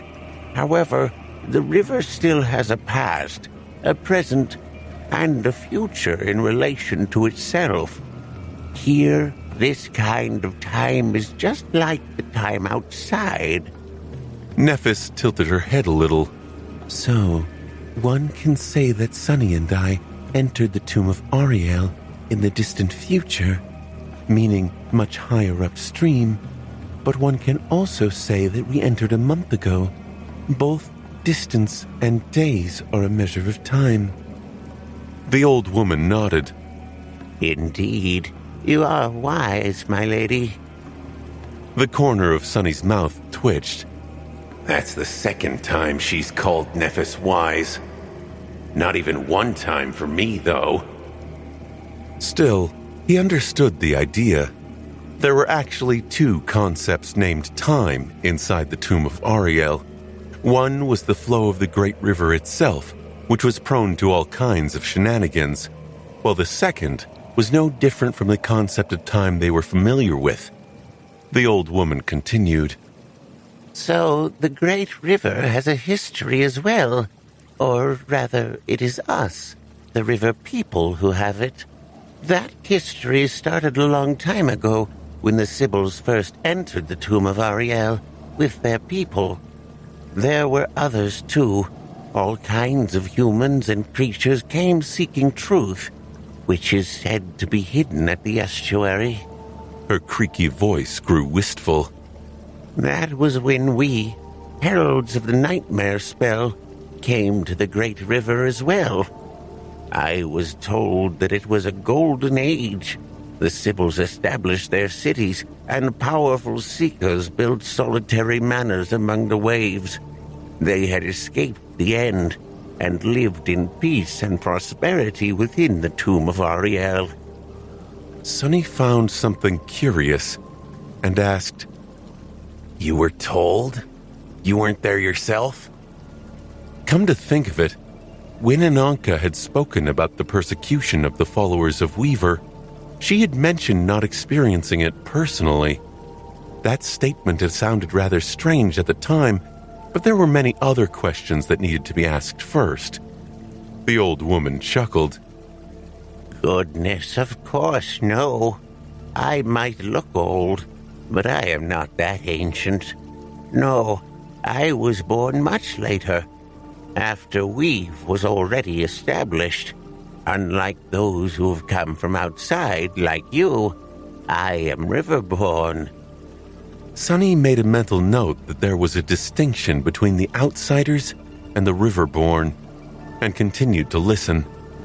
Ananka took a hoarse breath, but then said somberly, But that golden age eventually came to an end.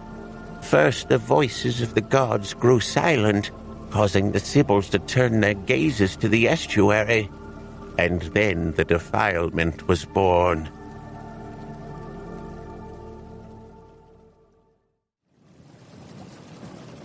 Ananka's weathered, wrinkly face grew dark. The old woman lingered for a while before saying, The other name for the defilement is corruption. A special kind of corruption that appeared on the great river and then spread from downstream like a plague. Or rather, was spread. Nephis leaned forward a little. Spread from downstream. The old woman nodded heavily. Yes. It is because the defilement's origin is the estuary. Her cloudy eyes grew distant. The Seekers were always trying to reach the estuary, traveling further and further downstream, but none of them succeeded in finding it. Eventually, they built a city of their own in the far reaches of the past, a city called Verge. Its grandeur could compete with the bustling prosperity of the large cities ruled by the Sibyls, and from there they continued their search until eventually one of them really managed to enter the estuary. The old woman gripped the steering oar as she looked at the vast expanse of the great river, then continued dully.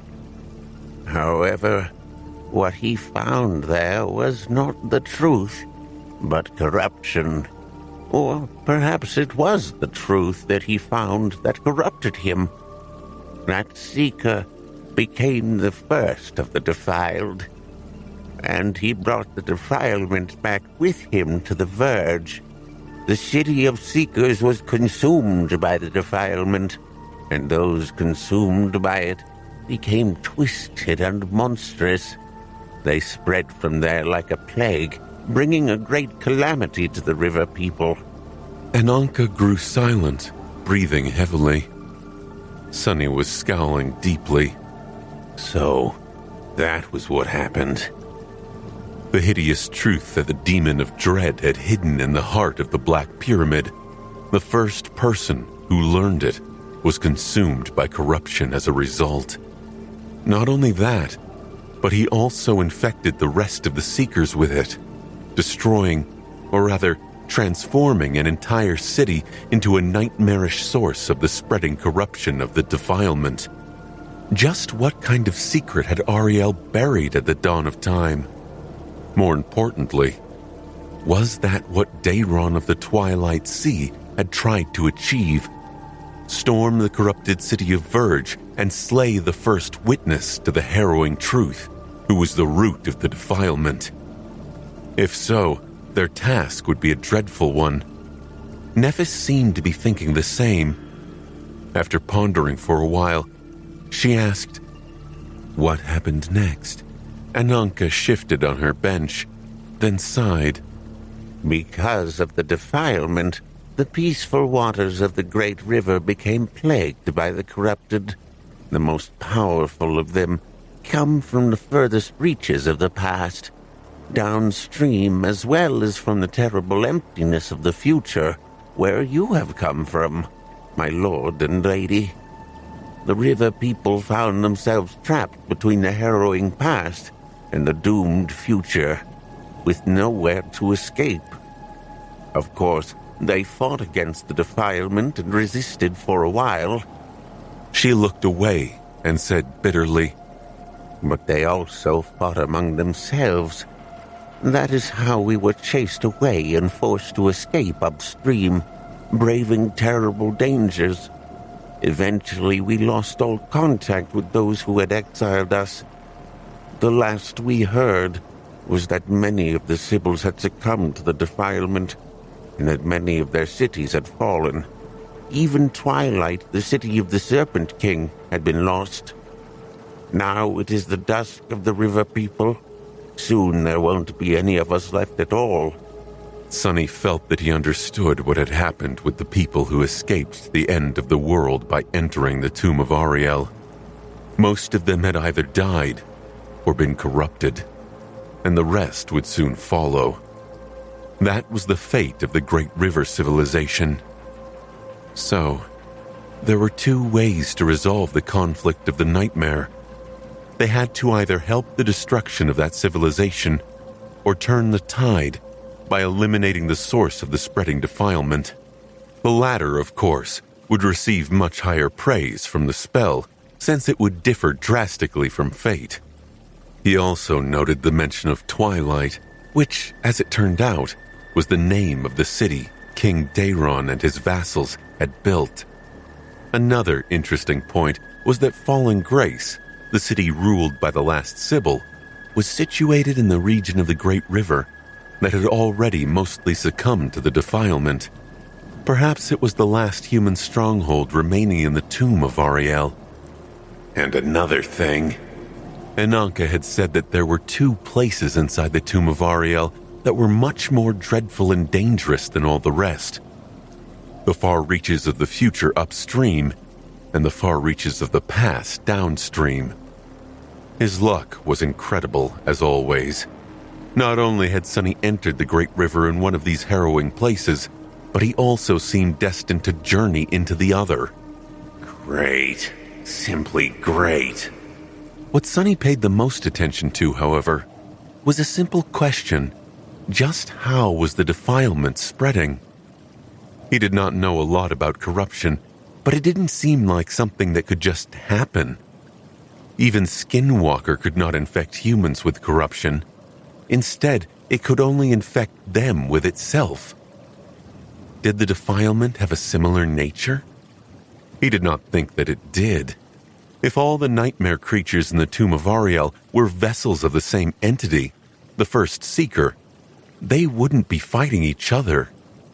That was an important distinction. Looking at Ananka, he asked in a dark tone, Grandmother, do you know how the defilement spreads? The old woman shook her head. I'm sorry, my lord. I do not, in truth. I've only met a true defiled once. Weave is situated too far upstream, so while we had to battle corrupted creatures of the future often, no one from the Verge has ever reached us. Nephis frowned. Except for that one defile? Ananka nodded. Yes. The water was sparkling under the sunlight, and the ketch was flying across the waves, traveling further and further into the past. Nephis hesitated for a moment, and then asked, what happened when the defiled appeared? The old woman did not answer for a while. Eventually, she raised her head and smiled bitterly. The day he appeared was the day Weave was destroyed. Her words traveled somberly across the surface of the water, soon disappearing into the wind. In the morning, they enjoyed delicious food and fragrant wine from Ananka's wooden box. The old woman herself seemed a little bit more energetic today, but the long conversation had tired her out. She ate very little and returned to steering the oar. Looking at the flowing water with a distant expression, she must have been thinking about her city, Weave, which had been destroyed by the defiled. Without having to discuss it, Sonny and Nephis decided to give their kind guide some privacy. They had to digest the many revelations of the past day anyway. Sonny was leaning back on the side of the ketch, cradling a steaming cup of tea in his hands. Nephis was by his side, looking at the sky. After some time had passed in comfortable silence, he used the blessing of dusk to ask, There is one thing I don't understand. She shifted slightly and turned to look at him. Sonny was suddenly painfully aware of how close they were. His pale face was reflecting in the calm depths of her striking gray eyes. He sighed. She said that Weave was destroyed, and yet she is taking us there. Why? Nephis contemplated for a few moments. Ananka survived the destruction, so more people could have survived as well. If not, it would be to scavenge for supplies for the journey ahead. We will see when we get there. Sonny took a sip from his cup, enjoying the warmth of the freshly brewed tea. The ketch was swaying gently, and the view was heavenly. It was really hard to believe that they were inside a nightmare. What do you think about what we've learned so far? Neff's face darkened a little. She looked away and shrugged. The situation is better than I thought. It seems we have a clear enemy at least. More than that, not all of the Great River is as dangerous as our starting point. I was wary a little bit, thinking that every nightmare creature here is like the azure serpent, the black turtle, and that horrid butterfly. But it doesn't seem that way. She paused, then added somberly, However, I am concerned about the others. We all came from the same moment in time, so they should have been sent to the same region of the Great River. Why is there no sign of them? Sunny looked down with a grim expression. He shared that concern. Cassia, Effie, Kai, Jet, and even Mordred. Where were they? None of them were easy to kill. He firmly believed that his friends were still alive, somewhere out there. Or at least, he wanted to. But it is strange, isn't it? Nephis glanced at him with a silent question. He frowned. The way we entered the nightmare. As masters, we get to keep our own bodies, true. But we are still supposed to replace someone from that region and era.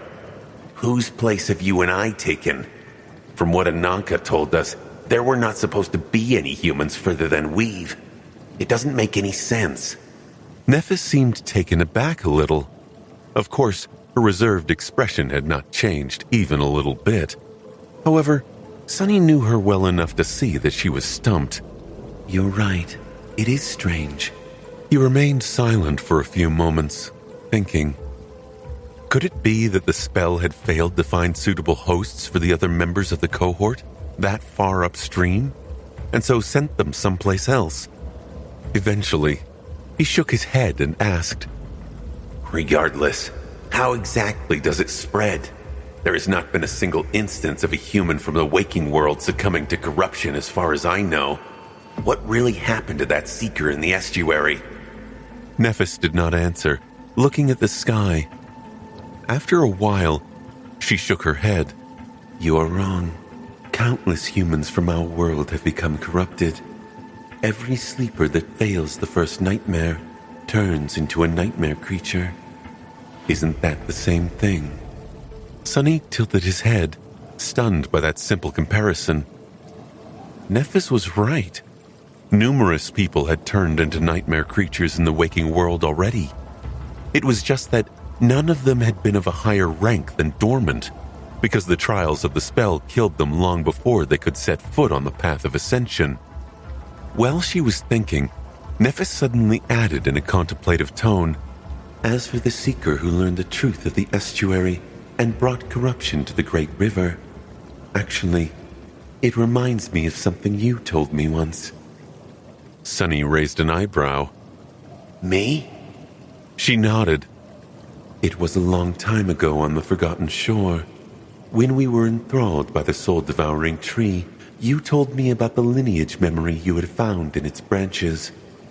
In its description, wasn't it said that the loathsome thieving bird had gone mad after seeing a glimpse of unknown, frozen in the depths of Weaver's Eye?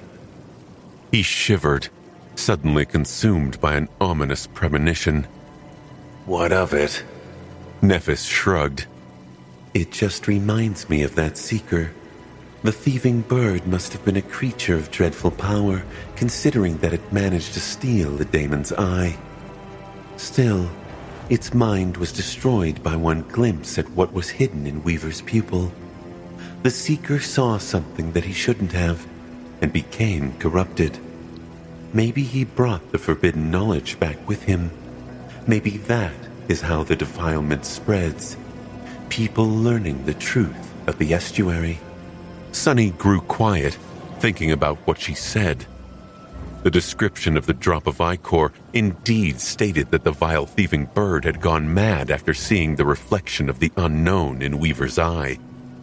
Was it perhaps another way of saying that it had become corrupted?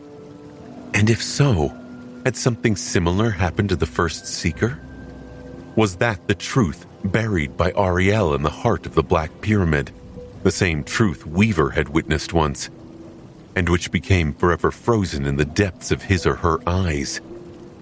You wanted to be free of the truth, so you didn't deserve it. He remained silent for a while, then sighed. Well, that's great. Now we don't only have to be wary of nightmare creatures, we even have to be careful about what we learn. Damn. You do know that I am a very curious guy, don't you, Neff? She looked at him, lingered for a bit, and smiled. Oh, I do. You are indeed a very curious guy, lost from light, who was born from the shadows, rightful heir of... Sonny opened his eyes wide and hurriedly dismissed the mental connection of the Blessing of Dusk. Hey! Nephis leaned on the side of the ketch and laughed softly. What?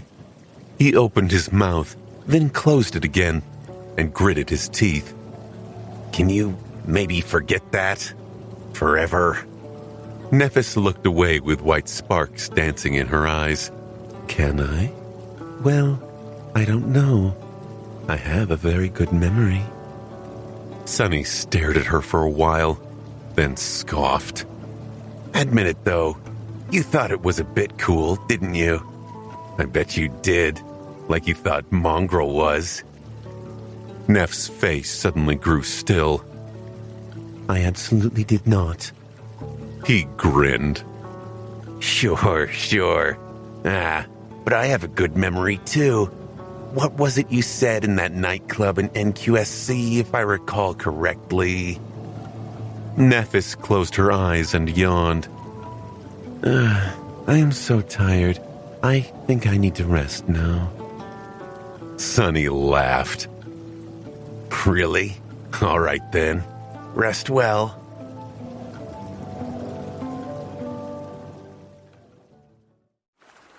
While Nephis was pretending to sleep, Sonny moved to the stern of the ketch and looked at Ananka, who seemed to have paid no attention to their conversation. Sensing his attention, however, she turned slightly and asked, Yes, my lord? He hesitated for a few moments. I wanted to ask you about Weaver. The old woman smiled slightly, as if uplifted by his question. What would you like to know? Sonny remained silent for a moment. What didn't he want to know?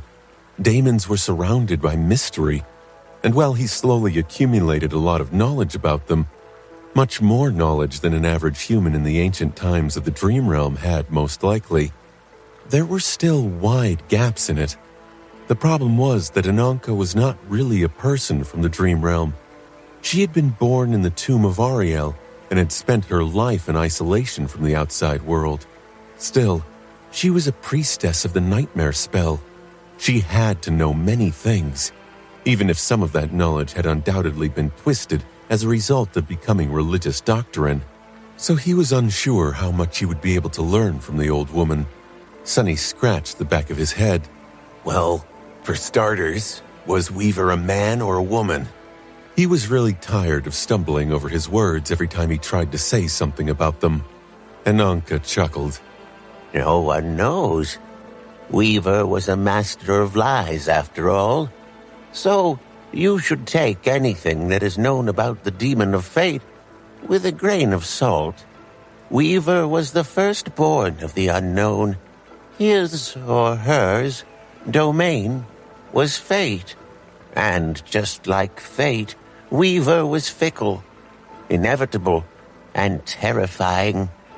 Despite not possessing dreadful battle power, unlike some other daemons, the Demon of Fate was feared the most. Sonny was not surprised. He couldn't imagine a more frightening enemy than someone whose weapon was fate itself. That said, he wasn't sure whether Weaver had been able to control fate, or simply perceive it. The latter seemed more probable, even if everyone had been convinced otherwise. Was that one of Weaver's lies? He inhaled deeply. Who was the unknown, then? The old woman smiled. I don't know. Sonny blinked a couple of times. Well, that is not surprising. There is a reason why that being is called the Unknown, after all. Actually, no. Unknown is just the substitute word the spell uses for the runes it refuses to translate. So, the progenitor of the daemons is called something else. The priesthood of the nightmare spell probably started calling that being unknown for the same reason I did, considering that they are the carriers of the spell as well. Or rather, of an ancient rudimentary version of the spell. He shook his head dejectedly. For someone who has chosen to dedicate their lives to serving Weaver, suffering all kinds of mistreatment and persecution, you and your people don't seem to know a lot about the being you serve. Sunny was afraid that Ananka would be offended by his remark, but she simply shook her head. We might not know a lot, but we know all we need. We know that when the gods and the daemons started their cursed war, Weaver was the only one who refused to participate. Her weathered face turned somber. And when the flames of that war spread, bringing doom and devastation to all, Weaver was the only one who offered us all a path to salvation. Sunny glanced at Nephis, who could certainly hear what they were talking about. Wondering what she thought about all that, he asked, "The path to salvation is the nightmare spell?" Ananka nodded. Indeed. The nightmare spell was created by Weaver and entrusted to us in order to save us all from the doom that the demons brought upon. And there it was, a proclamation of a hidden truth that Sunny had tentatively considered before, but was never really sure of, that the purpose of the spell was not cruel and sinister in nature, but instead fundamentally benevolent, albeit still cruel. However, if that was what Weaver had told people like Ananka, could that truth really be trusted? She had just described the Demon of Fate as a master of lies, after all, and said that everything about Weaver should be taken with a grain of salt. Nevertheless, Ananka seemed to believe in the benevolence of the nightmare spell wholeheartedly. That was rather strange. How should I put it? The old woman, despite her age and wisdom, seemed a little bit naive. Sunny and Nephis were not the worst people from the waking world by far, but even they had briefly contemplated attacking and killing her after discovering the catch, yet she had never been on guard against them, instead treating them with utmost sincerity. Her unwavering trust in Weaver was just the same. He hesitated for a long time before speaking again. "Grandmother, I don't mean to offend you, but hasn't that doom come already? Where is the salvation you were promised?" Holding the steering oar, Ananka smiled softly. Why, it is right here, my lord.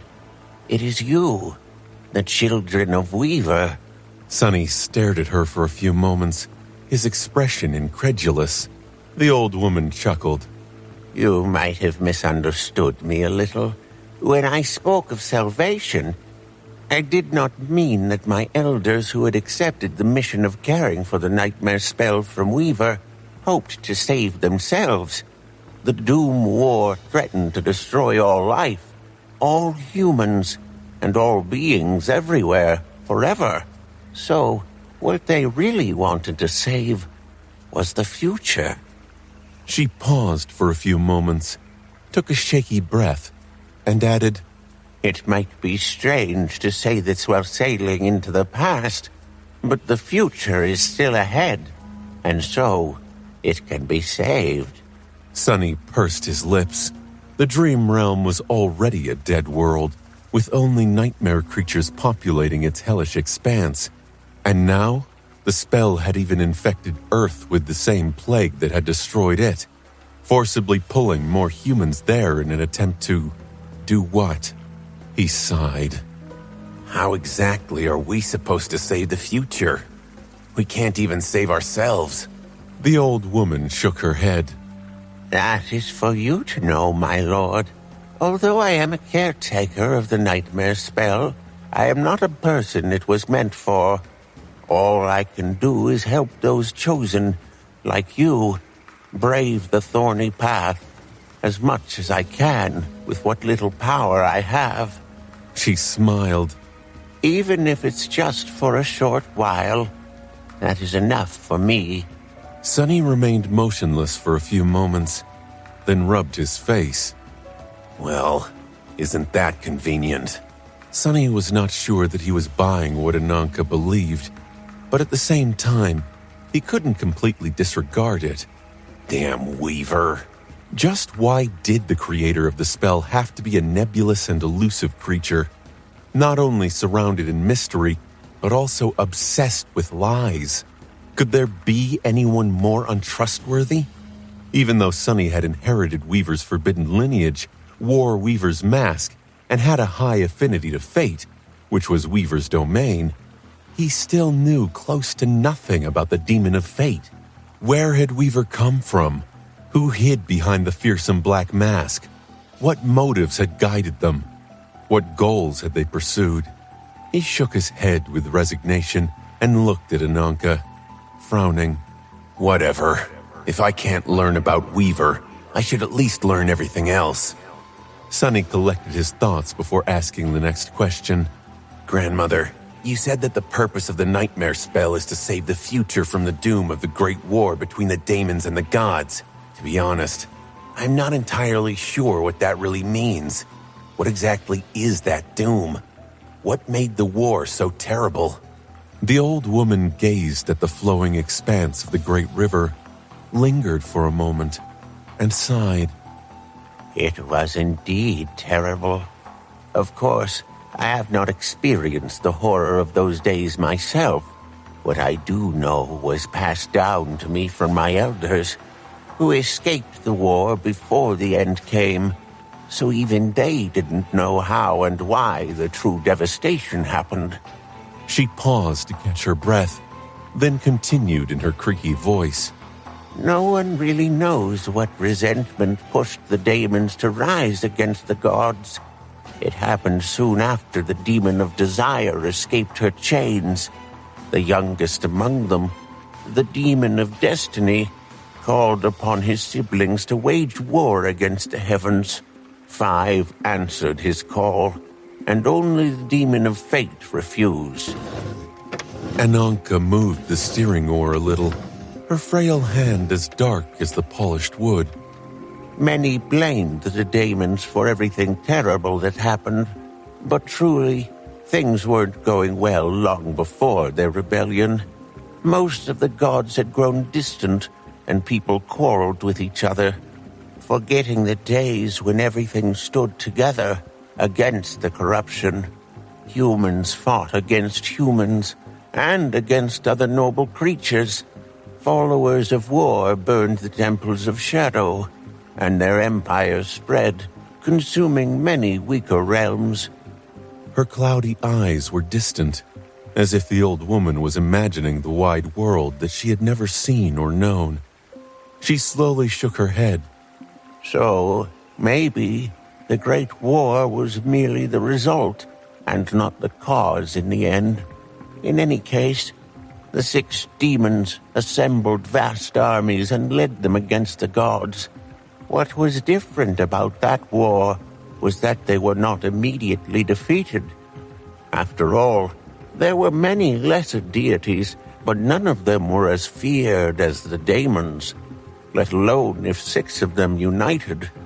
Others joined their cause, and even the great gods couldn't defeat such an enemy with ease. The old woman trembled.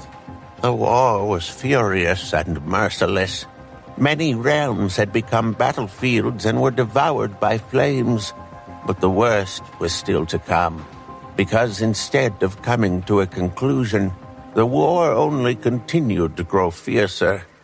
Those loyal to the gods took up arms, and in response, the demons recruited more allies, mortal champions who had suffered the tyranny of the Empire, ancient creatures that had been banished into the darkest corners of the underworld, and everyone else who bore deep grudges against the divine. Even the harrowing Nephilim. Utter madness was unleashed, and soon there was no place untouched by the war.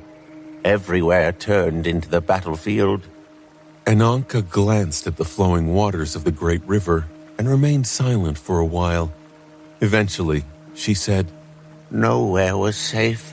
The forests burned, the fields turned to deserts, the rivers dried up. A passing blow from the fighting deities could destroy entire cities. Over time, countless humans were displaced or lost their lives. That was when we started calling it the Doom War, believing that it would become the end of everything. It was also when Weaver created the nightmare spell and gifted it to us mortals. Sunny suddenly remembered the Forgotten Shore and the ruin that had befallen that land when the shining figure fell from the sky. Was that radiant creature one of the soldiers in the dreadful war between the 6 daemons and the 6 gods? Was it, perhaps, one of the Nephilim? Or an actual angel? If what had happened on the Forgotten Shore was happening all across the Dream Realm, then it was no surprise that the ancient humans there saw it as the end of the world. Ananka sighed. Weaver offered us a path to salvation, but back then, the demon of fate was despised by all. The followers of the gods, the followers of the daemons, and even those who did not want anything to do with the war. We, the priests of the nightmare spell, were despised as well. Few listened to us. Still, some did. The nightmare spell was alluring, after all, even in its infant state. Sunny tilted his head. Alluring? The old woman nodded. Of course. It gives its carriers so many abilities. The ability to possess memories and echoes. The ability to instantly be able to enter your soul sea, awaken your aspect, be guided on the path of ascension. The nightmare spell promised people who desperately wished for power means to defend themselves. So, Weaver was not only the most insidious demon, but also a devious salesman. The nightmare spell was packed with all kinds of boons that desperate people would find irresistible. Boons that the humans of the waking world took for granted, since they had nothing to compare them to. No wonder the spell spread like a plague, despite the contemptible reputation of its creator. So, what happened then? Ananka lingered for a moment. The priests of the nightmare spell helped it spread, trying their best to bestow its gifts on new carriers. That was when my elders entered the tomb of Ariel. We never learned what happened after we left. The war must have turned even more harrowing, somehow, and neither side emerged victorious. Instead, everyone was destroyed. Even the gods perished. She hesitated. I heard that more outsiders appeared after the voices of the gods grew silent. Maybe they brought news to the tomb of Ariel. But by then, we were already chased far upstream, so we never met them. The old woman's voice grew wistful as she said, By now, most of them must have been consumed by the defilement. My lord, perhaps you can learn more if you speak to the Dusk of Fallen Grace. She is one of the Sibyls, after all. She must know more than a humble exile like me does. Sunny remained silent for a while, thinking. There was a lot to think about. Although Neff's eyes were closed, he could tell that she was thoughtful as well. The history of the Dream Realm, which they could only guess before, was revealed in front of them with stark clarity. Of course, Ananka had not witnessed all these events herself, but the tales she relayed were passed down to her from people who actually had. No wonder Mordred had told him that the knowledge and experience Awakened brought back from their nightmares was perhaps more important than the power and abilities they gained, and that legacy clans, especially those ruled by the sovereigns, were very particular about which seeds their scions challenged. Both valor and song must have accumulated a great deal of knowledge. However, that knowledge was not something just anyone could access. Even Nephis, who had been adopted into the great clan, did not seem privy to most of their secrets yet. That was only natural. After all, knowledge was the origin of power. according to Weaver, and Anvil would not trust her with power until she had proven herself. He lingered for a few moments, then looked to his right, where Ananka's mask still lay on the wooden deck. Stretching out his hand, he picked it up and stared at the fearsome demonic face. Sonny could not glimpse anything about the mask. He did not even know whether it was a memory or a simple piece of carved wood. Glancing at Ananka, he pointed to the mask and asked, "Is this a divine memory?" She remained silent for a few moments, then slowly shook her head. No, my lord. This one is merely sacred. A lesser facsimile of the true Mask of Weaver. It is a part of the ceremonial garb that we priests and priestesses of the nightmare spell wear, both to escape the gaze of our pursuers and to follow in the footsteps of our benefactor, the Demon of Fate. The more accomplished a priest was, the higher rank memory they would be bestowed. Ananka looked away with a faint smile.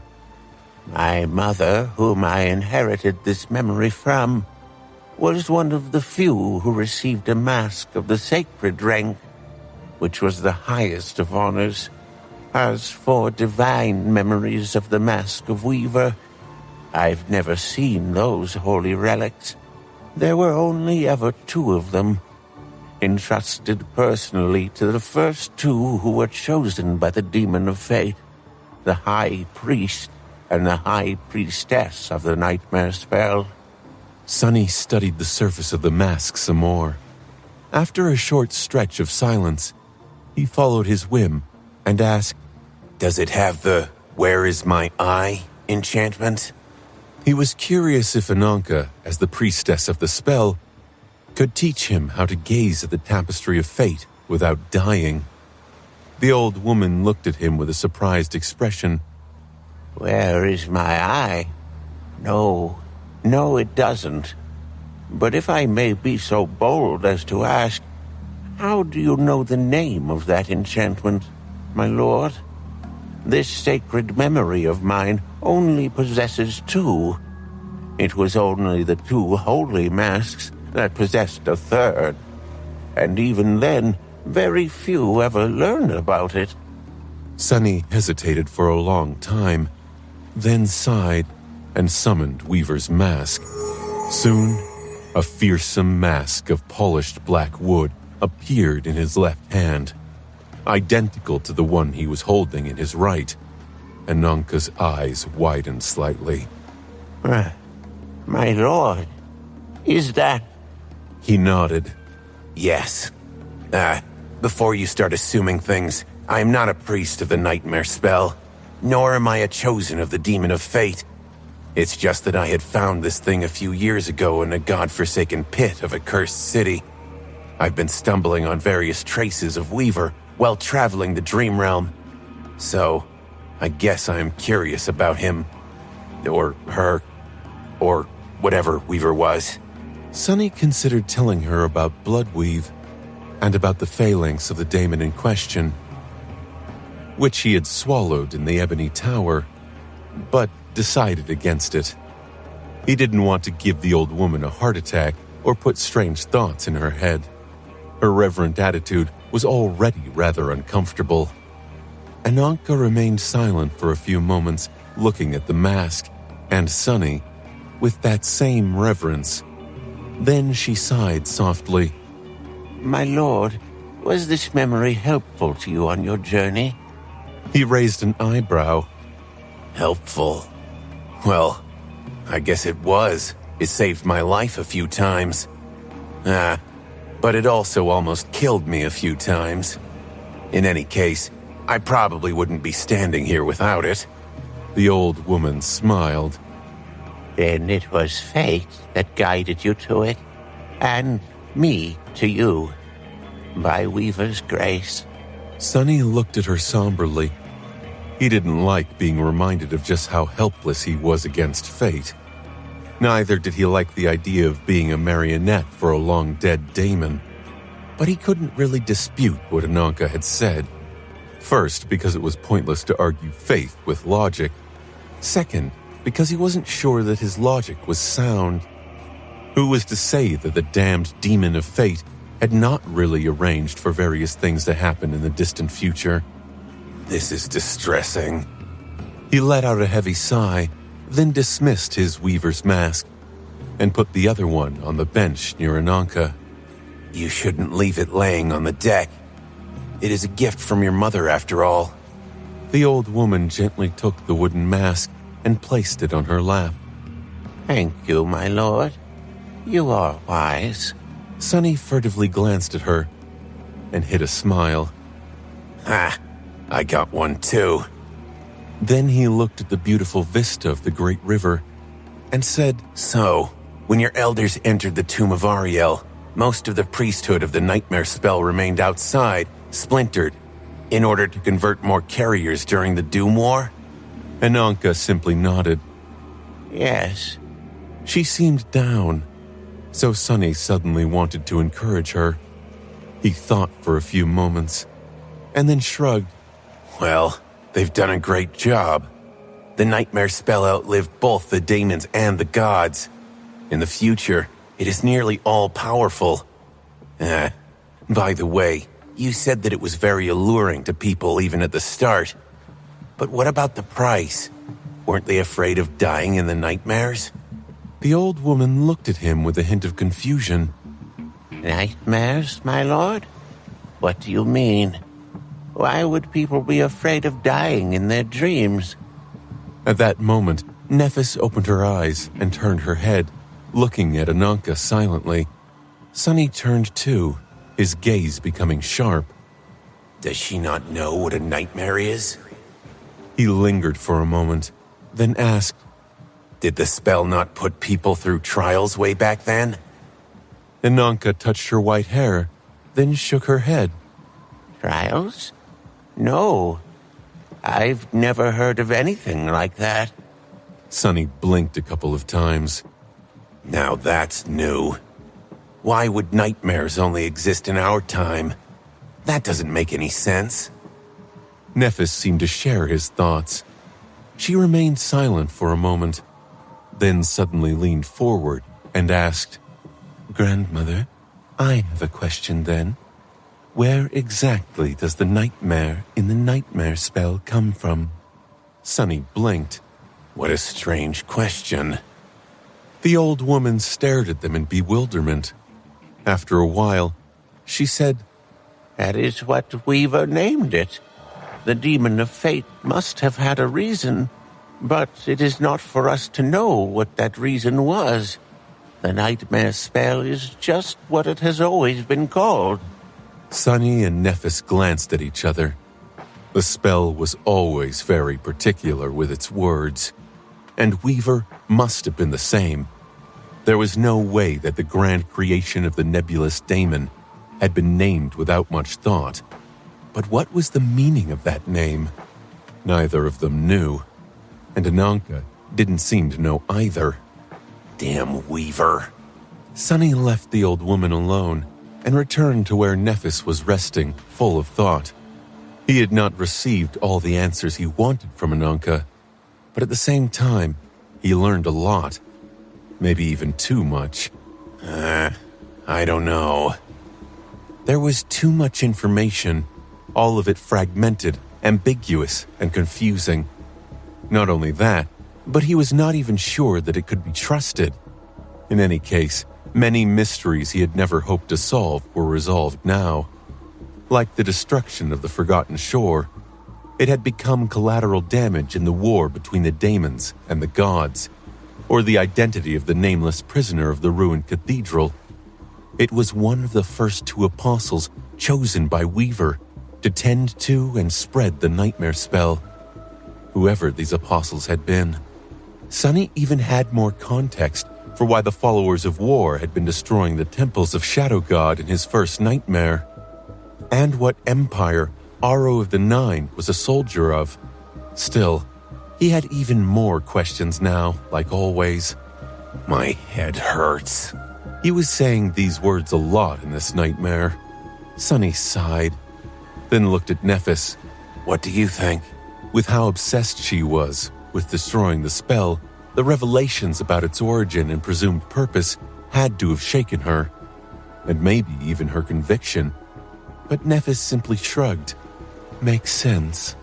He raised an eyebrow. Huh? She looked at him and remained silent for a moment. That the nightmare spell has a purpose, and that its purpose is tied somehow to the destruction of the dream realm. However, that doesn't change anything. Sunny leaned back and studied her calm face. She seemed as composed as ever. So, knowing that doesn't change anything for you? Nephis looked at the sky. Why would it? It is still hateful. It is still the cause of indescribable misery, that of countless people and my own. Salvation. Future? To me, it sounds like the spell was designed to destroy countless futures for the sake of a future that Weaver envisioned, and fuel it with the lives of those like us who have never asked to be part of Weaver's schemes. Sunny frowned, then glanced at the frail figure of Ananka. Luckily, it didn't seem like she had heard them. Nephis gritted her teeth. If a burglar comes into your home, kills your family, and takes everything you have from you, does it really matter if the burglar intends to use the spoils for a nobler cause? Would you hate him less? Sunny sighed. He could see her point too. I guess it depends. Nephis looked at him darkly. Depends. On what? He lingered for a few moments, collecting his thoughts. On the nature of the relationship between the dream realm and our world. How separate are they exactly? Would corruption have spread to the waking world eventually, even without the spell? Or not? Things like that. Sorry. I seem to have lost track of the metaphor. She stared at him for a while, then turned away with a scowl. Sunny winced. His argument was reasonable, but humans weren't. That included him as well. If someone murdered Rain to save an entire neighborhood, he would have hated them all the same. He did not say anything else, looking somberly at the great river. Eventually, it was Nephis who broke the silence. Her voice was even. I am curious about something else, though. Sunny glanced at her and raised an eyebrow. What? She frowned slightly. What happened after Ananka's elders entered the tomb of Ariel and lost contact with the outside world? How did the war escalate even further? What could have happened to cause both sides to be destroyed? Neff's eyes glinted with white radiance. And what role did the spell play in that conclusion of the war? How has it grown to its current state? Sunny felt a sudden chill as he remembered the description of Boneweave. Despised and hunted by both sides, Weaver disappeared. No one knew where Weaver went and what they did until it was too late. With white light burning in her eyes, Nephis looked at him and asked, Did you ever think that maybe the nightmare spell is not only responsible for the devastation of our world, but also for the destruction of the dream realm? He remained silent for a while, his expression troubled. Then Sunny rolled his eyes. Damn it, Neff. You do remember what flaw I have, right? Please don't subject me to avalanches of questions like that. To answer all of them, I don't know, I have no idea, I have no clue, there's no way to tell. Nephis blinked a couple of times, then opened her eyes wide and covered her mouth with a hand. Oh, Tari. Sunny continued nonchalantly. That's a mystery to me. Who knows? And yes, I did consider it before. There, all done. In the awkward silence that followed, he smiled and said, Anyway, all this talking made me hungry. Let's eat. Sunny felt spoiled eating Ananka's home-cooked food. So much so that the weight he had lost during the Dark Island was slowly returning. The old woman herself ate like a bird, but she seemed to be in a better state than before. Her hands were shaking less, and she remained lucid for longer periods of time before having to rest.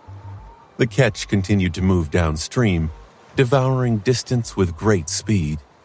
Nothing had attacked them yet, perhaps because they had left the most dangerous region of the great river, perhaps because Ananka knew how to navigate the flowing waters to avoid danger.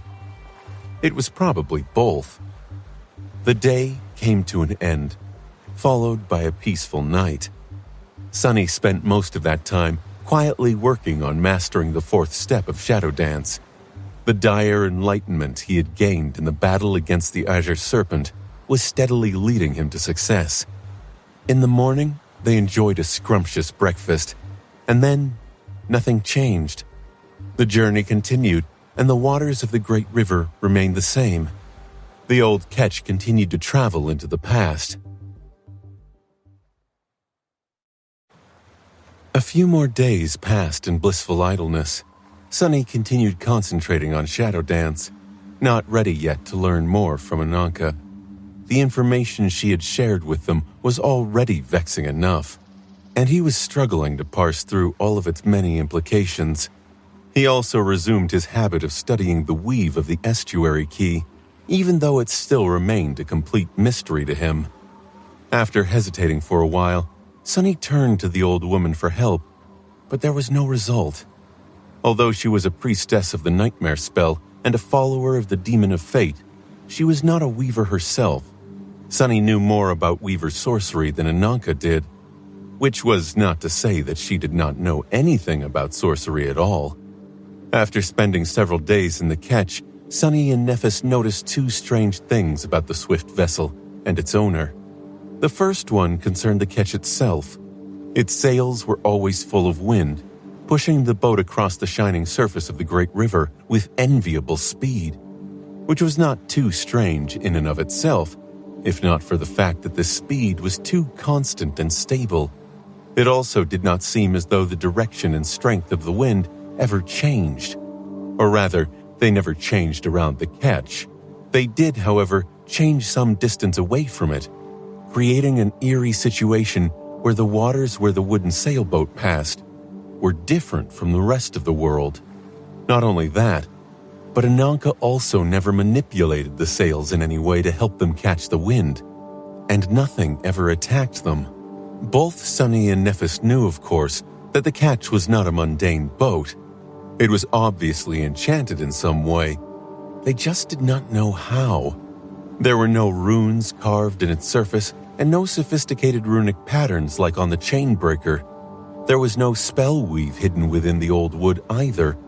Eventually they were defeated by curiosity and asked Ananka directly. That was how Sunny learned that while the old woman was not a weaver, she was still a sorceress. However, the sorcery she used did not belong to the demon of fate, nor was it the runic sorcery created by Hope. Instead, it was the ancient sorcery upon which Hope's runic magic was based, the sorcery of names. Noticing their bewilderment, the old woman chuckled. My lord and lady, do not look too surprised. I am not some kind of powerful shaper. I was just taught a few simple names and phrases by my mother, enough to sail the great river and provide for myself. Sunny and Nephis were still stunned. It was not every day that they met a practitioner of an entirely new system of sorcery. In fact, Sunny had only ever met two sorcerers, himself and Noctis.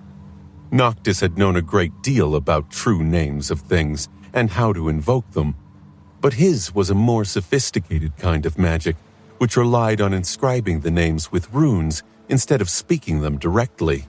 Nephis had met a few more, considering that she was acquainted with the Forge Masters of Clan Valor. She had told him that the members of the Clan Valor family often received aspects tied to crafting, which was how they were able to create powerful memories. However, the family had accumulated plenty of knowledge of runic sorcery as well. The cage that Sunny and Cassie had almost died in during their imprisonment in the Night Temple was proof. Ananka tilted her head curiously. Are there no Shapers in the future? Well, it makes sense. We were a dying breed even before the war, and with the gifts of the nightmare spell, no one would need to seek power in such an antiquated and obscure art. She lingered for a few moments and then pointed to the sails. It is rather simple, really. I just invoked the name of the wind, the name of moving forward across water, and the name of the sail, then put them together into a verse. I also used the name of concealment and the name of being hidden from predators. Of course, most of that was only possible because this old ketch of mine is imbued with a true name of its own, which served as an anchor for the entire verse. Ananka sighed. It is also most of my repertoire. True names were never meant to be spoken by mortals, so one has to possess innate talent in order to master even the easiest of them. My talent is not too good. Sunny looked at her intently and asked, Is it very important for the ketch to have a true name of its own? The old woman nodded with a smile. Of course. Without a true name, a thing does not have pull. It is tenuous and slippery, so sorcery can't stick to it that well. Oh, at least that was how it was explained to me when I was a child. A nameless thing won't be influenced as much, but it will also be unable to exert much influence in turn. That is a rule that goes beyond sorcery as well. Sunny grew silent, contemplating her words. Ananka, meanwhile, looked at them with a strangely wistful emotion in her cloudy eyes. Actually, I was going to teach you how to control the ketch, my lord and lady. If you are willing, of course. Since even I was able to master these few names, at least one of you will surely succeed. Sunny and Nephis glanced at each other. Her expression was thoughtful, while his was full of greed. Damn it. He was burning with curiosity and insatiable avarice. Learning a few sorceress words? Of course he was willing. However, Sunny had to reluctantly pull himself back. He would indeed love to learn a tiny bit of the word sorcery, but his resources were already spread thin. Apart from shadow dance, he also had to study weaving. His combat skills and aspect powers all required attention too. Becoming distracted by a shiny new toy was only going to slow down his progress. Plus, if Nephis learned these names from Ananka, he could always ask her to teach him in the future. Sunny sighed, then forced himself to say, I'll decline for now. His heart was in pain. Nephis looked at him silently, then turned to Ananka and bowed slightly. Please, teach me, grandmother. The old woman nodded with satisfaction. It will be an honor, my lady. And that was how the first strange thing they noticed was resolved. The second, though, had to do with Ananka herself. It seemed that the further downstream they traveled, the more the old woman changed. When Sunny and Nephis first met Ananka, both were concerned about the frail old woman. She just looked too ancient and weak, ready to snap like a twig. Her tan skin was thin and transparent like oil paper. Her cloudy eyes teary and dull. Her gaunt figure so small that it seemed to be drowning in the black folds of her dark mantle. They were not sure that the old woman could survive another peaceful day, let alone a long and perilous journey across the great river. However, as the days went by, their worries were proven wrong. Old Ananka continued to cling to life. In fact, her condition seemed to be improving little by little. She had more energy now, could remain fully lucid for longer periods of time, and even regained some of her appetite. At first, Sunny thought that it was simply the result of finally having hope again after watching for the two of them for gods knew how long. as well as eating better. But as more time passed, the difference became too obvious to be explained by mere inspiration. Ananka was definitely changing. Her hands gradually stopped shaking, and her grip on the steering oar became firmer. Her cloudy eyes regained some of their former sharpness. She wasn't hunching as much anymore, and her voice was not as weak and creaky as before. She did not grow tired as quickly as she had at the start, and the long periods of silence, where she seemed to doze off with her eyes open, happened less and less frequently, until ceasing altogether. It was as though Ananka was slowly growing younger. Sunny had to admit that he was not just imagining things when he opened his eyes one day to notice that there were suddenly a few black strands in her long snow-white hair. What is going on? He looked at Ananka for a few moments, then lowered his gaze to the powerful current of the great river, which flowed into the past. Nephis, who had been practicing the names the old woman had taught her, to no result for now, noticed that he was awake and carefully pulled on the sleeve of his tunic. Then she silently glanced at Ananka and back. Sunny hesitated for a moment. Me? Why do I have to ask? Asking a woman about her age, does she think I like courting death? Well, to be honest, his track record indeed suggested that he did. He sighed, threw an indignant glance at Nephis, and approached the old woman while secretly studying her face and thin frame. There was no denying it. Ananka looked much more healthy than she had before. She could not be called young by any means still, but neither could she be called decrepit or ancient. Sunny lingered for a second or two, then asked politely, "Grandmother, can I ask you something?" The old woman smiled at him kindly. Of course, my lord. Now what am I supposed to say? Sunny took a deep breath, then just came clean with it. It might sound weird, but are you, by any chance, getting younger? Ananka looked at him with a startled expression. Sunny coughed in embarrassment. I'm sorry, it's just that I noticed that you look better. I don't mean that you didn't look well before. The old woman suddenly chuckled. No. It is me who needs to apologize, my lord. I just have never met someone entirely from outside the tomb of Ariel before. That is why it is not easy for me to account for the fact that you might not know some things that are common sense here. She shook her head and then said gently, Yes, this body of mine is indeed getting younger. It is because we are moving downstream. Sunny and Nephis looked at each other perplexed. After a few moments of silence, he furtively studied her slender figure, while she openly studied his. Eventually, Nephis said, But it doesn't seem like Sunny and I changed. Wouldn't they have become toddlers by now? Ananka nodded, her expression slightly sad. Of course not. It is because you are outsiders, while I am river-born. The outsiders are not beholden to the flow of the great river, since they have come from outside it. They are free to roam it as they wish, traveling any distance. That is why they are also called pilgrims. She smiled. But we river-born are different.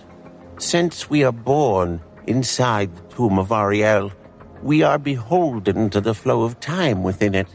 We can only travel as far as our lifespans allow, and even then, the only direction that is allowed is upstream. We are chained to the stretch of the great river where we come from. Sunny looked at her in bewilderment, struggling to imagine what such a life would look like. Wait, how does it even work? At the same time, Nephis asked, So you grow older when you move upstream, and grow younger when you move downstream. That is in relation to the place where you were born. Ananka looked between the two of them helplessly, then finally decided to answer Neff's question first, and nodded. Indeed. Sonny blinked a couple of times, then suddenly opened his eyes wide. Wait, does that mean that as long as you stay in place, you are immortal? Ananka sighed softly. Our bodies will not age, my lord. That is not the same as being immortal. She looked at the sparkling expanse of the great river wistfully. Actually, we Riverborn don't usually live that long. At least, not in Weave. Life here is full of hardship, and the waters are dangerous. Since we live close to the desolate future, there are many corrupted coming from upstream, all of them immune to the flow of time. Things were fine when we had many outsiders among us, our elders, but as their number dwindled, it grew harder and harder to provide for ourselves and defend the city. The old woman's face grew dark. After all, it is not easy to fight an enemy that can attack and retreat freely, while you lack the ability to pursue it. Still, we managed. Life in Weave might not have been easy or opulent, but it was blissful. At least, mine was. Ananka fell silent, a faint smile on her lips. Now wait a minute. Sonny tilted his head and, unable to control himself, blurted out, Then, grandmother, no, Ananka, how old are you really? What am I doing? The old woman looked at him and chuckled. Me? Among the river people, I am considered to be quite a young woman. He froze. Nephis froze too. Young? Ananka nodded earnestly. Of course. I am barely 200 years old. The outsiders and the Riverborn. The revelation of the difference between them was enough to boggle Sonny's mind. He had already been prepared to encounter all kinds of bizarre situations inside the tomb of Ariel, but what Ananka told him sent him for a loop. It was because Sonny had only considered the odd perils of the great river in relation to himself, not in relation to a whole civilization. The way the river people lived was fundamentally different from anything he had ever known, because the most fundamental truth of the world, time, worked differently for them. The first settlers of the tomb of Ariel had all been outsiders, so how great must their shock have been when their children were born so different from them? How much pain did that division bring? How much sorrow? How much effort did it take for them to create an entirely new kind of society? With time, the number of Riverborn grew, while the number of outsiders dwindled. However, the civilization that Ananka had described could not function without the outsiders, who could travel the Great River and served as the connective tissue between various cities established on it. What was it like for them to see their children remain young forever? What was it like for the Riverborn to watch their parents age when they never did? To see them leave when they couldn't? How did Riverborn children even become adults? Suddenly, the story of the followers of Weaver being chased far upstream gained a much darker undertone. Sonny shivered. The civilization of the Great River turned out to be much stranger than he had thought. It was so strange, in fact, that he struggled to imagine it. And that was not even mentioning the fact that old Ananka had turned out to not be old at all, while also being 10 times his age. I can't think anymore. It was too much to digest, especially this early in the morning. Sonny summoned the endless spring and washed his face, then opened Ananka's wooden box. There was not much food left inside, which made him sigh. Taking out a teapot and a plate brimming with juicy braised meat, rolled in seaweed leaves, he sat down and stared at the 7 suns for a few moments. Dusk of Fallen Grace is one of the original Sibyls. If Ananka, who was born long after they had entered the tomb of Ariel, is 200 years old, then what about Dusk? What about the defilement? For how many centuries had the Sibyls fought against the spreading corruption before losing all their cities except Fallen Grace? In other words, how long had the enemy been growing stronger while their potential allies had been growing weaker? Shaking his head, he poured the tea into 2 cups and grabbed a seaweed roll. No matter how long it's been, I need to grow stronger too, and quickly. A few more days passed. Nephis had spent them diligently learning how to control the ketch with the names, while Sunny mostly sat at the bow, looking at the water silently. Sometimes he would allow himself to get distracted and either think about the tomb of Ariel or study the estuary key. Almost all his time, however, was dedicated to mastering the 4th step of Shadow Dance. Feeling that he was on the brink of an epiphany, Sunny even abandoned sleep. The 7 suns rose and fell, but he remained motionless, his eyes veiled by deep shadows. And then, finally, in the twilight of dusk, Sunny suddenly straightened and opened his eyes wide. This is it.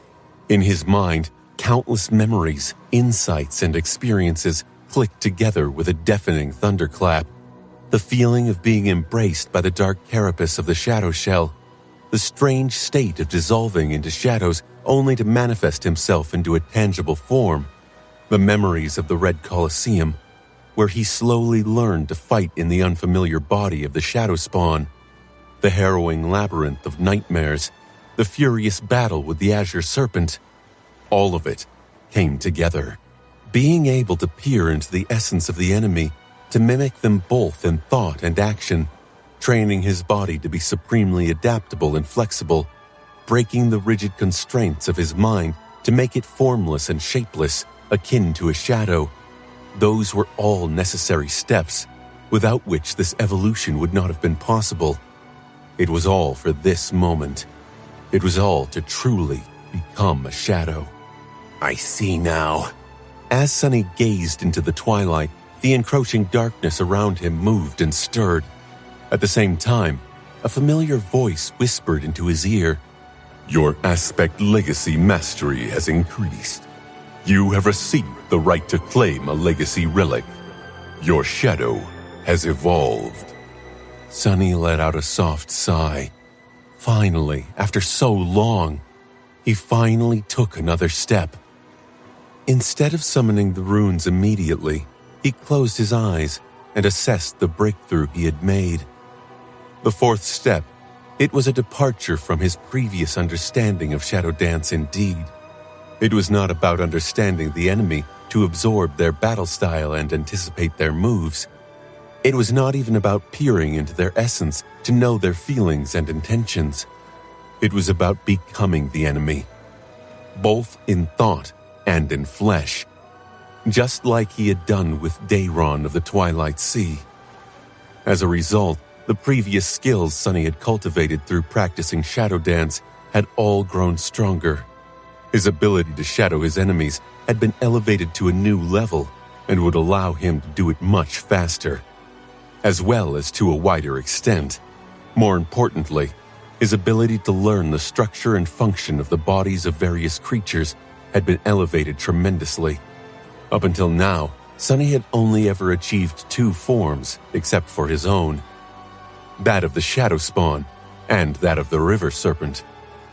The former was the result of his many experiences in the Second Nightmare, while the latter was the result of an entire month of constant and meticulous observation. He wouldn't need a month to learn a new form anymore. Of course, he wouldn't be able to do it instantaneously either, but the amount of time was drastically reduced. Sunny felt that he would have been able to become a River Serpent in a week if he had mastered the 4th step before the Dark Island. But that was because the Azure Serpent had been so much greater than him, and so very different from him. At the same time, the Mad Beast had been a human once, and thus not entirely alien. Some forms would take less time, while others would take longer. And the more forms he learned, the easier creating the next one would become. But it is also dangerous. The 3rd step of Shadow Dance was dangerous, but the 4th step was even more so. If Sunny wasn't careful about changing his form too drastically and too often, he could very well lose the connection to his own. "I'll be careful," he sighed, then opened his eyes and finally summoned the runes. Sunny really wanted to check how Soul Serpent had evolved, but the runes of his absent shadow were lifeless and dull. He couldn't summon more information about the serpent while it was away, so he turned to his Aspect Legacy instead and read, holding his breath. Aspect Legacy, Shadow Dance. Shadow Dance Mastery Level, 4 out of 7. First Relic, claimed. Second Relic, claimed. Third Relic, claimed. Fourth Relic, claim. Fifth Relic, unearned. Sunny lingered for a moment and then whispered quietly, "Claim." Nothing happened for a few seconds. Then it seemed as though the world turned a little darker, and the spell spoke. You have claimed an Aspect Legacy relic. Its words echoed above the flowing water. There was silence for a moment, and then the spell whispered, You have received a fragment of Shadow's domain. Sunny froze, paralyzed by the whisper of the spell. What? Had he heard right? Had it really said a fragment of Shadow's domain? Of a god's domain? No, wait. What even was a divine domain? And how could there be a fragment of it? How could there be a fragment of any domain for that matter? Weren't domains more concepts than things? What could a fragment of a concept look like? Sunny took a deep breath, trying to calm himself. Slow down. Think. Most importantly, don't fall off the catch. He was so out of it that he had almost swayed and tumbled over the side of the boat. Sunny was more than fed up with suddenly falling into water, thanks to the spell, so he hurriedly took a step back. A fragment of Shadow's domain. Come to think about it, hadn't he heard something similar once? During the second nightmare, when they assaulted the Ivory City, the moon had been suddenly devoured by an enormous shadow, and the world was plunged into darkness. When that happened, Noctis said that he had not expected Sevras to possess a piece of Shadow's domain. Ivory Dragon Severax was a direct descendant of Sun God and an immortal saint, and yet it was strange for him to possess something like that. And now, Sunny received a piece of a god's domain too? Damn. Sunny needed a few minutes to calm down. During these minutes, his imagination ran wild. He fantasized about all kinds of developments, from immediately becoming a sovereign to instantly ascending to the divine rank. However, his rationality eventually won. It doesn't work like that. Indeed, possessing a fragment of someone else's domain did not mean having one of your own. More than that, the Ivory Lord, who had used his piece of Shadow's domain to seal the moon and rob Noctis of his power, had not shown any ability above what a saint from a divine bloodline should have possessed. So, while the fourth aspect relic of Shadow Dance had to be immensely valuable, it was definitely not a broken cheat item that would turn Sunny into a god among men. Yes, but just what the hell is it? And what can it do? He threw a sideways glance at Nephis and Ananka, then turned back to the shimmering runes. And where the hell is it? Sunny read the runes from the very first one. Name, Sunless. True name, Lost from Light. Rank, Ascended. Class, Tyrant. Shadow Cores, 5 out of 7. Shadow Fragments, 1,448 out of 5,000. Memories, Silver Bell. The Crown of Twilight was the last memory on the list. The fragment of Shadow's domain was not among the memories. Neither was it among the echoes, shadows, attributes, or abilities. In fact, there was no indication of it anywhere. Wait. No. What is that? A single new rune appeared close to the end of the shimmering field of symbols. Sunny blinked as he stared in that direction. Aspect abilities: Shadow Control, Shadow Step, Shadow Manifestation. Aspect Legacy: Shadow Dance. Flaw: Clear Conscience. Question mark, question mark. Dream Anchor, Tower of Longing. What are those question marks? He concentrated on the rune that had no meaning except for the lack of it. And there were suddenly a few more beside it. Sunny's heart skipped a beat. The new runes read, Fragment of the Shadow Realm. Question mark, colon. Question mark, colon. Question mark, colon. Question mark. Description: When Shadow made death, he has become death. Everything that Shadow swallowed died, and everything that died was swallowed by Shadow. Death was an absolute law, and thus that which was ever changing was ever changing no more. Time was an absolute law, and thus that which was everlasting was everlasting no more. Space was an absolute law, and thus that which was endless no more. Wielding time, space, and death, the gods defeated and bound their enemies. However, there were those who defied even absolute laws. One of these beings broke free of the Shadow Realm after being swallowed by it, and in doing so, splintered several small fragments of it. This is one of the fragments.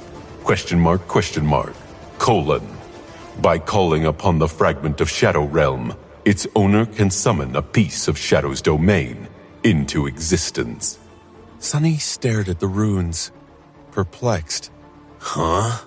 Then he stared at them some more. Finally, he dismissed them. An entire minute passed in complete silence. Well, I'll be damned. It seemed like he had finally encountered something that existed outside the purview of the nightmare spell, which was why the spell was struggling to integrate the Shadow Realm fragment into its generally all-encompassing system. All the question marks and the awkward placement of the fragment in the field of runes showed that much. For some reason, that made Sunny feel dark glee. He was reveling in the image of the spell being stumped and flustered. On second thought, though, he quickly strangled that feeling. Sunny was more than certain that the spell could read his mind. And while it was not exactly alive, most likely, he wouldn't go as far as to say that the spell couldn't hold a grudge. No, it is completely understandable. I also can't make sense of that thing. Yeah. The point was that the fourth relic granted to him by Shadow Dance could make a fragment of the Shadow Realm descend into the world. What that entailed exactly, Sunny was not sure. He had seen it happen once in the second nightmare, and it caused the moon to be obscured by a giant shadow. Considering that he was a master of shadows and even one himself, something like that would definitely be very beneficial to him. It was just that Sunny had no idea what the summoning would cost him, how it would transpire, or what the actual process was. He didn't even know if it could be done only once or repeatedly, which was why he was hesitant to experiment and find out. What would he do if the very first experiment turned out to also be the last time he could use the Shadow Realm fragment? As the seven suns drowned, and the waters of the great river started to shine, Sunny sighed and shook his head. Well, at least if I am surprised by how that thing works, my enemies will definitely be surprised much more. Then he shivered. If a fragment of Shadow's domain was the fourth relic of Shadow Dance, then what the hell would be the fifth? Eventually, they ran out of food, and Nanka's wooden box was now completely empty, except for the plates and cups that Sunny had washed and carefully placed back. There was not even wine left, despite the fact that neither he nor Nephis were fond of alcohol, diluted or not. The old woman seemed stricken by guilt at the lack of things to feed them. although she was not that old anymore. Ananka looked to be in her 60s now. Her figure remained small and gaunt, but her back was straight as an arrow. The cataracts disappeared from her eyes, revealing their original piercing blue color. The thin white hair of the elderly priestess turned gray and full, and although her tan skin was still mapped with wrinkles, it was not brittle and transparent anymore. Her frailness and fragility were gone, replaced by wiry tenacity. Overall, she resembled quite a healthy old woman now. That old woman was currently pacing on the wooden deck, crushed. Oh no. Oh, what a blunder. I should have prepared more. Sunny and Nephis looked at each other in confusion. After a few moments of silence, Neph cleared her throat and said, Ananka, you don't have to worry about us. Sunny and I, we are both used to hunger and hardship. This is nothing. The old priestess looked at them silently. But you are the children of Weaver. How can I? Nephis shook her head. How do you think the children of Weaver live? Ananka fell silent, then said hesitantly, I don't know. Sunny sighed and leaned on the side of the ketch with a smile.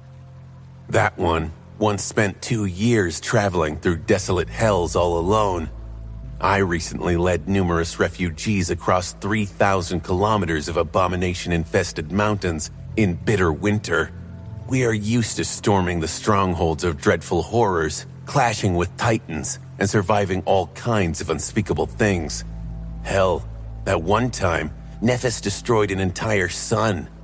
So, believe her when she says that going a few days without food is nothing.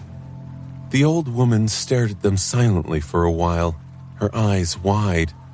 Finally, she took a deep breath. Your glory rivals that of the Serpent King, my lord and lady. No wonder. Sunny raised an eyebrow. Serpent King? Ananka nodded with a distracted expression on her face. Yes, Daeron, the King of Twilight. We never met him or his people, but rumors of his deeds reached even Weave. Sunny scratched the back of his head. Oh? I met him, though. The old woman froze. My lord, have you met the Serpent King? He nodded, slightly embarrassed. Yeah. Then Sunny looked away and added, I killed him. Ananka's blue eyes widened, prompting him to hurriedly add, But he was already corrupted. It's not like I just killed him for no reason. The old woman remained silent for a while, then quietly sighed. Fish. I am going to catch some fish. We will be arriving at Weave soon. But still, my lord and lady shouldn't suffer hunger while in my care. With that, she turned away from them with a determined expression which failed to hide a look of pure amazement. Sunny chuckled quietly and closed his eyes, enjoying the warmth of the 7 suns on his face. After a few moments, though, he opened them again and glanced at Ananka with curiosity. He still wasn't sure how exactly one went about catching fish in the Great River. As it turned out, Ananka had a very strange idea of what fish was. First, she opened a hatch and produced several items from the storage space beneath the deck. A large ceramic bottle, a bundled rope with a jagged hook attached to it, a set of heavy stone weights, and a scattering of softly shining soul shards, which were all stored in a transparent water skin that seemed to be made from a swim bladder. Then she grabbed the bottle and climbed onto the helmsman bench, looking at the water from above. When Ananka opened the ceramic vessel, the stench of blood spread through the air. The bottle was indeed full of blood. The old woman whispered several words, which Sunny couldn't really make out despite hearing them clearly. At the same time, the ketch suddenly started to slow down, and a subtle, imperceptible change spread through the world. he suddenly did not feel as safe as he had before. Our concealment is broken. As Sunny tensed, Ananka poured the blood into the water and outstretched one of her hands. A whirlwind of sparks appeared around it, and soon a long harpoon manifested itself into existence.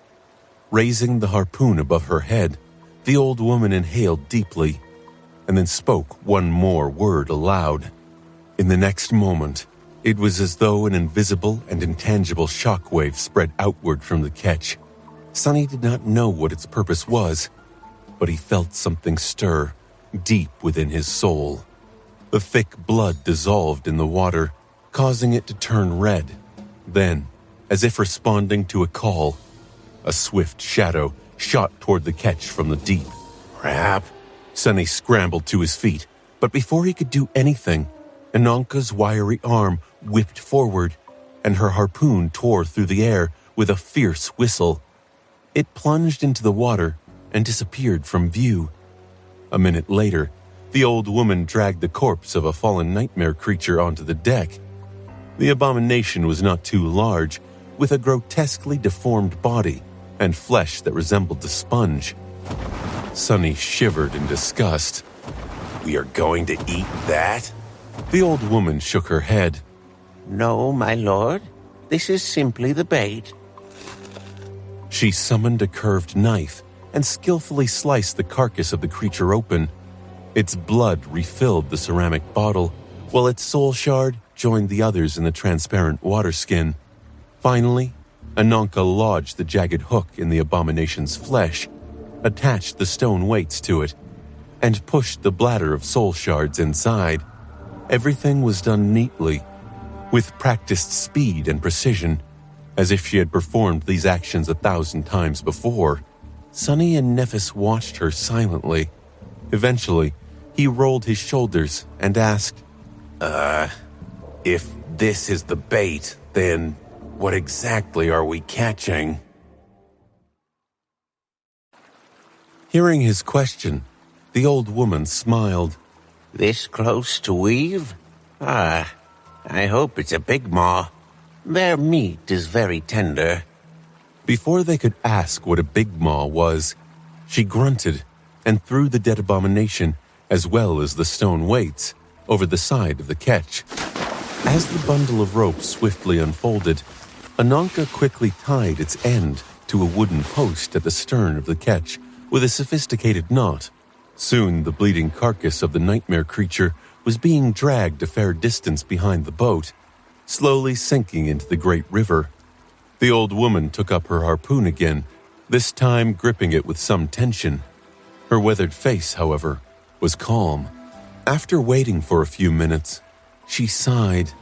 Usually it would be an entire fishing party challenging the depths, but I am the only one left. So... Ananka remained silent for a moment, and then smiled. Do not worry, my lord and lady. My harpoon has yet to miss. The fishes I catch never manage to swallow me up either, and they won't today. Sunny and Nephis silently looked at each other, then summoned their weapons. However, there was no need. When something massive finally rose from the depths, attracted by the scent of blood and the fragrance of soul essence, Ananka swiftly readied her harpoon, gazed at the water, and sent it flying with one decisive motion. Soon, they were roasting the meat of a corrupted monster over a bronze brazier. The fish the old woman had caught turned out to be a giant shark-like creature whose body was covered in tough bone armor. However, the harpoon had slid past the bone plates in the only spot where it was possible. Above the creature's hidden gills, Sunny did not know what enchantments Ananka's weapons possessed, but after striking the abomination in its weak spot, the harpoon killed the big maw in one blow. The monster was then dressed down, its succulent meat filling the wooden box, as well as the much larger storage space of the covetous coffer. As she seasoned the roasting meat with salt, the old woman sighed. In the past, we would have harvested much more. Skin, scales, bones, swim bladder, fangs. Nothing would have gone to waste. There are very few building materials to be found in the vast waters of the great river, so maintaining a city is not an easy task. We river people have learned to use every resource available. She placed a long strip of meat on the grill and shook her head. There's no need to be so frugal now, though. I am already thankful to the river for this sustenance. With it, I can feed the Lord and Lady. That is enough. Sunny hesitated for a few moments, then asked, But isn't it very dangerous to hunt the corrupted this way? You never know what will come from the depths, after all. This time it was a corrupted monster. Next time it could be a great one, or something even more dreadful. Ananka nodded, still concentrating on preparing a meal for them. Of course, it is very dangerous. Many fishermen die. Remember, though, that we were much stronger before. There were elders leading us as well. The truly harrowing creatures very rarely come down the river, too. When they did, we usually learned in advance, and the whole city assembled to battle them. That is how we've survived. Until it didn't. Sunny sighed, thinking about the dying civilization of the Great River. There was presumably only one human left in the tomb of Ariel, fallen Grace. How were they supposed to turn the tide of history and save it? His somber thoughts were interrupted by Ananka, who placed a juicy piece of meat on a plate and offered it to him with a smile. Her teeth had turned sturdy and white at some point. My lord, please enjoy. She seemed to be in a good mood.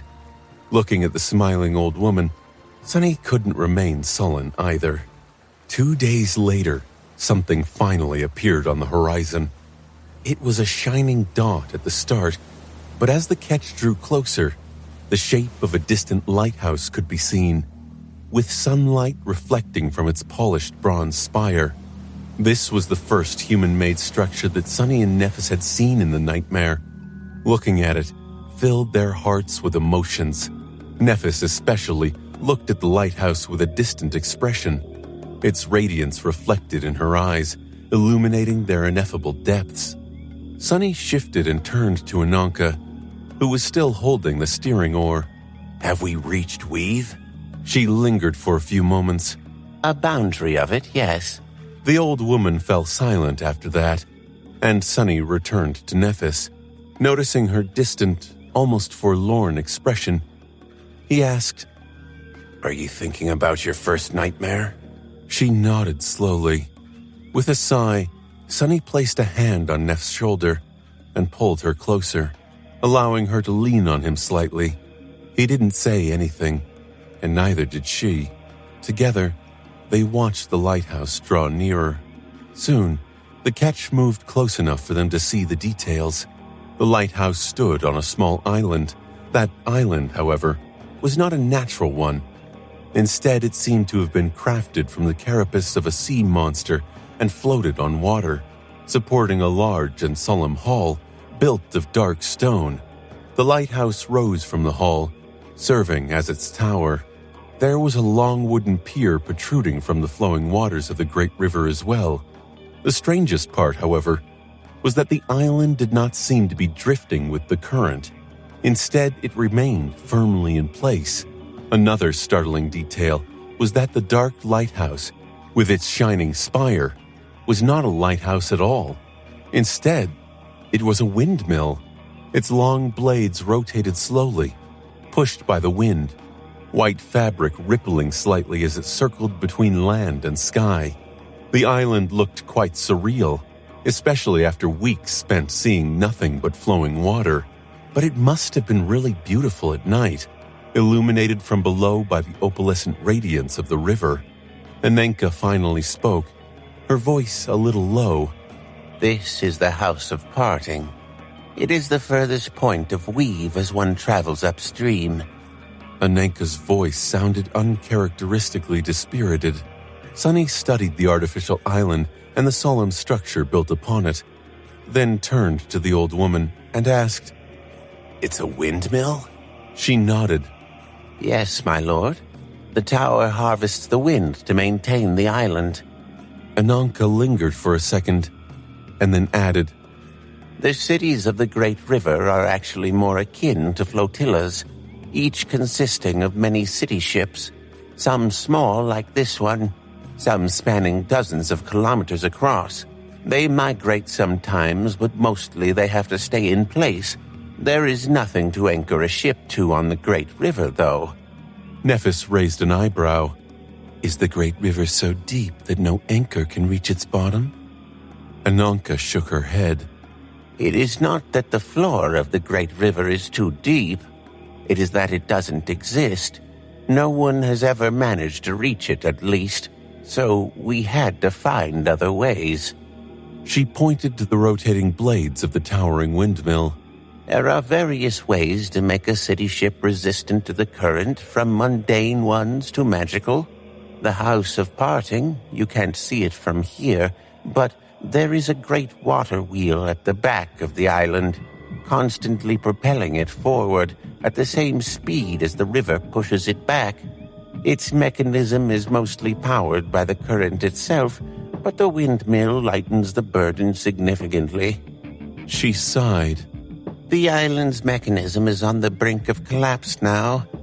I've tried to repair it as well as I could, but my knowledge is insufficient to keep an entire city from breaking apart. There's little point to it anyway. Sunny and Nephis looked at the dark windmill, feeling a sense of awe. The island in front of them was actually the creation of incredible human ingenuity. A floating city district that used the wind and the power of the Great River itself to fight against the currents of time. Even now that the people of Weave were gone, it was still pushing forward, refusing to become a thing of the past. The ketch approached the island in solemn silence. As it drew close, Ananka released the wind filling the sails, skillfully guided the boat to the pier, and moored it to the pier with a piece of rope. The three of them left the small ketch for the first time in a long, long while. Feeling the sturdy wooden planks of the pier under his feet, Sunny enjoyed the fact that the ground was not swaying and took a few steps. He was swaying like a drunk himself for the first couple, but then regained his balance. As he stretched his limbs, Nephis looked around and asked, "The House of Parting, why was this place given such a name?" Ananka smiled faintly as she headed toward the stone hall and gestured for them to follow. It is the point of Weave that it is the furthest upstream. You know that the bodies of riverborn like me don't age. However, humans are not created to be immortal. If one lives for too long and her soul grows weary, she might want to rest in the embrace of shadow. The old woman turned around and looked at her ketch, tied to the pier of the House of Parting. When that happens, the one leaving comes to the House of Parting. Those who love them come too, to say farewell. They prepare a feast and celebrate. When all is said and done, the weary riverborn set sail to go on their last journey. They sail far, far upstream until they reach the end of their lifespan and pass away, one way or another. Ananka lingered for a while, and then added wistfully, Actually, I considered going on such a journey too before receiving a dream of your arrival. Ironically, I ended up repeating all the same steps, stopping just shy of the last one. It feels strange to return to the House of Parting from upstream alive. She chuckled and shook her head. In truth, there are two of these houses. The other one is situated at the furthest point of Weave downstream. All other human cities on the Great River are the same, I'd imagine. The lower house is meant for those who were not given a choice and died an untimely death. Their bodies, if recovered, are sent downstream to return to the estuary, the origin of everything. Of course, every outsider departs on their last journey from the lower house as well. Sunny tilted his head, thinking, if the bodies of all perished outsiders were sent downstream, and the estuary was the source of the defilement, Was that how Dusk of Fallen Grace had ended up becoming a nightmare creature? Or had she succumbed to corruption first and was given the river burial as a result? She had been wearing a burial shroud when they first met, after all. Is she a friend or an enemy? Ananka sighed. My lord and lady, we will spend the night here. I will retrieve some of the supplies I stored on this island, and in the morning we will continue on the way to Weave proper. There will be more supplies for you to take downstream there, so I hope you don't mind. Sunny felt that spending the night in a place called the House of Parting was a bit ominous, but he was not going to refuse a night of sleeping on solid ground with a roof over his head out of superstition. More than that, while he and Nephis had enjoyed plenty of rest on the way, Ananka had mostly stayed awake, controlling the catch and preventing anything dangerous from happening to them. She had to take a break too. He nodded. Of course. Guide the way. The old woman nodded and continued walking toward the great hall. Her steps were light and energetic. By the time the 7 suns fell into the river, the 3 of them were inside the House of Parting. The interior of the grand hall was beautiful and solemn, but at the same time, strangely modest. The followers of Weaver had not been a prosperous nation after all. Looking at the decor of the stone hall, Sunny could clearly see which ornaments and decorations had been inherited from the original outsiders who came from the Dream Realm and which were crafted by their Riverborn descendants. Despite being attentive and earnest artisans, the Riverborn were clearly much less sophisticated than their ancestors, not to mention extremely limited in terms of resources. In fact, he was surprised by some of the things he had seen already. The wood that Ananka's ketch and the pier of the House of Parting were built of, for example, where did it come from? The fruits that she had treated them to, as well. There was no soil anywhere on the great river, so how could there be trees? How could there be flour to bake pies and tea leaves to brew? Curious, he asked the old woman about it. She smiled. The trees. There are some. There are floating gardens and fields in Weave. They are not too large, of course, because the surface of the city is limited, so we can only afford to eat fruit, bread, and rice on special occasions.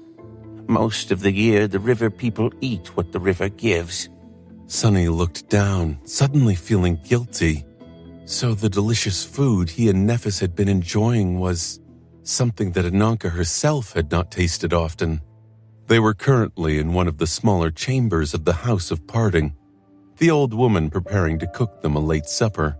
He had been rather complacent in allowing her to take care of them, mostly because it felt great to be pampered by someone caring and kind, but also because Ananka was strangely adamant about treating Sunny and Nephis with utmost dedication. However, he suddenly wanted something else to happen today. Walking over to the old woman, he gently pushed her away from the table where all the ingredients were waiting to be prepared and cooked. Go rest, Ananka.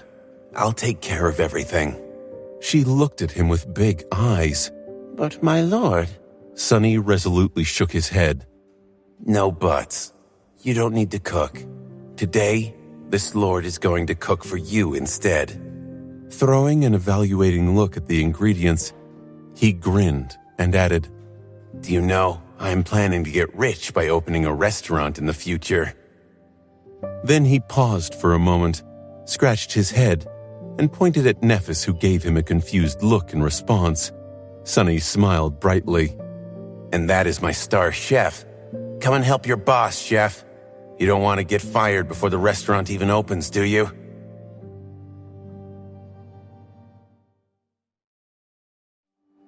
Sunny could not really treat Ananka to the staples of the waking world cuisine since he lacked the ingredients. He couldn't even cook up the few classic military dishes, which were mostly based on using synthetic rations in inventive ways. However, he and Nephis still managed to make a delicious meal. They were awakened after all, and awakened were supreme masters of turning monster meat into all kinds of delightful dishes. In fact, Awakened cuisine was as varied as its basic ingredients were limited. There were some fundamental skills taught to everyone, but each citadel and region of the Dream Realm had added its own flavor to the tradition.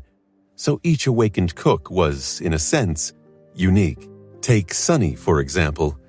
His fundamental skills had been taught to him by Teacher Julius. Since Teacher Julius was anchored in Bastion, Sunny's cooking acquired a hint of Bastion's tradition. Later, it was influenced by the flavor passed down to Nephis by the Immortal Flame clan, and then assimilated the improvised habits of the sleepers of the Dark City. After that, he absorbed the local tradition of the Chained Isles, as well as learning this and that from the government awakened in Antarctica. Since there was no other awakened whose culinary skills were the result of this exact combination of influences, the flavor of Sunny's cooking was unique. Soon, the chamber was filled with a delicious smell. The meal they prepared was not the most visually stunning, but its fragrance was tantalizing. The meat had just the right amount of crust on the outside, while the insides were juicy and moist.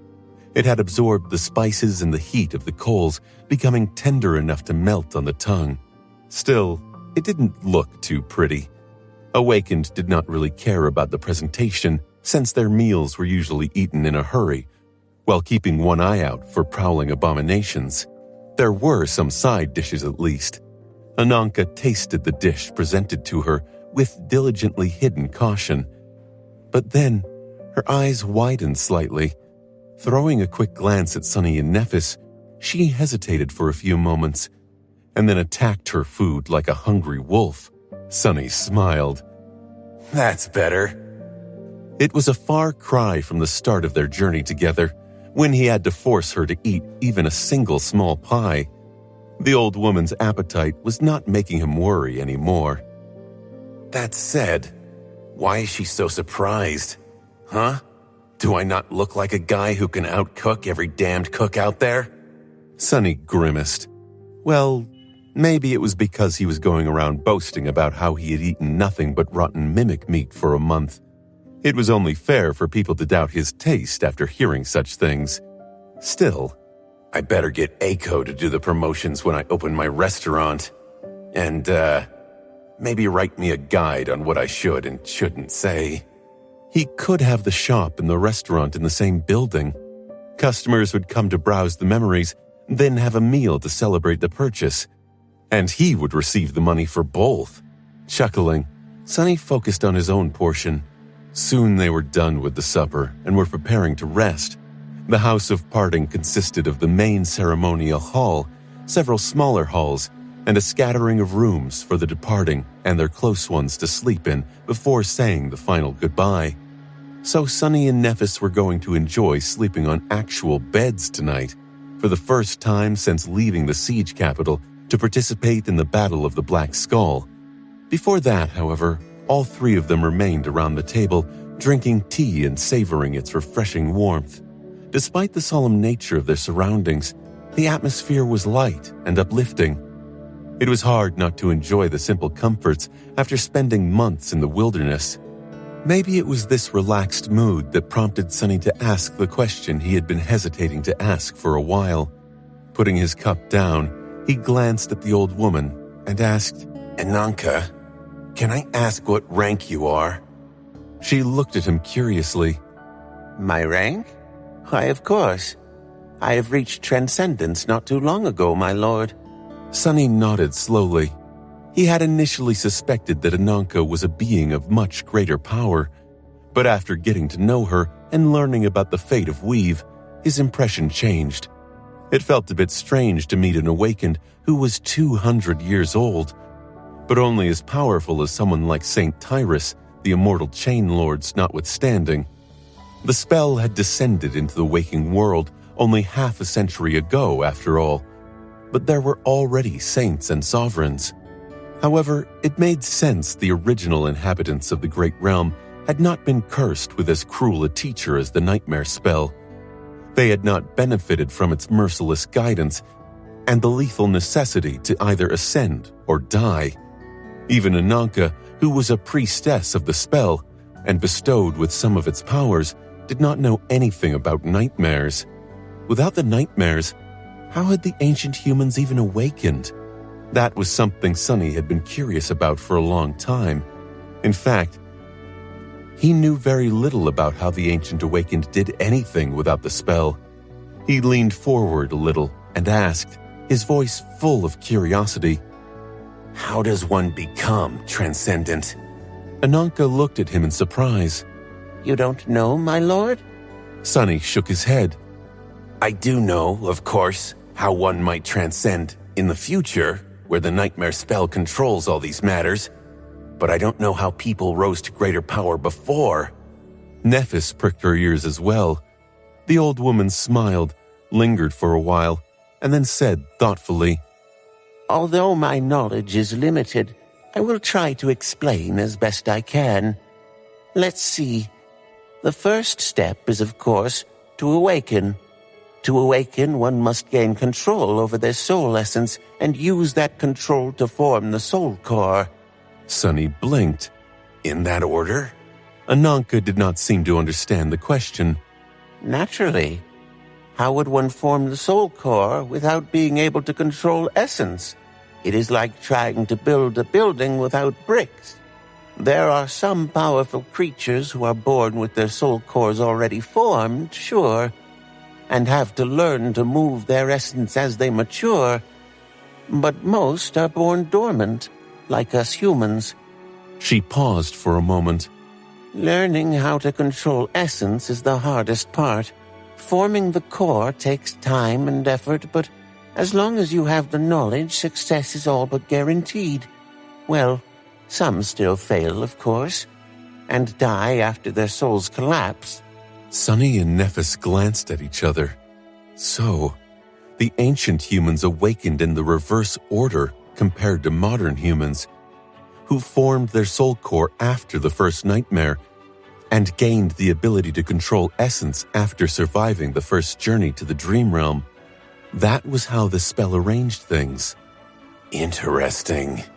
Nephis took a sip of her tea and asked, her voice tinged with a hint of curiosity, "Then how does one learn to control their essence?"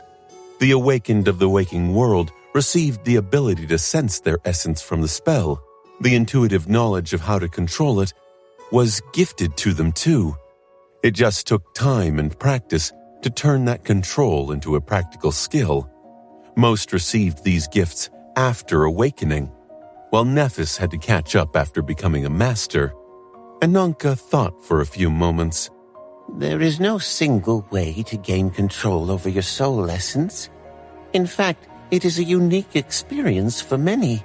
Some spend long years meditating and perfecting their souls, eventually entering a state of unity between mind and soul. Some attune themselves to the world and gather insights about the nature of living things, traveling from realm to realm. Some follow the teachings of great warriors and train their bodies, testing themselves through hardship and battle.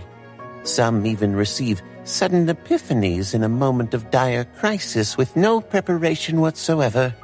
She hesitated for a bit. However, there is a path that anyone can walk, both the simplest and most dangerous, as well as the most vile. Sonny raised an eyebrow. "And what is that path?" Ananka sighed. It is to absorb soul essence that has already awakened, through killing those who have already awakened and plundering their soul shards. Her face turned grim. The awakened essence already knows how to be controlled, so when it is mixed with the essence of dormant beings, it will change that essence a little. Absorb enough of it, and your essence will awaken too. Things were simple during the Age of Heroes, when many corrupted prowled the realms and humans had to battle them to survive. But as the eras changed and there were fewer monsters to kill, some humans and noble warriors turned to killing each other instead.